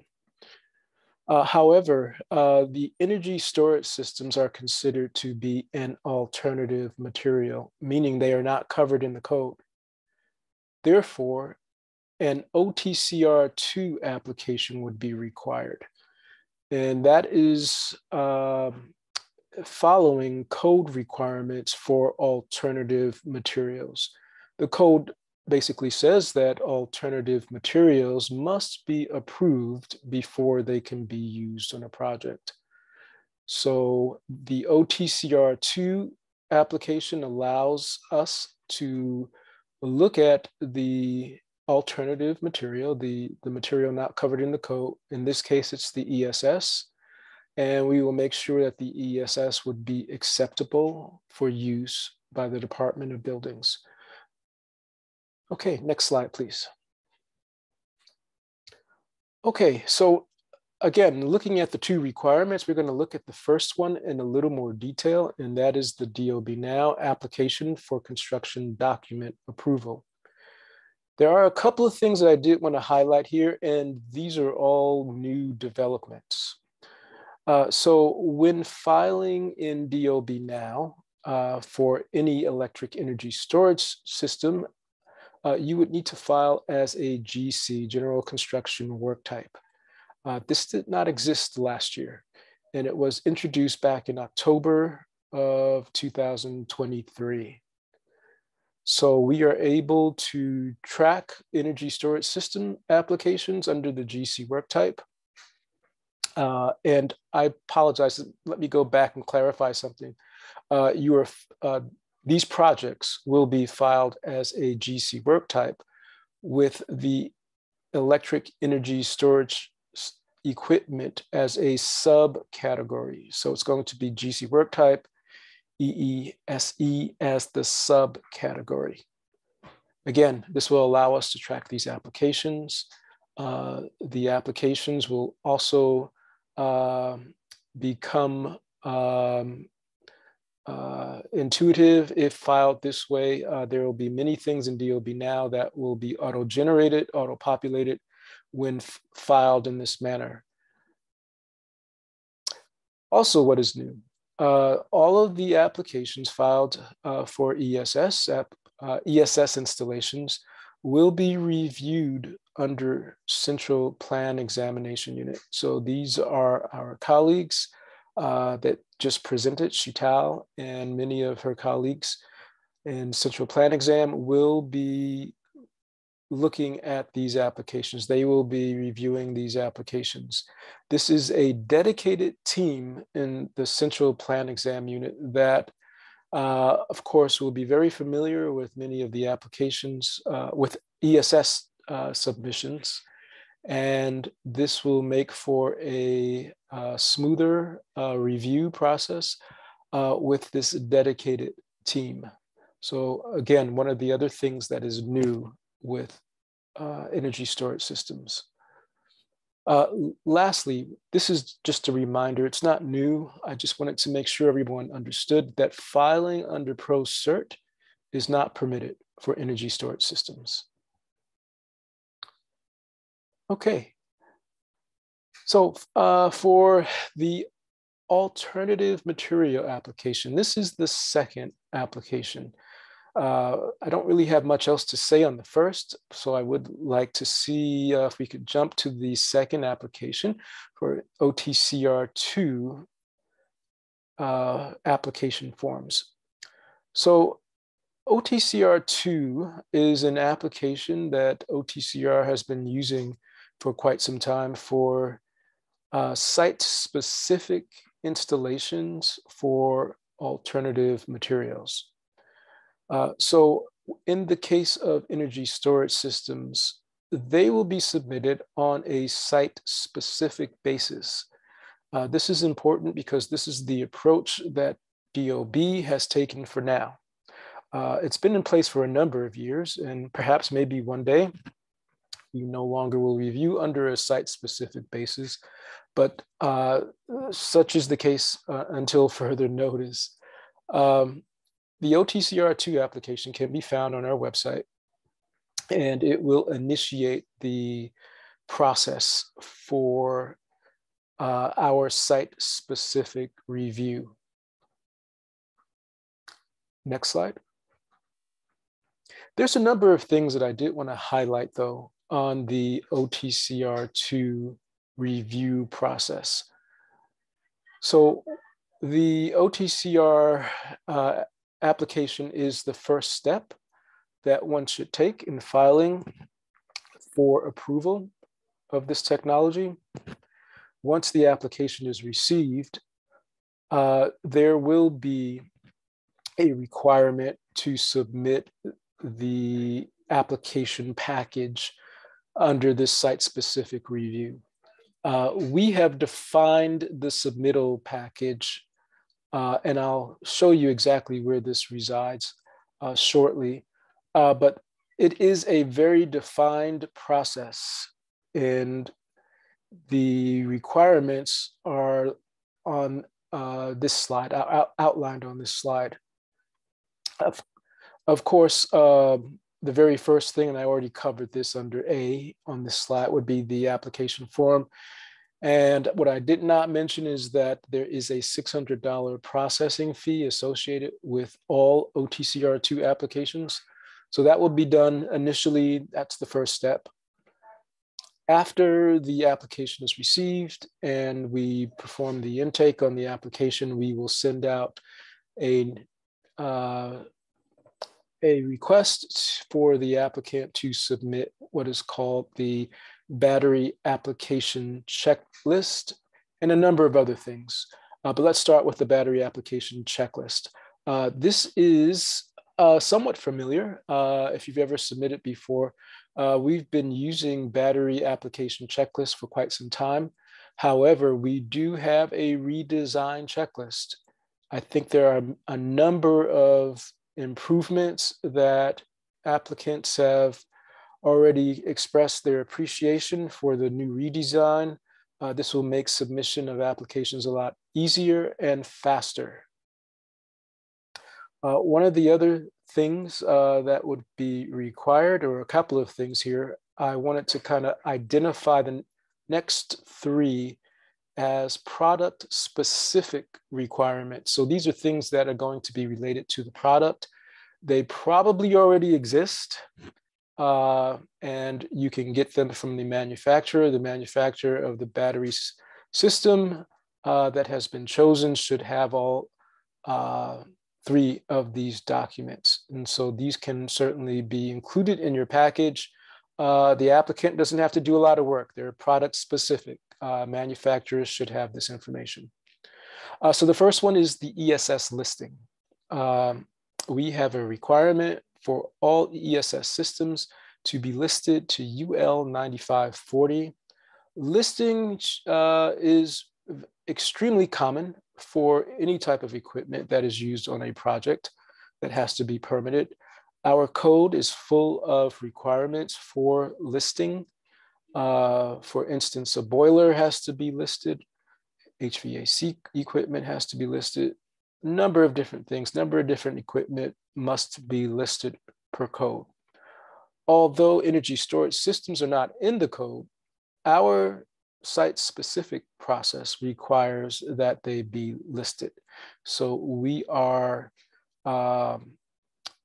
following the typical process for material acceptance regarding listing requirements with energy storage systems.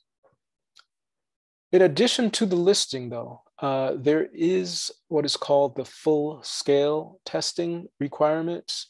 This is a test program that will provide information on the battery system and how this system will perform under certain conditions. These conditions are typically what we call thermal runaway conditions.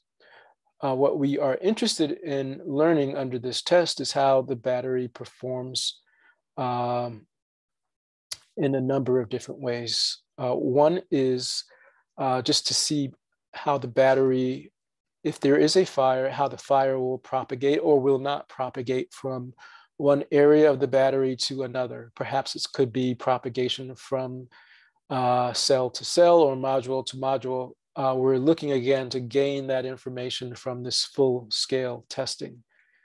And the other thing that we really look to gain from, among many other things, we look to also understand any type of explosive gases that may be released under fire conditions. Again, it may not necessarily have any, the battery may not have any, but if it does exhibit any type of gas release, explosive gas release, the test will inform us, it will tell us. So this is a requirement, manufacturer will have this information. Lastly, in the in the product specific categories of documents that we require will be the FDNY certificate of approval. Now, this FDNY certificate of approval actually takes the listing, it takes the full scale testing, it takes all of the information from those documents, including other information that may be required in the FDNY rule and also the FDNY code addressing energy storage systems. It takes all of that information and it puts it in a format where we can publish, or where FDNY publishes acceptance criteria. And DOB actually works with FDNY regarding the certificate of approval. It is published by FDNY though, but we will look at the same information and contribute to this acceptance criteria. So this essentially is a pre-approval. A battery system looking to be installed in New York City should have this pre-approval. And at the end of the day, the pre-approval, the certificate of approval, will list all of the acceptable conditions for installation. Okay, the next couple of items are project-specific documents that we require. And the first one is a battery plan set. This is a new requirement, and I will cover this in another slide. However, there are a couple of things here that, of course, have been around for a while under our submittal process. The first is the approved zoning plan set. That will be approved by the DOB plan examiner. Again, that will be done by the central hub.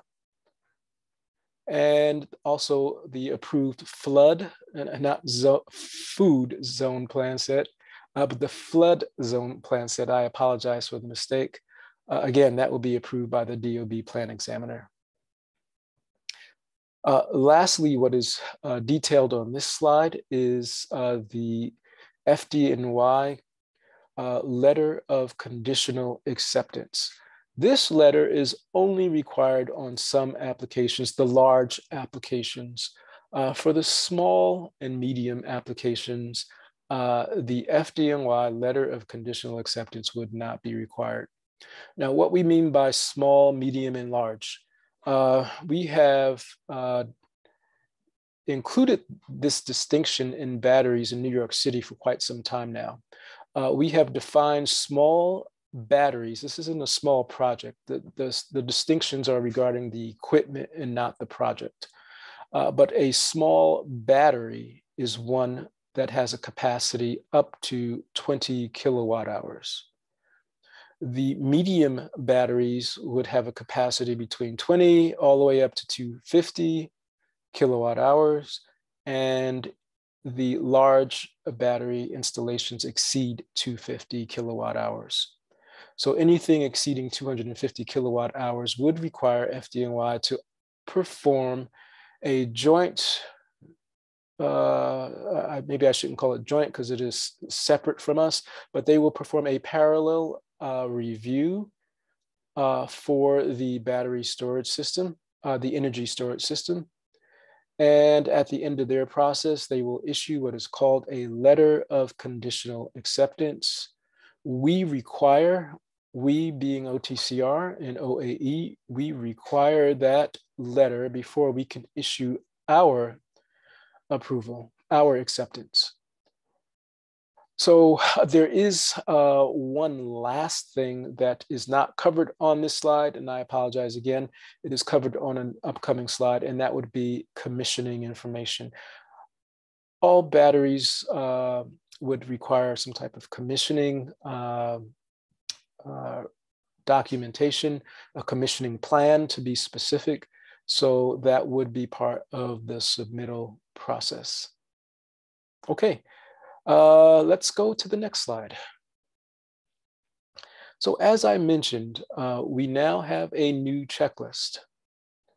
This checklist includes instructions, and at the bottom of this slide, you will see, this is an Excel spreadsheet. You will see tabs. The tab we're looking at now is for instructions, but you will see other tabs. Tab 1 is called Project Info, 2, Certs and Reports, and 3 would be Plans. Let's just stay on instructions for a moment. You can see here now we provide the user with some information regarding how to submit the documents required in this spreadsheet on this checklist. And we also outline all of the required documents. This is a list of everything that is required to be submitted to OTCR. If you take a look at it, you will see that most of these items, or just about all of them, pardon me, have been covered in my prior slide. The 9540A listing certificate, the 9540A test report, is a requirement. The FDNY certificate of approval, again, those 3 items right there under 2A, 2B, and 2C are product specific, the product specific applications, and they line up with tab 2. You will find more information on those documents under tab 2 at the bottom. The FDNY letter of conditional acceptance is also covered under tab 2. And again, that is the letter that is issued by FDNY when the review has been completed by the FDNY team. Okay, the other items are located, more information at least can be located under tab 3.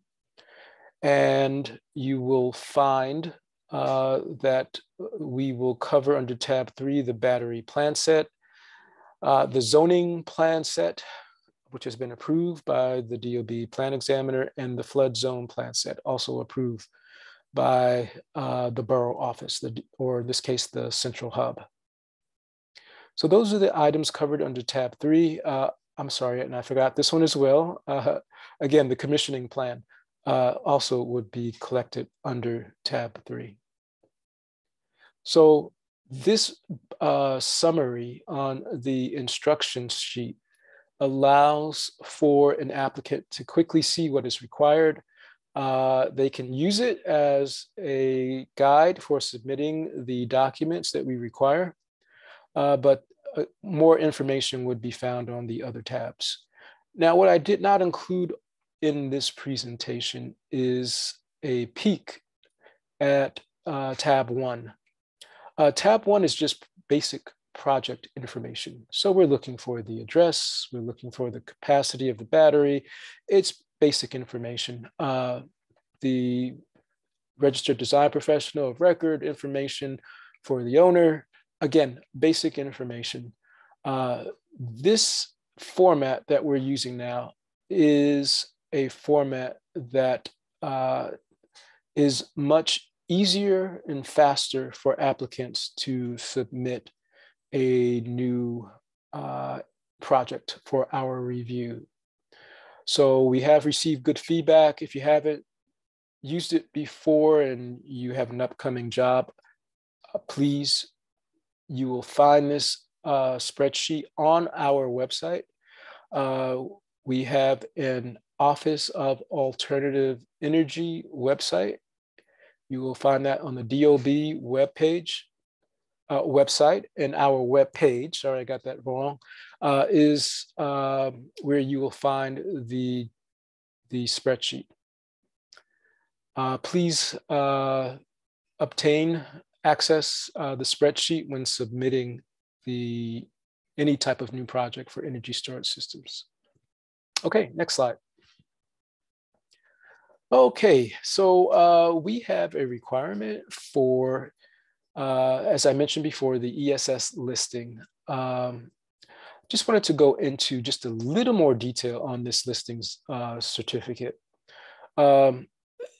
There has been some questions about the UL listing standard that is used for the listing certificate. Listing standards, they are often updated. And so you will find many different versions of these standards. If an application was submitted prior to April 15th of 2022, we would accept the UL 9540A first or second edition. However, just about for everything now after April 15th, we are only accepting the UL 9540A second edition. So the listing must be performed in accordance with the second edition of 9540. Okay, next slide. Okay, and similar for the UL 9540A test program, we have full-scale testing requirements, and that full-scale testing requirements program is found under UL 9540A. We only accept the testing performed under the fourth edition of UL 9540A. The test program will cover the basic building blocks of an energy storage system, the cell, module, unit, and also optionally installation level testing can also be run. And this is testing where the battery energy storage system is actually tested in an environment that may simulate what a room environment may look like. So there will be walls, for instance, and it is important for us to understand how the battery performs in that type of environment.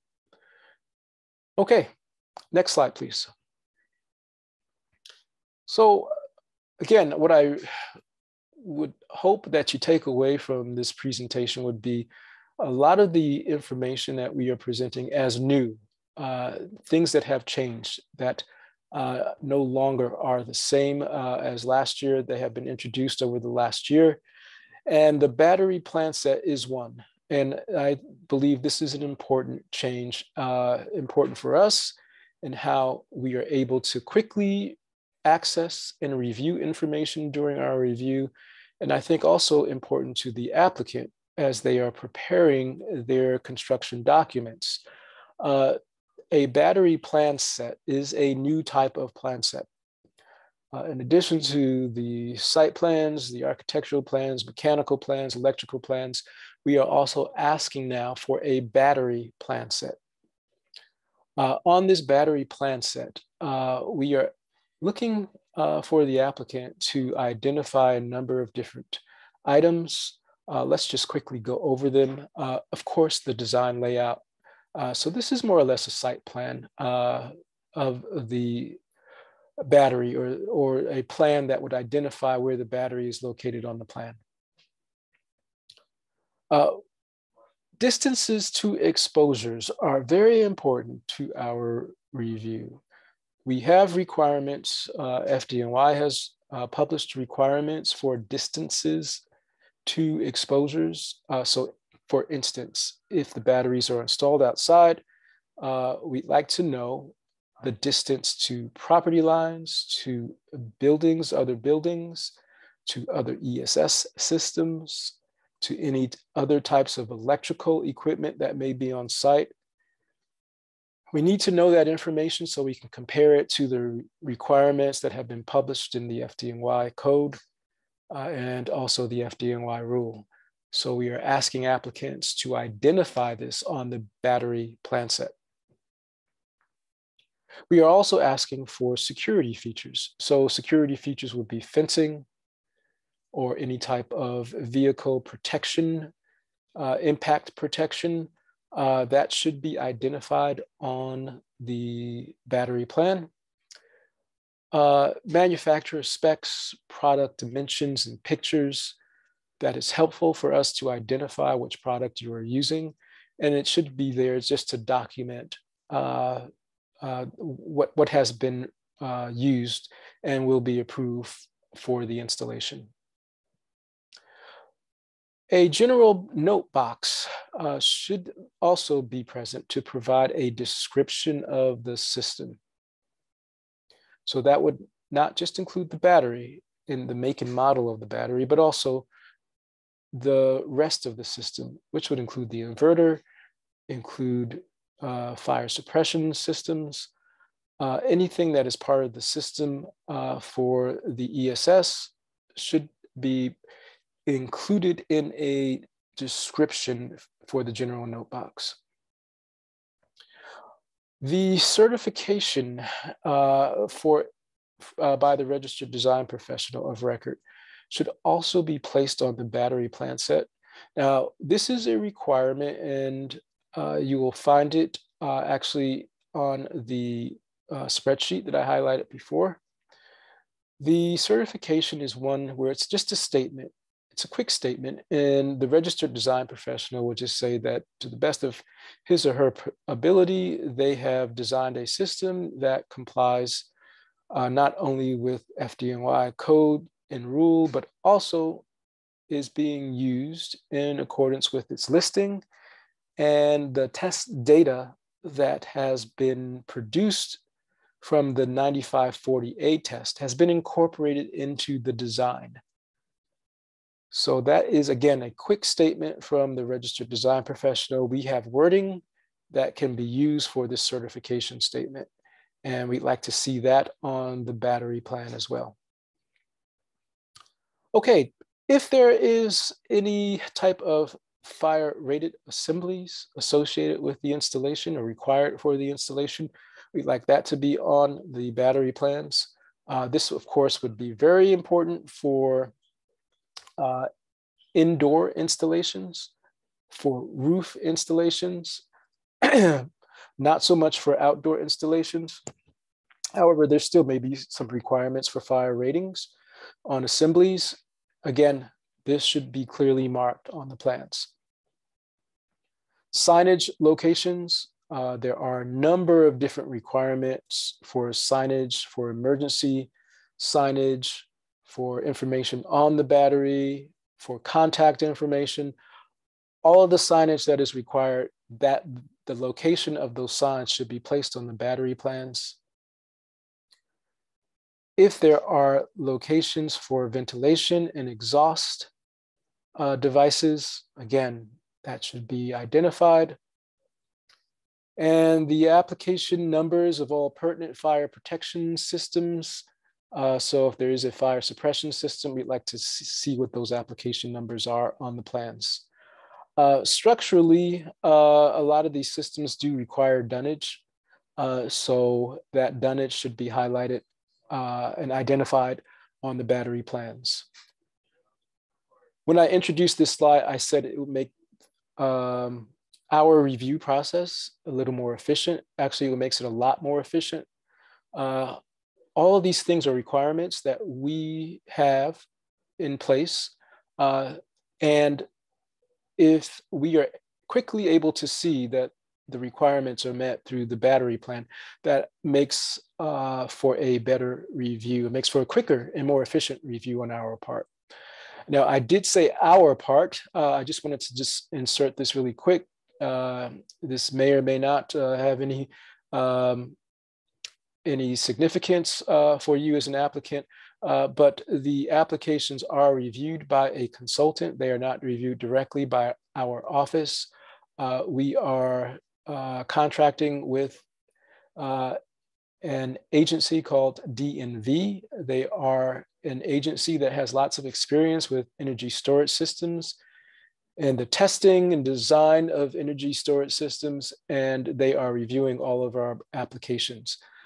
Don't worry about sending off the application package to the right place. We will go through that with you, make sure you have the right information. But again, we do not review the application package. That is done by DNV. Okay, before I move away from the slide, I said it's more efficient for us. We have found from applicants that this is more efficient for them as well. We have typically asked for all of this information, and we were asking in narrative format for applicants to provide it. Being able to provide this on plans, which applicants probably would do anyway, is a much more efficient use of time. So I think this is a dramatically improved process with this battery plan set. Next slide. Again, just to highlight the battery plan set, on our website, you will find a link to examples for battery plan sets. We know this is new. We know engineers, architects have not been used to this type of filing, so we have included it. As we have included an example on our website. So the same place you will find the spreadsheet, you will also find the link that will give you access to these sample battery plans. And hopefully that may clear up any questions any applicants may have. You will see at the bottom is the certification statement, the bottom left. As I mentioned before, we do have prepared certification language. So we make it quite easy to prepare the battery plan set. Okay, next slide. There are 2 pages. So I just wanted to kind of make you aware of the 2 pages. Since we're on this page, you can see the red arrows here are some of the distances, some of the separation distances that we require for these submissions. So again, this will hopefully answer a lot of the questions that anyone may have when they are preparing a battery plan set. Okay, next. Okay, so that takes us through the submission process. So once we have those documents, there will be some back and forth between DNV, our consultant, and the applicant. More than likely, there will be some objections. Those objections have to be satisfied by the applicant. And when we get to a point where all the objections have been satisfied, we can then issue what is called a conditional acceptance letter. That conditional acceptance letter is recorded in DOB Now. And there is some relation to the conditional acceptance letter to the construction document approval process, the DOB Now process for obtaining a permit. We'll get to that shortly. Next slide. Okay, so once the conditional acceptance letter has been issued, it will allow the contractor to install the energy storage system. When they install the energy storage system, of course, they must do so in accordance with the conditional acceptance letter and in accordance with the FDNY letter of approval, if that's applicable. However, after the installation, we will require that the registered design professional submit a certification that just certifies they have indeed performed or installed the work, or the work has been installed in accordance with the OTCR conditional acceptance letter and the FDNY approval document. Once we get that report, next slide, we can issue our final acceptance letter. And so this will be required for sign off of the project, of the energy storage project. So all these items are built into the system when filed under the GC energy storage system subcategory work types. Okay, next slide. So as I mentioned, there is some communication between the DOB now application process for a permit to obtain a permit and also to the OTCR process for alternative material review. The processes, of course, can go on in parallel. You don't have to finish one before the other. We expect them to be in parallel. Actually, they must be done in parallel with each other. But there are some connection points that I just wanted to quickly highlight. So for our conditional acceptance letter, again, that is when the documents have been reviewed, battery plan set has been reviewed, the objections have been satisfied, and OTCR has the information where we can issue approval, conditional approval. All of that must be done before a permit is issued. So we must issue our conditional approval prior to DOB now permitting. It's prior to permitting. So that is a requirement. It cannot be issued after permitting. It can't be issued during installation. It must be issued prior to permitting. And the last connection, our final approval must be issued before sign off. In order to get sign off, this will be in the system, you will be required to have OTCR final approval issued for the energy storage system. Okay, that takes us through the entire process for filing for energy storage systems. I'm now going to turn it over to Stephen, and he can highlight the introduction for the Office of Alternative Energy and some other information as well. Yeah, thank you so much, Alan. Next slide, please. Hi, so for the next couple of slides, we're just going to introduce the upcoming policies that's going to take place to expedite the construction of the battery energy storage systems. So as we all know, the battery energy storage system has been around for a long time. But the national standard for the design of the battery energy storage systems, it's very recent. We have to say, in 2016, that's when FPA started to develop the standard for the energy storage systems. And then in 2020, that's when FPA published the 855 for the energy storage systems. So in 2022, get the stuff built report by the mayor's office. It's also known as the BLAST report, the initiatives. The city recognized the energy storage systems is the key component to the green energy goal, and therefore we need to remove any regulatory barriers. That's for example, because of the code, the recent code revision wasn't able to integrate a lot of the recent stuff. So with the goal of the current administration is they want the DOB code requirements to catch up, and also to make it consistent with the national standard for the design of the battery.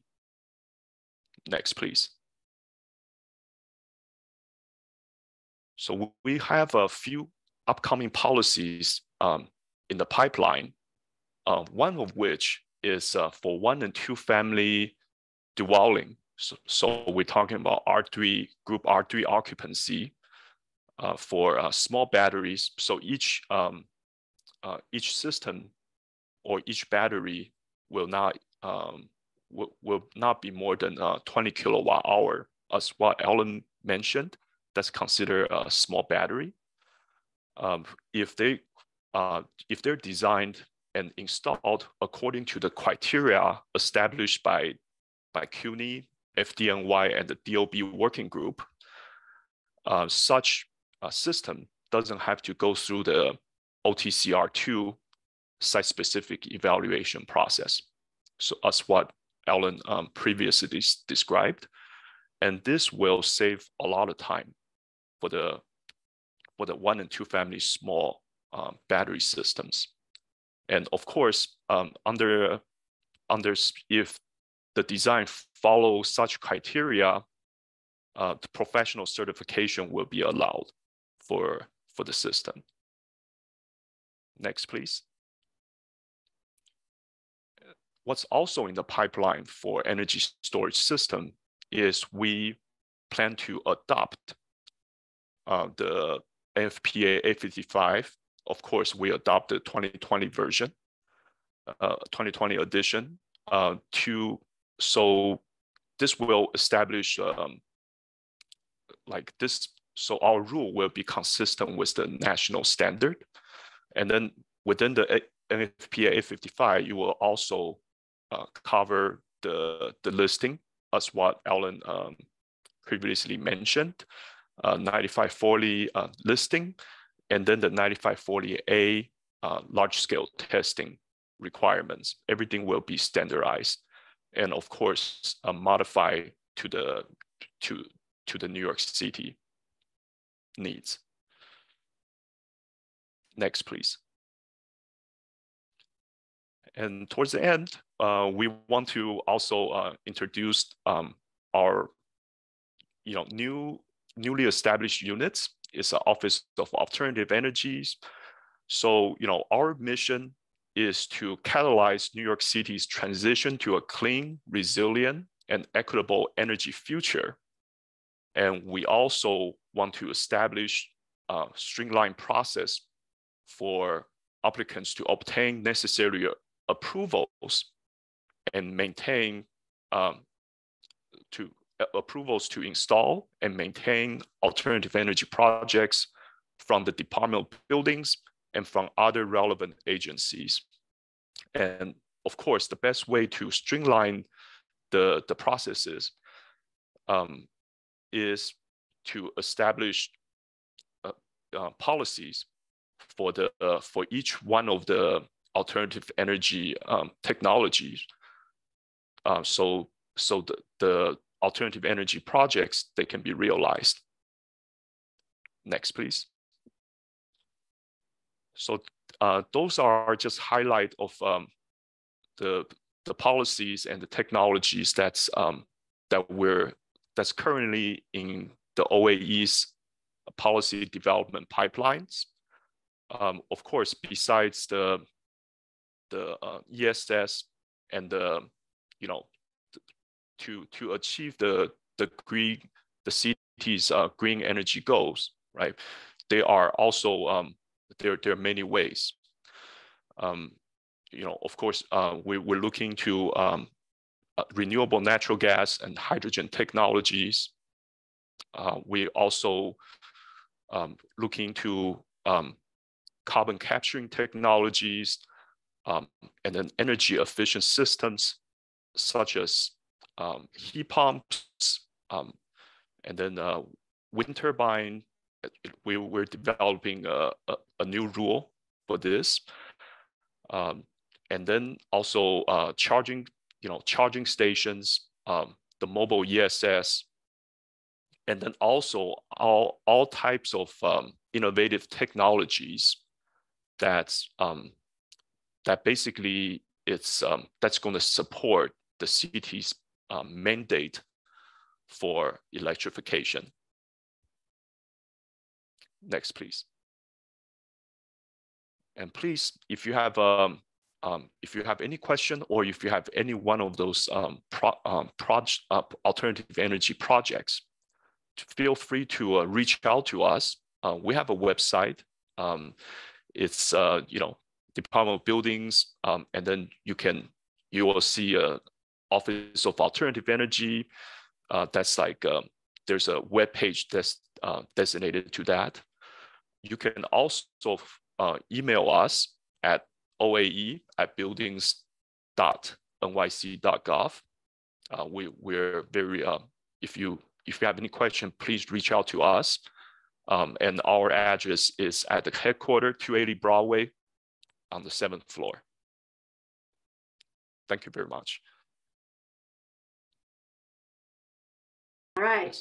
Thank you very much to the whole team for joining us on this. And we have 10 minutes for question and answer. I hope that most of the DOB team is still on with us, and so that we can go forward with some questions. If you do not hear the answer to your particular question, please be assured that we will get the answer after the webinar and post it on our website.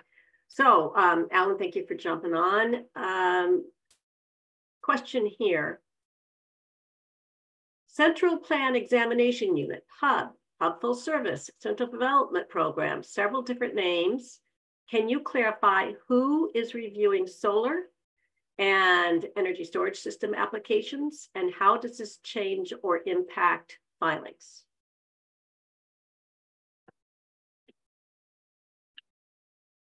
If you guys want to pass, just let me know. Yeah, Lori, I don't know if anyone is on from HUB. Shital? Shital, I see is still with us, but not on. Mike is not on yet. Well, yeah, I can quickly add something to that. So energy storage systems, pardon me, will be reviewed by Central Hub. Now, as far as the name is concerned, I don't know the official name, and I do apologize for that. But all energy storage systems will be reviewed centrally under the hub. And it looks like Ang is here, and he may be able to provide additional context.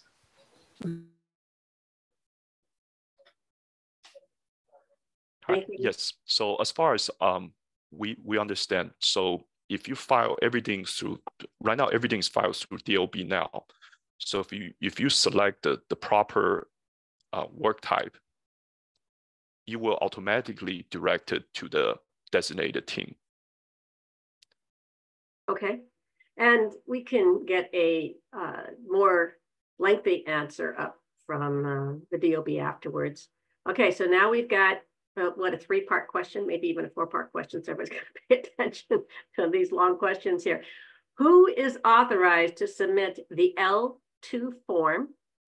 And what are the correct procedures for addressing various violations? You know, I'm going to stop there, and then we could do the follow-up after we get those two taken care of.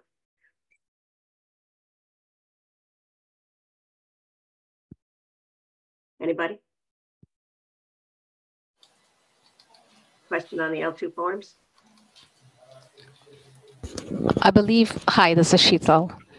Hi, Sheetal, go right ahead. L2s are related to civil penalties, and currently they are being reviewed in the borough office. We are not reviewing it at central development programs. So they're wondering who is authorized to submit the form, if I'm reading the question. Okay, we'll have to get back on this one. Okay. I'm not sure. And then there's a follow-up of a violation is related to the solar aspect of construction. Can they still, it's unrelated to the solar aspect of construction, can they still obtain a permit?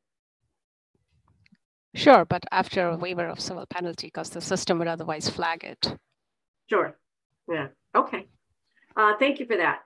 Any updates or timelines regarding New York City electrical code revisions? And I'll wait for the follow-up on that. Yeah, this is kind of outside of what we do in OTCR and OAE. We work closely with many of the our colleagues that are working on the electrical code revision.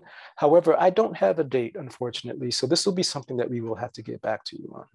Okay, so just to keep in mind, they're looking for when they're going to do that transition to the 2020 NEC and require the new code standards out in with the field work. So I guess it's good for planning ahead to know what's coming up. Sure. Is it possible to create a single filing in DOB now for a project including both solar and energy storage?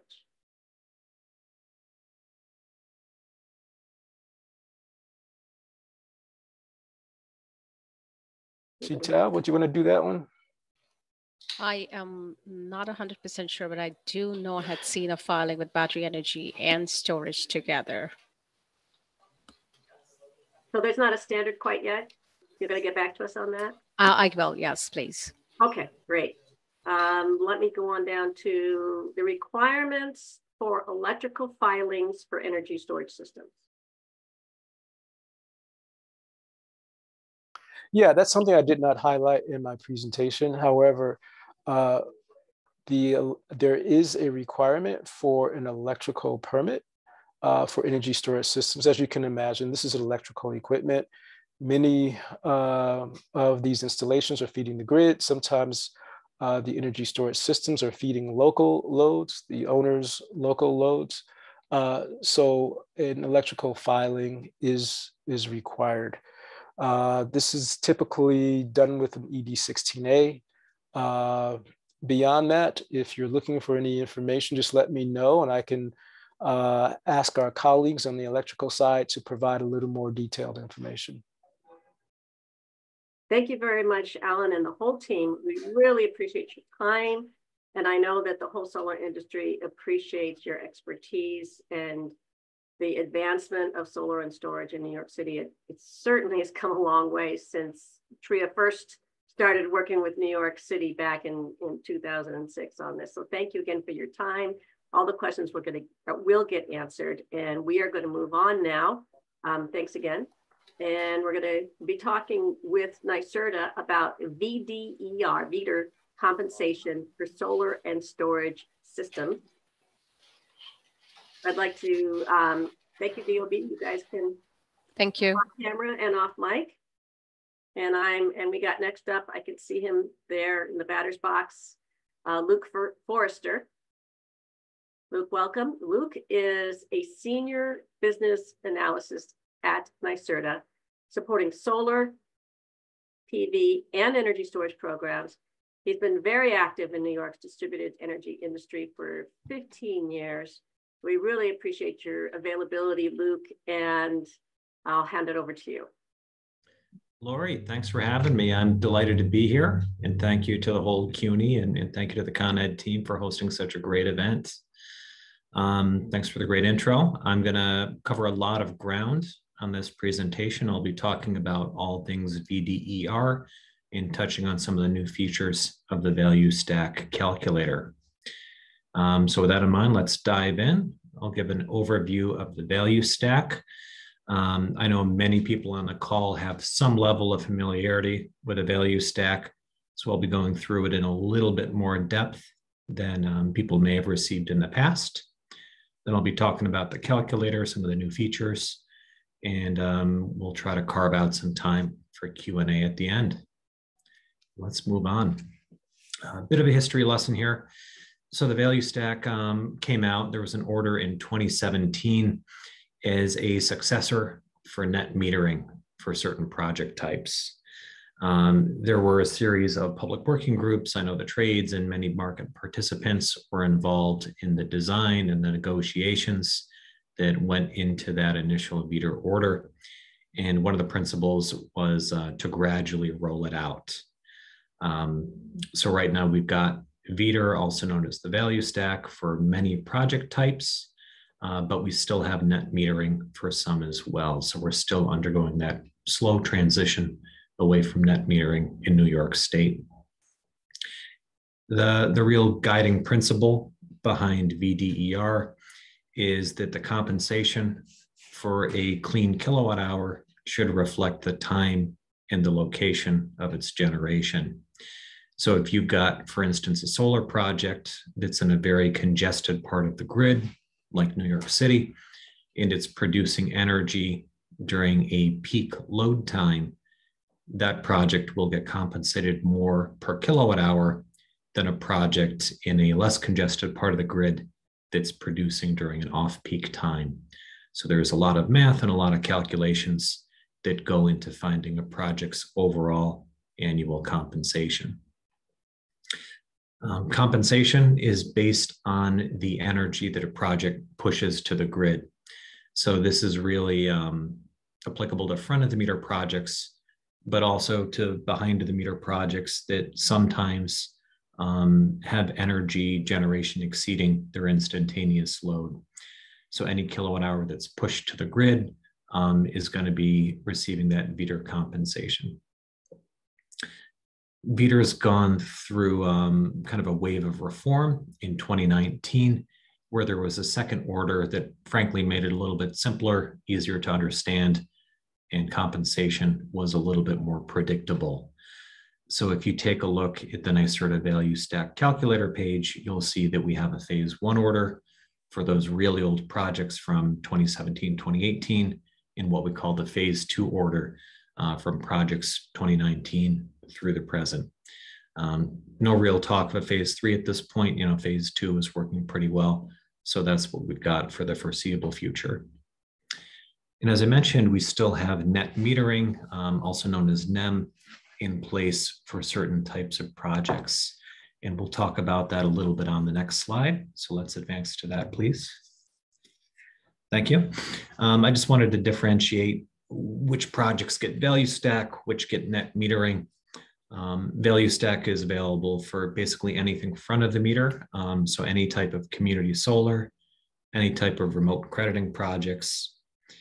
And it's also what projects above 750 kilowatts AC will receive, regardless of if they're front of the meter or behind the meter. In terms of technologies, I know this is really a solar and storage based event, but the value stack is available for PV storage, wind, digesters, fuel cells, and maybe missing one or two there, but essentially any sort of distributed energy technology. Certain technologies will get different value stack components than others, but we'll get into that on a later part of the presentation. We've still got net metering. It's called phase 1 net metering. It's available as the default tariff compensation for residential PV. And it's also the default compensation for behind the meter projects under 750 kilowatts. If you've got a project that's eligible for net metering and you really, really want the value stack, you can contact the utility and opt in to the value stack. I believe that's a permanent decision. So, think about that before doing so. In phase 1, net metering has a 20-year compensation term. And there is no annual kind of true up or cash out of extra credits the way we used to have in the past. I'll give a run through of the different elements of the value stack. They're listed here. The first 4, energy capacity, environmental value, DRV, are going to apply to all solar projects. The last 2, LSRV in the community credit or market transition credit, have largely been phased out. So I'm going to gloss over those items a little bit, but I've got a slide for each one of these. So let's dive right in. One of the more complicated, kind of confusing elements in the value stack is the energy component.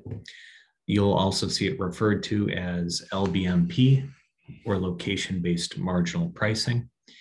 In a nutshell, it's what power plants get for the energy that they produce in the NYSO market. Full description, it's the day-ahead hourly auction price for a kilowatt hour or megawatt hour of energy, trued up for transmission and distribution factors. A lot going on in that definition there, but I just want to highlight it's zonal, meaning that the energy value is different in different parts of the state, generally higher in Westchester, New York City, Long Island than it is upstate, and it's hourly and it's based on auction prices. So those energy values float around significantly hour to hour, day to day, year to year. So for instance, if there is a real shortage of available natural gas, which powers power plants throughout the state, those LBMP prices are going to be elevated. That's essentially what happened in 2022 when we had the war in Ukraine kind of constraining that supply of natural gas and therefore electricity generation.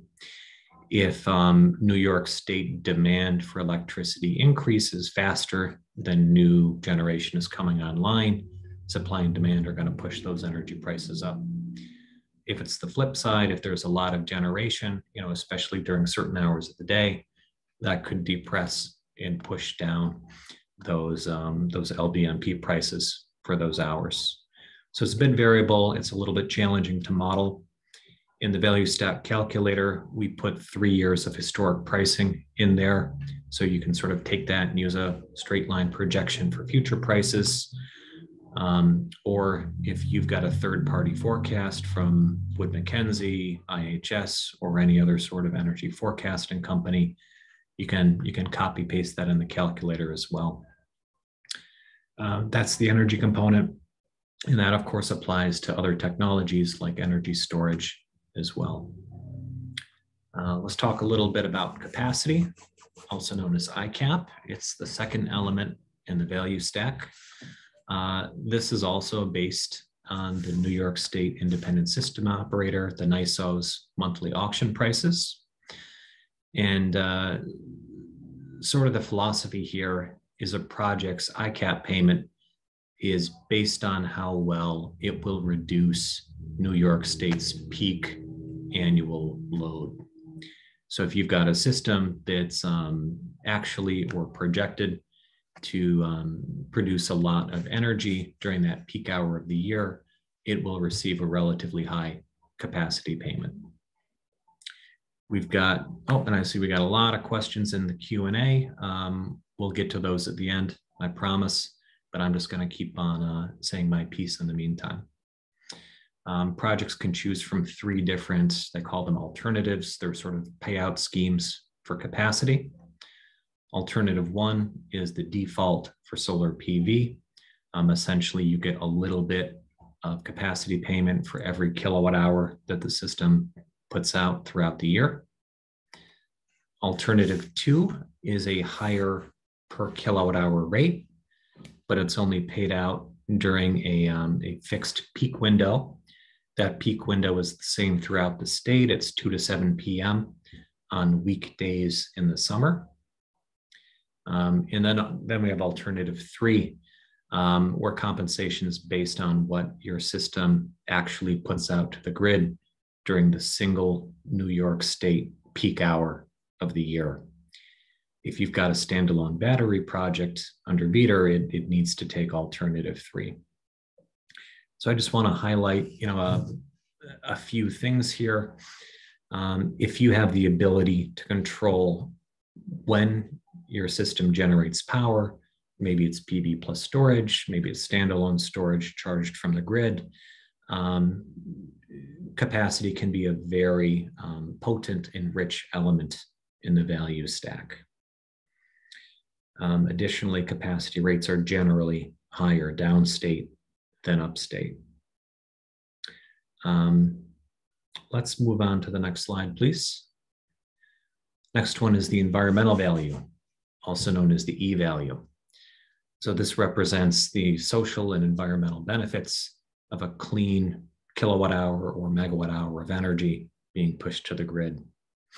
The value of the E value is calculated by DPS based on their social cost of carbon calculation.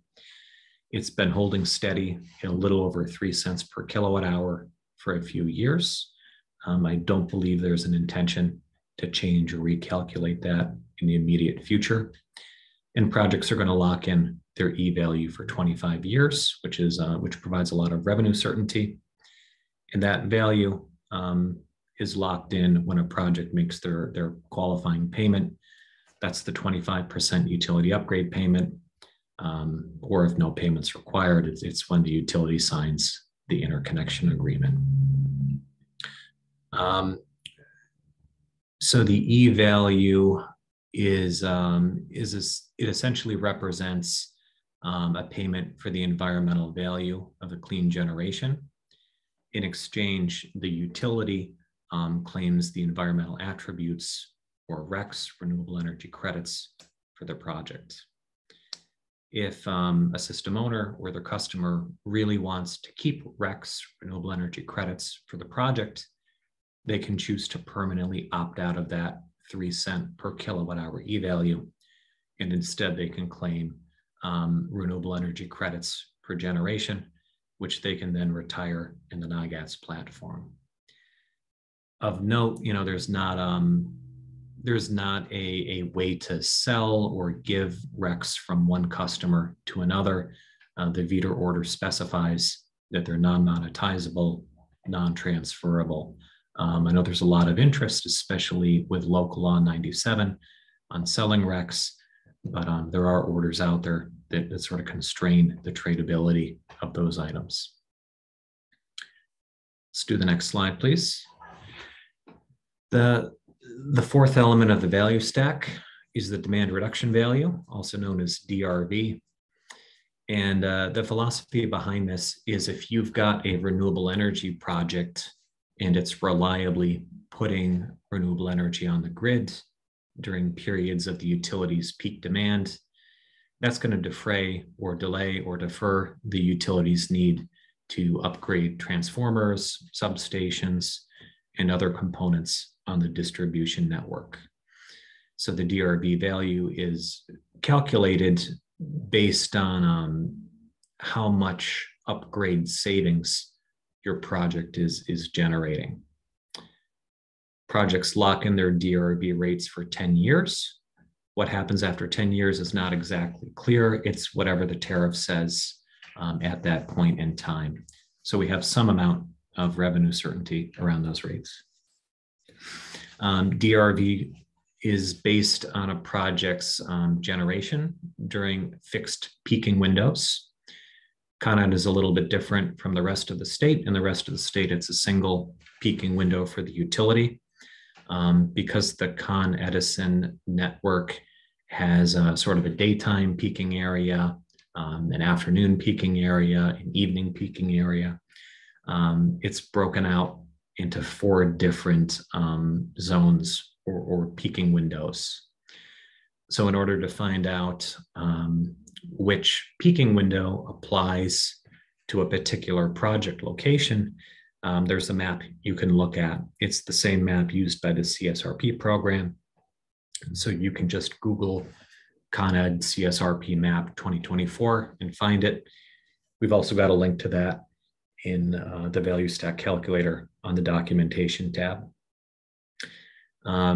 So because DRV is a relatively rich element in the value stack, and because it occurs during a fixed peaking window, if you've got a battery storage project, you can charge that battery up in an off-peak time and discharge it during that known peaking window to very easily maximize your compensation of the DRV element in the value stack. So this is a very important item, especially for storage projects. There is a proceeding going on right now, managed by Department of Public Service. It's called the Marginal Cost of Service proceeding. And in a nutshell, the purpose of that proceeding is to figure out how to calculate DRV values in the future. I know that SEIA, NYC, I believe New York Best, a lot of the trade organizations have been actively following and commenting on that proceeding. But I encourage you to check out that proceeding as well if you have curiosity as to how DRV rates are currently calculated and what their proposed calculations would look like in the future. Thank you for moving the slide here. I'm not going to spend too much time on these.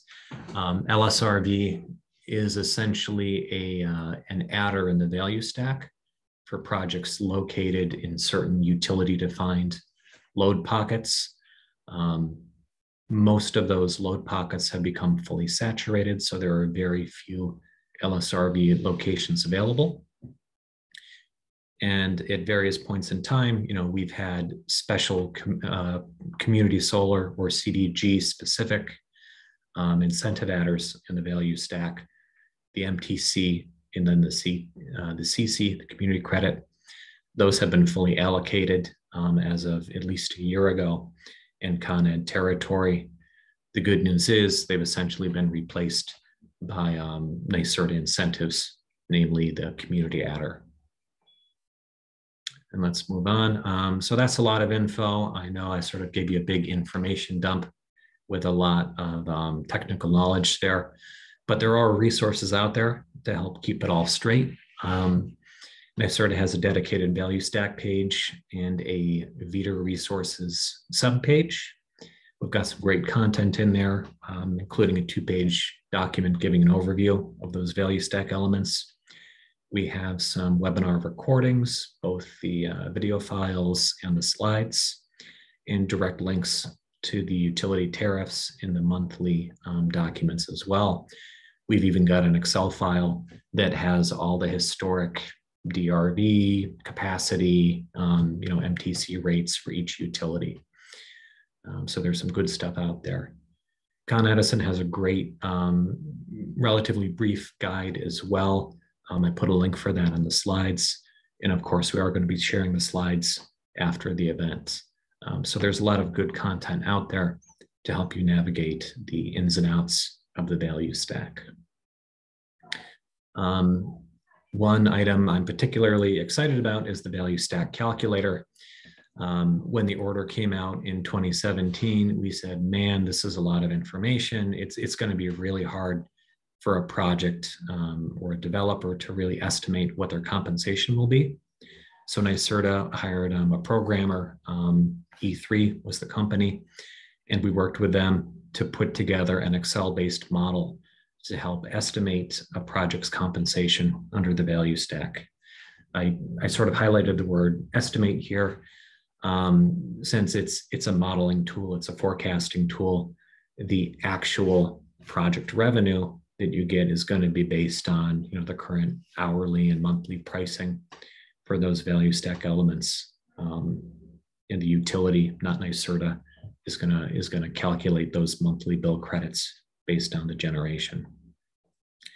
We've had a couple iterations of the calculator. We just released version 3.0 something like a week and a half ago. And that now includes standalone storage, which is a big change. So you can model front of the meter projects, behind the meter projects with storage, without storage. So we really tried to make it a flexible model, both in terms of project configurations and also in terms of inputs and assumptions. So we have a couple of video guides up on our website that are about 60 minutes long and walk you through how to use the calculator and provide a little bit of color on each of those inputs and outputs. As with any modeling piece of software, the outputs depend on your inputs. So I encourage you to be thoughtful as to whether you want to have very conservative or aggressive inputs in your model runs. Value Stack 3.0 is live. It includes historic 2023 pricing data. And I mentioned the new video and the new slide deck are posted, and it includes standalone energy storage for all utilities. In the past, NYCERDA has had a separate standalone storage calculator online, which frankly was overdue for an overhaul and an update. So what we did is we took that old standalone calculator down and essentially just rolled it into the existing PV value stack calculator. So now it's a single file covering both technologies. We did put a lot of inputs and charging cost data in there as well. So when you're modeling a standalone storage project, you can choose from the different utility charging options and service classifications as well. Next slide, please. I just wanted to share a couple tips and tricks for the value stack calculator. We're going to share the password to unlock and edit it in case you want to go in, kind of crawl through the formulas, make some of your own adjustments, and add new data. That password is New York Sun, all lowercase, no punctuation. It's not a secret, it's up on the website as well. I want to put in a plug for the documentation tab of the calculator. We went through great lengths to really show our homework on where we were pulling the numbers from, to give definitions of all of the terms that are used, and to provide some external links to utility documents, including that Con Ed DRV map. And I want to point out as well, there are two different output tabs on the calculator.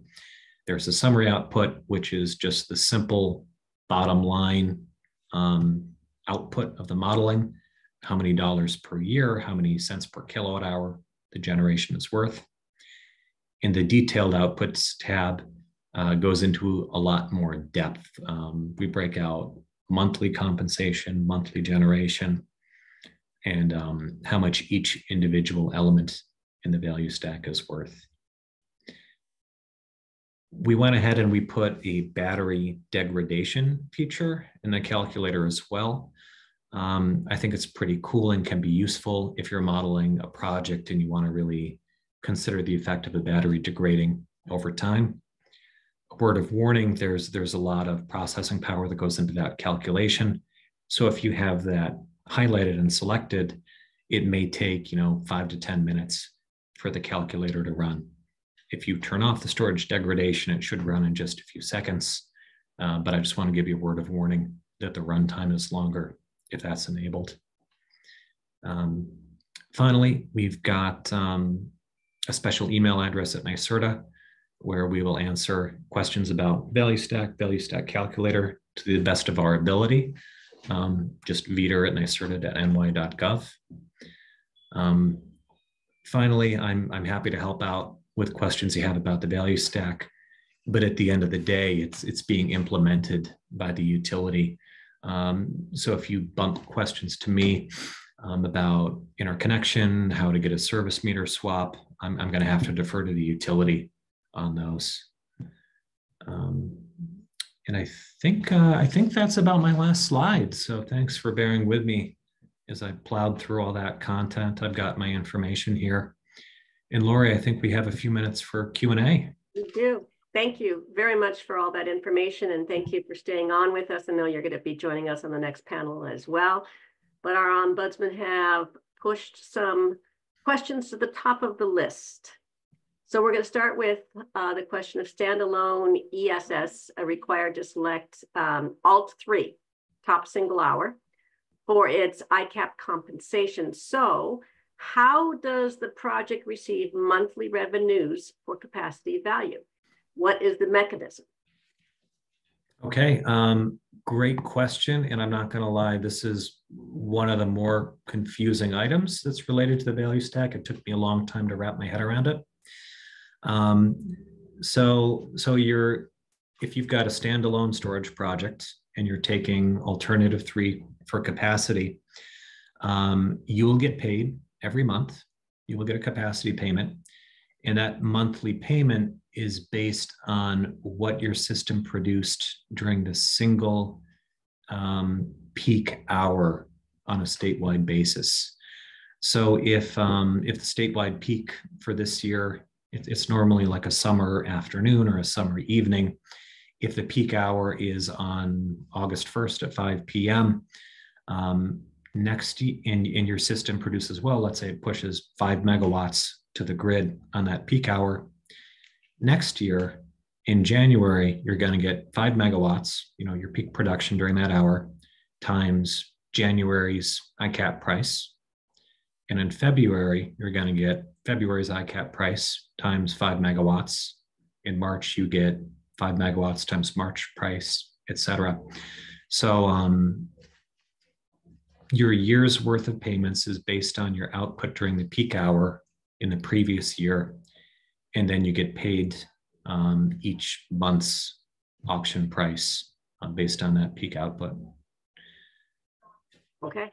I hope I explained that somewhat well, but I'm happy to connect offline if the person asking that question wants to do a deep dive together. It looks like it needs a picture, right? Yeah. So how does service class and tension affect standalone ESS economics? Yeah, great question. And I'm a little bit on thin ice here because I'm not a utility rates expert. But my understanding is if you're in Con Ed, you will have different demand costs, contract demand costs, and like energy supply prices based on your meter classification and if you're on a high tension or a low tension line. So you might have a 5 megawatt 4-hour project and it will cost different amounts in terms of charging costs based on where you are on the network. We do have high tension and low tension and a whole host of different service classifications built into the calculator. I'm not really prepared to tell you which is going to be more or less costly or which service classifications you should really target. But all that data is built into the calculator, and we've got a special storage charging tab where you can essentially look at a table with all those charging cost data in one spot. Okay. Sounds like a preview of the calculator might be kind of fun. Well, it depends on your definition of fun. So based on the earlier presentation from Con Edison, and I'm not sure if you were on, but they were talking about FERC 222 and dual participation and the new tariff coming out sometime next month. So will those revenues fit in here? Yeah, great question. I'm thinking probably not. My understanding of FERC 2222 essentially has to do with kind of like a pooling of small storage projects together so they can participate in NYSO markets. We really wanted to keep the VETR calculator for VETR. We didn't want to pull in tax credits and these certain incentives. It's not like a full project revenue modeling tool. It's just the value stack. So that's the plan, is just to keep it as a value stack tool. Okay.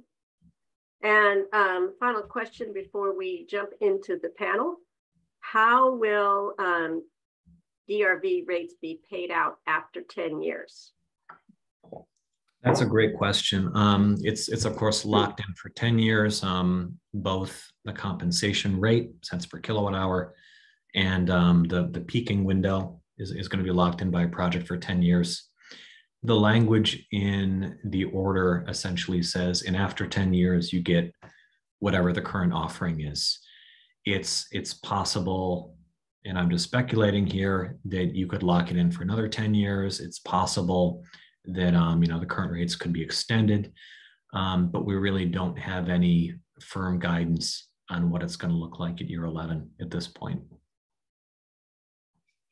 Okay, we are going to jump over to the panel. My understanding is that Denise and Noah are still trying to connect.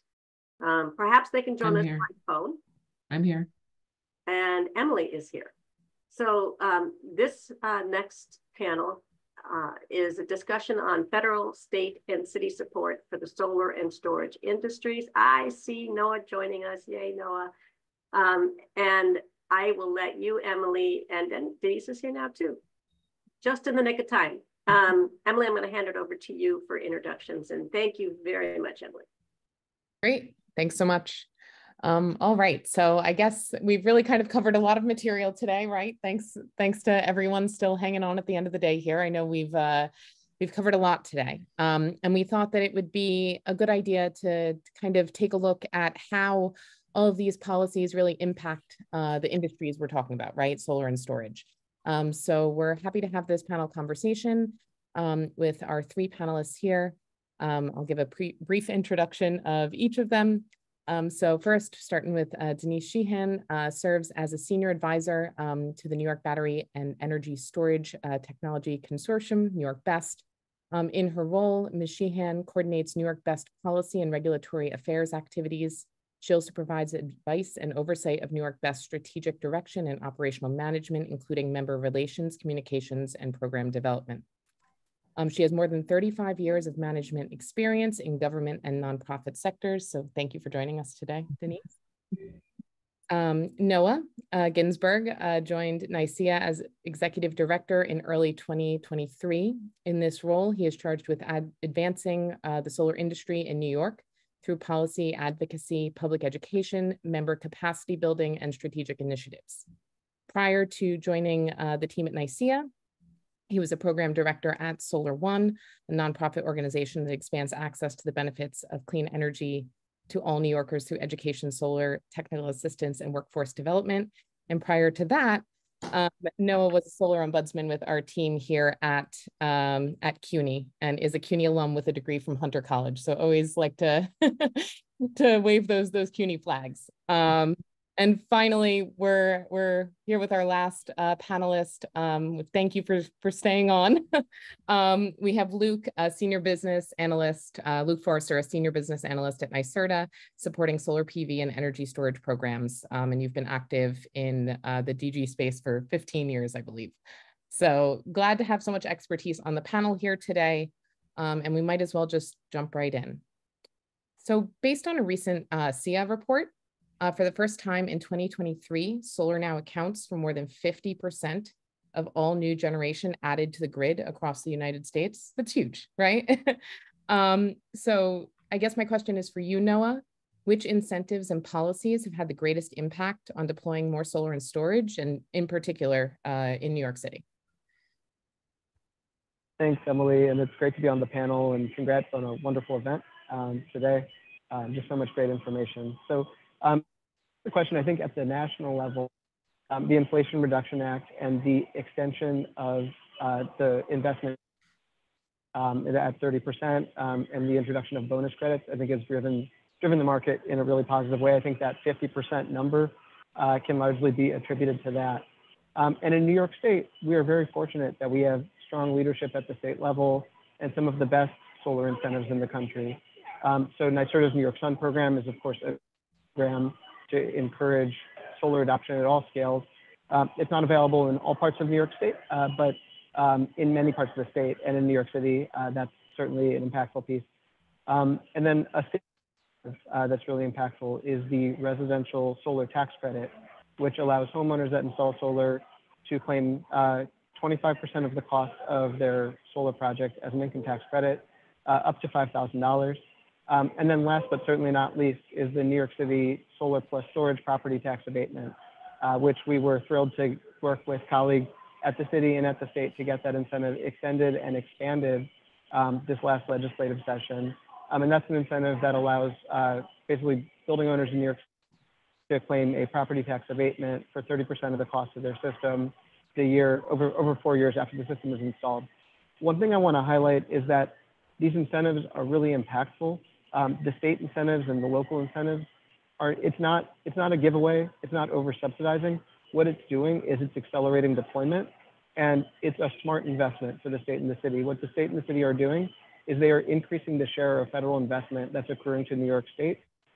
They are making it more affordable for us to transition to 70% renewable power supply by 2030 and 100% by 2040.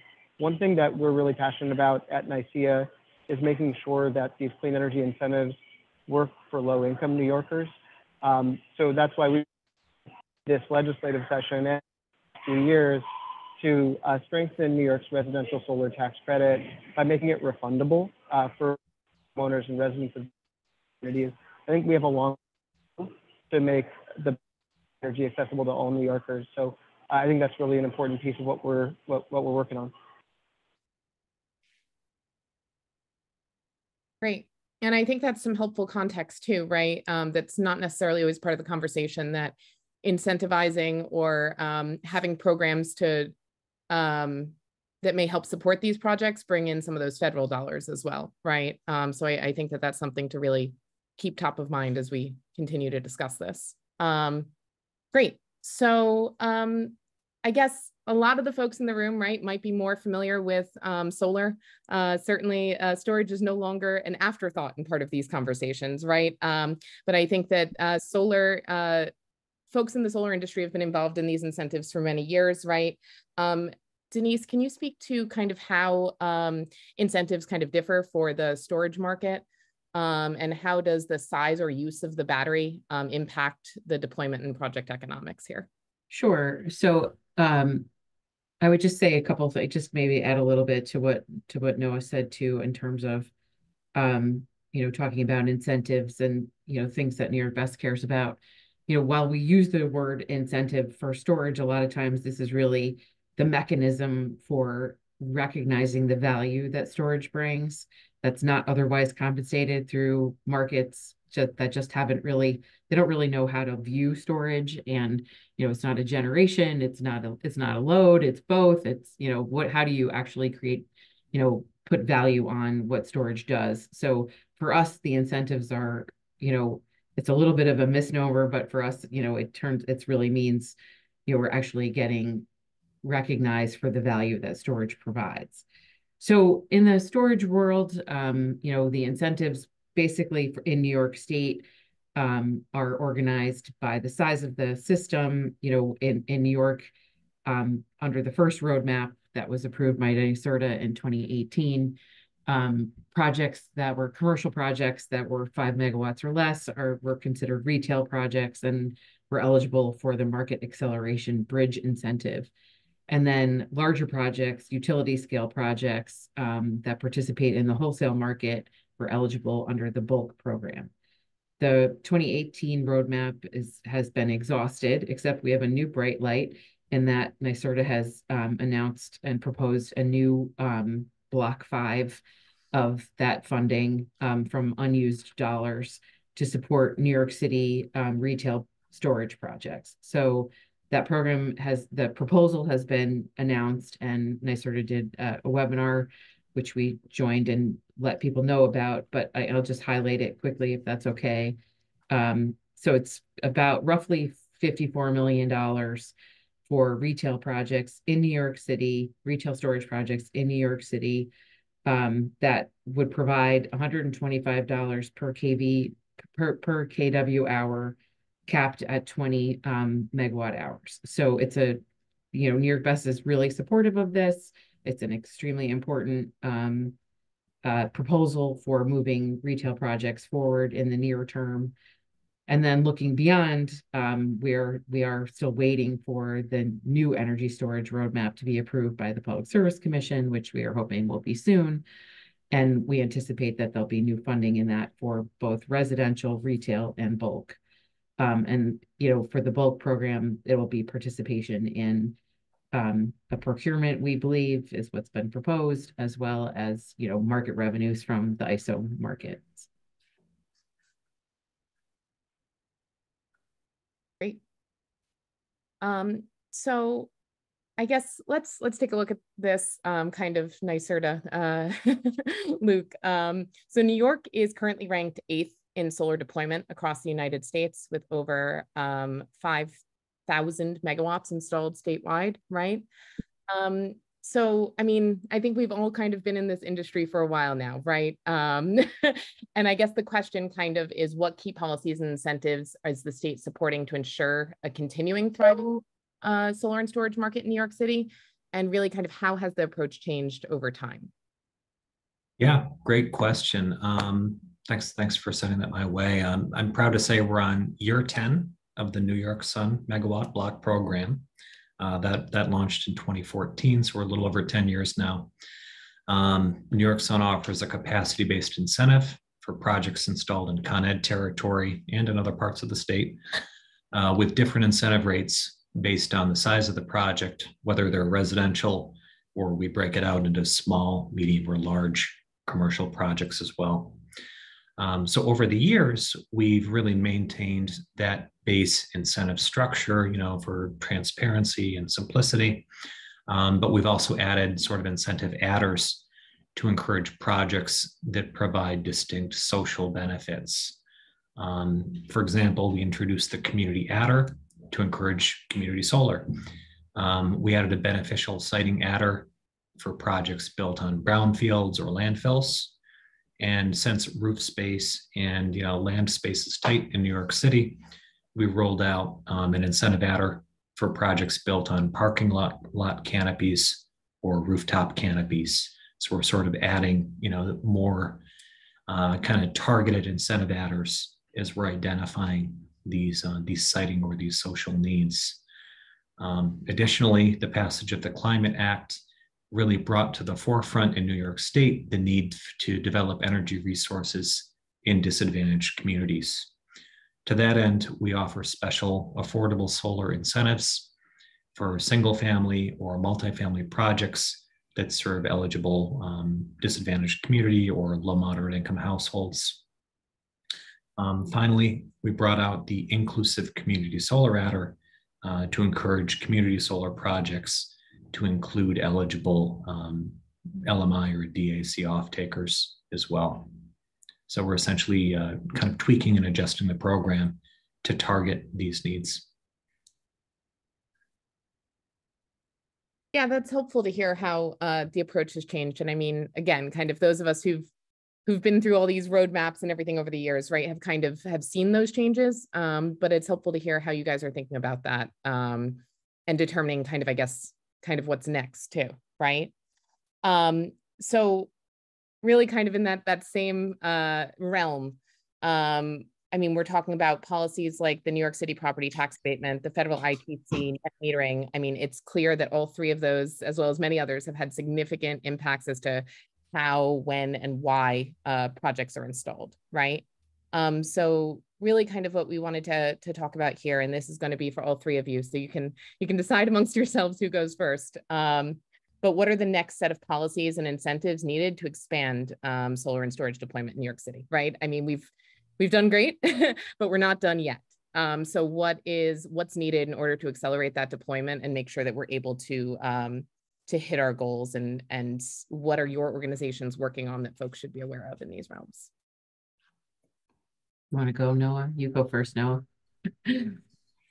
Okay, Denise, if you're volunteering me, I'm happy to. No, it's a great question, and I love the answer that you gave, Denise, about incentives being a misnomer, and this really being a form of compensation for the value that these projects are creating. When we think about next, I mean, look, I've already shared that NYC is hard at work trying to make the state tax credit refundable for low-income families and strengthening that incentive. We think that's really important. But beyond that, to be honest, I don't think it's necessarily about more incentives. I think at this point, it's about identifying what are the things that can be done to streamline processes, to lower costs. And I think that's true in New York City and Con Ed territory, but frankly, it's true statewide and maybe even nationally, right? Like permitting reform, making it easier to get projects cited is really impactful. I think the city of New York has really led the way with zoning for carbon neutrality and allowing as-of-right permitting for retail storage and rooftop solar. That's what we would love to see that in other parts of the state, to be honest. NYC has many members who wish that in their local region where they work, there was a zoning policy like we have in New York City. But automated permitting, streamlined interconnection. There are a lot of things that we could do that would really move the needle, that wouldn't have a cost, but would provide a lot of benefit. So my opinion is that the next phase is really going to be about, targeted incentives that focus on beneficial siting and low-income access, and then broader interconnection and siting reform to lower costs for everyone. So I'll jump in. If that's okay, Emily. That's all right. Please. Yes, thank you. So I totally agree with Noah. For storage, that we have some additional things that we're working on, and it's primarily because, especially in the New York City area, but it's true across the state. But with respect to how storage is valued and compensated, we're still facing an uphill climb. And that has a lot to do with the way tariffs and riders are constructed and the legacy of, service classes and, trying to, again, shoehorn storage into things that never envisioned storage. So one of the things that's important for us is to rationalize tariffs and riders in particular around storage and whether it's technology, we could argue it as a technology neutral change as well, but looking at what the technology does, how it performs, and designing tariffs and riders around that.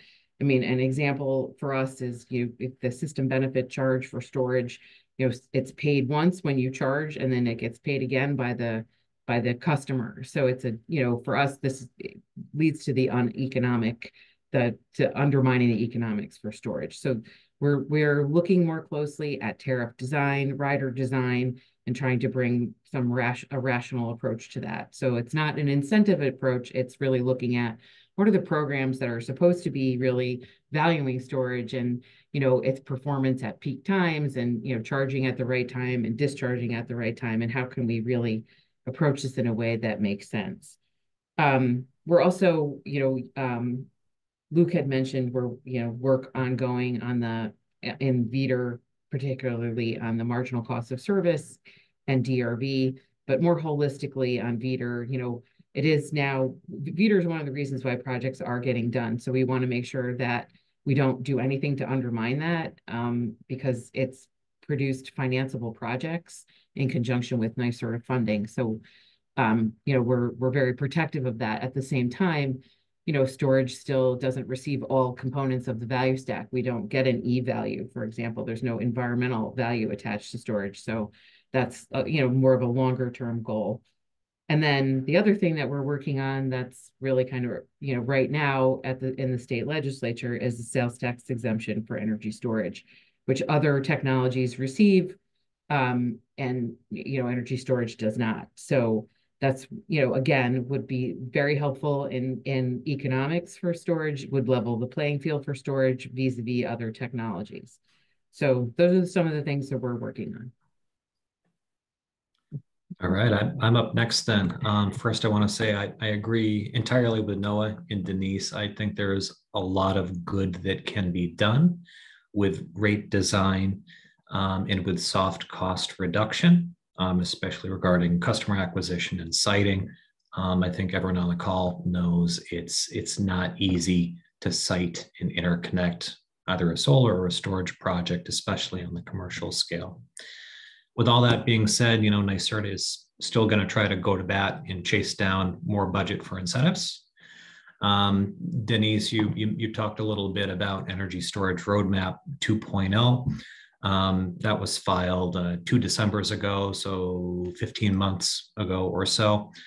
It's currently before the Public Service Commission for review. I know an updated version of the roadmap was filed, I think, last week with some updated budget projection numbers. So we, like you, are kind of waiting with bated breath, and we're hopeful for a timely approval of that, which would provide significant funding to NYSERDA for residential, commercial, utility scale projects, both upstate and downstate. Second, NYSERDA filed a petition to continue New York Sun beyond 10 gigawatts.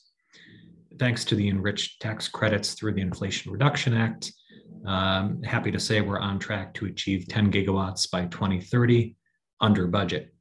So that's to say the New York Sun program expects to have kind of a surplus of about 346 million. We filed that proposal with DPS and PSC, asking for permission to use that to procure additional megawatts of community solar beyond 10 gigawatts. One caveat in that filing is that it would be for community solar, specifically serving disadvantaged communities. That proposal is currently open for public comment through the SAPA process. Third path for additional funding for NYSERDA has to do with the Environmental Protection Agency's Solar for All solicitation.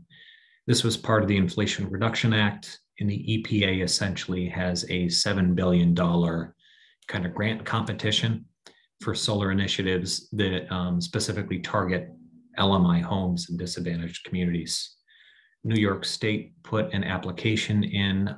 It wasn't just NYSERDA, it was a number of different agencies and entities working together. And we requested $400 million to support a variety of solar and solar plus storage initiatives. We hope to hear back from the EPA shortly with the results of that application. So if that comes through, that would be a very meaningful piece of incentive to fund additional projects. Great. So kind of turning a little bit here. I'm not sure what kind of answers we're going to get on this one, but let's see. So any little known or niche incentives, policies, or opportunities you wish more people knew about? I kind of gave you guys a bit of a preview. This one was coming, right? But I think that some of us kind of get stuck in our mindsets or know exactly we do what we're used to, right? I mean, I know something in the past I'd been excited about had been some historic tax credits, right? There's few opportunities to take advantage of them, but when you see projects that they apply to, they can really change the project economics or get more built or whatever, right? So I think that sometimes there are these opportunities out there, and now's a chance to share with our audience if there are any that you'd like to share. Well, I'll just jump in to say I think that the historic tax credit is a great example because it's something that's only available for a small subset of projects. For those projects that can get it, it's hugely valuable, and importantly, it's a refundable tax credit. So it means that for a low-income co-op that installs solar, even the low-income folks, even the senior citizens can get the benefit of that. We'd love to see that be true for the state tax credit as a whole. And then another one that I think is not widely known about is the NYSERDA New York Sun incentive, where there's actually an adder for folks who are low to moderate income, and they can get a higher dollar per watt incentive. I had a meeting with an installer, not in the city, in Central Hudson, and they genuinely did not believe me this incentive existed. And I had to, as a follow-up, send them a copy of the New York Sun program manual and say, look, this exists, it's on the books, tell all your salespeople, train them up. So that's one. And at the risk of stealing Luke's thunder, I will say I'm also personally a little excited about the recently announced floating solar adder, although how many use cases there are for that in New York City. People would want floating solar in the pond in Central Park. Personally, I think that would look nice, but that's just me. Cool. Emily, I've got a couple quick ones here. Not through New York Sun, but a different group at NYSERDA does workforce development, and they have a number of existing programs that can help, cover the cost of an intern or hiring new people or providing training to an existing workforce. So those programs are great. They're out there as well. We also have a sort of pre-development program. So if you've got, for instance, of LMI multifamily housing down in the city, and they're interested in getting solar on their roof, but they don't know how to size the system, hire a consultant, and really go about choosing a contractor. We do have, a little bit of grant money available to help them through that pre-development process. And this is such a great program, I got to mention it, even though it's not really for New York City. USDA Rural Development has their REAP, Renewable Energy for America, grant and loan guarantee program. In order to qualify, you need to essentially be a farm or a small business or in a rural location. Rural includes essentially everything but New York City. So, even Westchester qualifies, I believe, but they've been running that program for well over a decade, and they've got some great staff there, and they're helping a lot of projects out. So that's out there as well. So the other thing that I would add is, potential future opportunities with NYPA, with the New York Power Authority. They do have an RFQ out right now, seeking qualified vendors to participate in potential upcoming solicitations.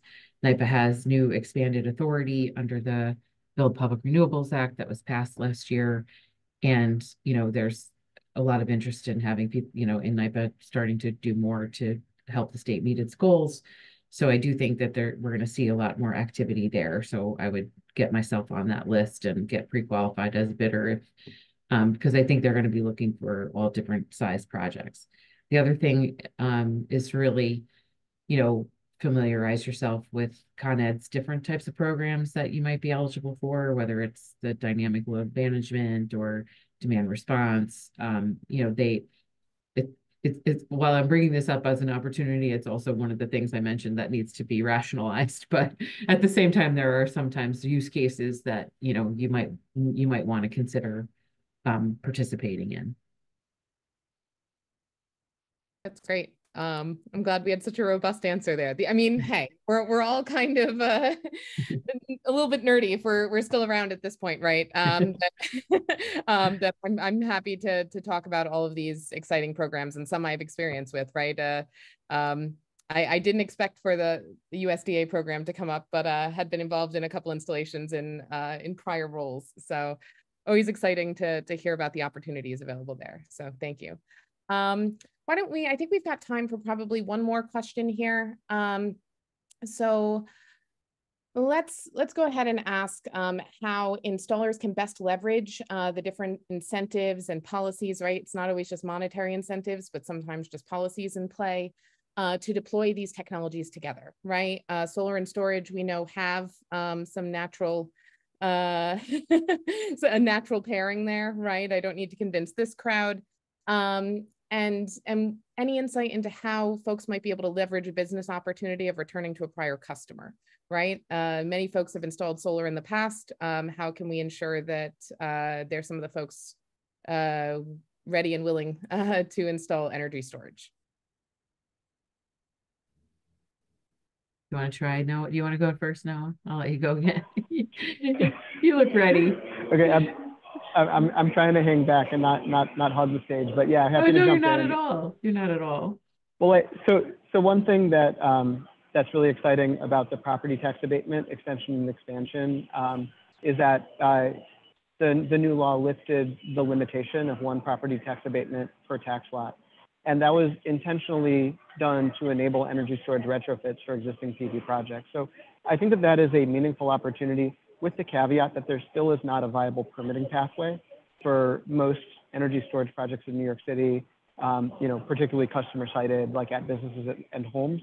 So there's a need to really streamline the permitting process with the fire department and modify the code so that it can allow those types of projects to move forward. But once we can cut through that red tape, while of course being very conscious of safety and ensuring that it's done in a safe manner, I think that will enable energy storage retrofits for PV customers, which will be really impactful. And then just like one other thing I'll say is that I think that right now it's early days for energy storage, but and it was interesting to hear earlier today a presenter from Con Edison talking about the structure for the non-wire solutions program, where there's a capacity-based incentive up front and then kind of an ongoing recurring revenue stream through participation and demand response and responding to calls. And I think that that's like a great model for energy storage in general, and whether it's through VEDR or whether it's through residential projects and some form of virtual power plant programs where either through aggregators or directly with the utility, folks can monetize those batteries over the long term. I think ultimately we're going to need that. If we think about where we're going from a grid that's powered from high capacity factor polluting fuel sources, right? We've got natural gas, that's our main source of power in the city. And we're going to be transitioning to a grid that's powered by intermittent renewables with energy storage and demand response, to kind of balance everything. So that flexibility is going to be really important. And I think we're at this moment where we need to deploy the assets, we need to get the storage built. But once we have it, I think it's going to be hugely valuable for that additional flexibility. Hard to add more to what Noah had to say, but I was going to talk about virtual power plants also. But the other thing, as the city implements local law 97, I think that can be part of the, like, let's go back to customers, see what the opportunities are for adding storage in that context, and if that can be helpful in terms of meeting local law 97. and or generating, some additional revenue for building owners and operators. So that's the other thing I would add. Yeah, and just last thing for me is it's going to be increasingly important that we focus on rolling out a very meaningful, user-friendly time of use rate, especially on the residential side. Because if you can charge a battery off peak, discharge it on peak, that not only prevents, a kind of project revenue benefit, it also provides very useful benefits to the distribution network in load relief. Likewise, if there's a good price signal to charge EVs off peak, that's going to do a lot of good in keeping the grid whole and stable and affordable. That's awesome. Well, I think this was a very informative or thought-provoking conversation, right? I think that there are a number of programs folks might be researching after this this wraps up. And I think that I'm now going to turn it over to my colleague, Ron. Do we have you on here? Yes, there we go. Ron Reisman, who's going to close things out for us today. Thank you, everyone.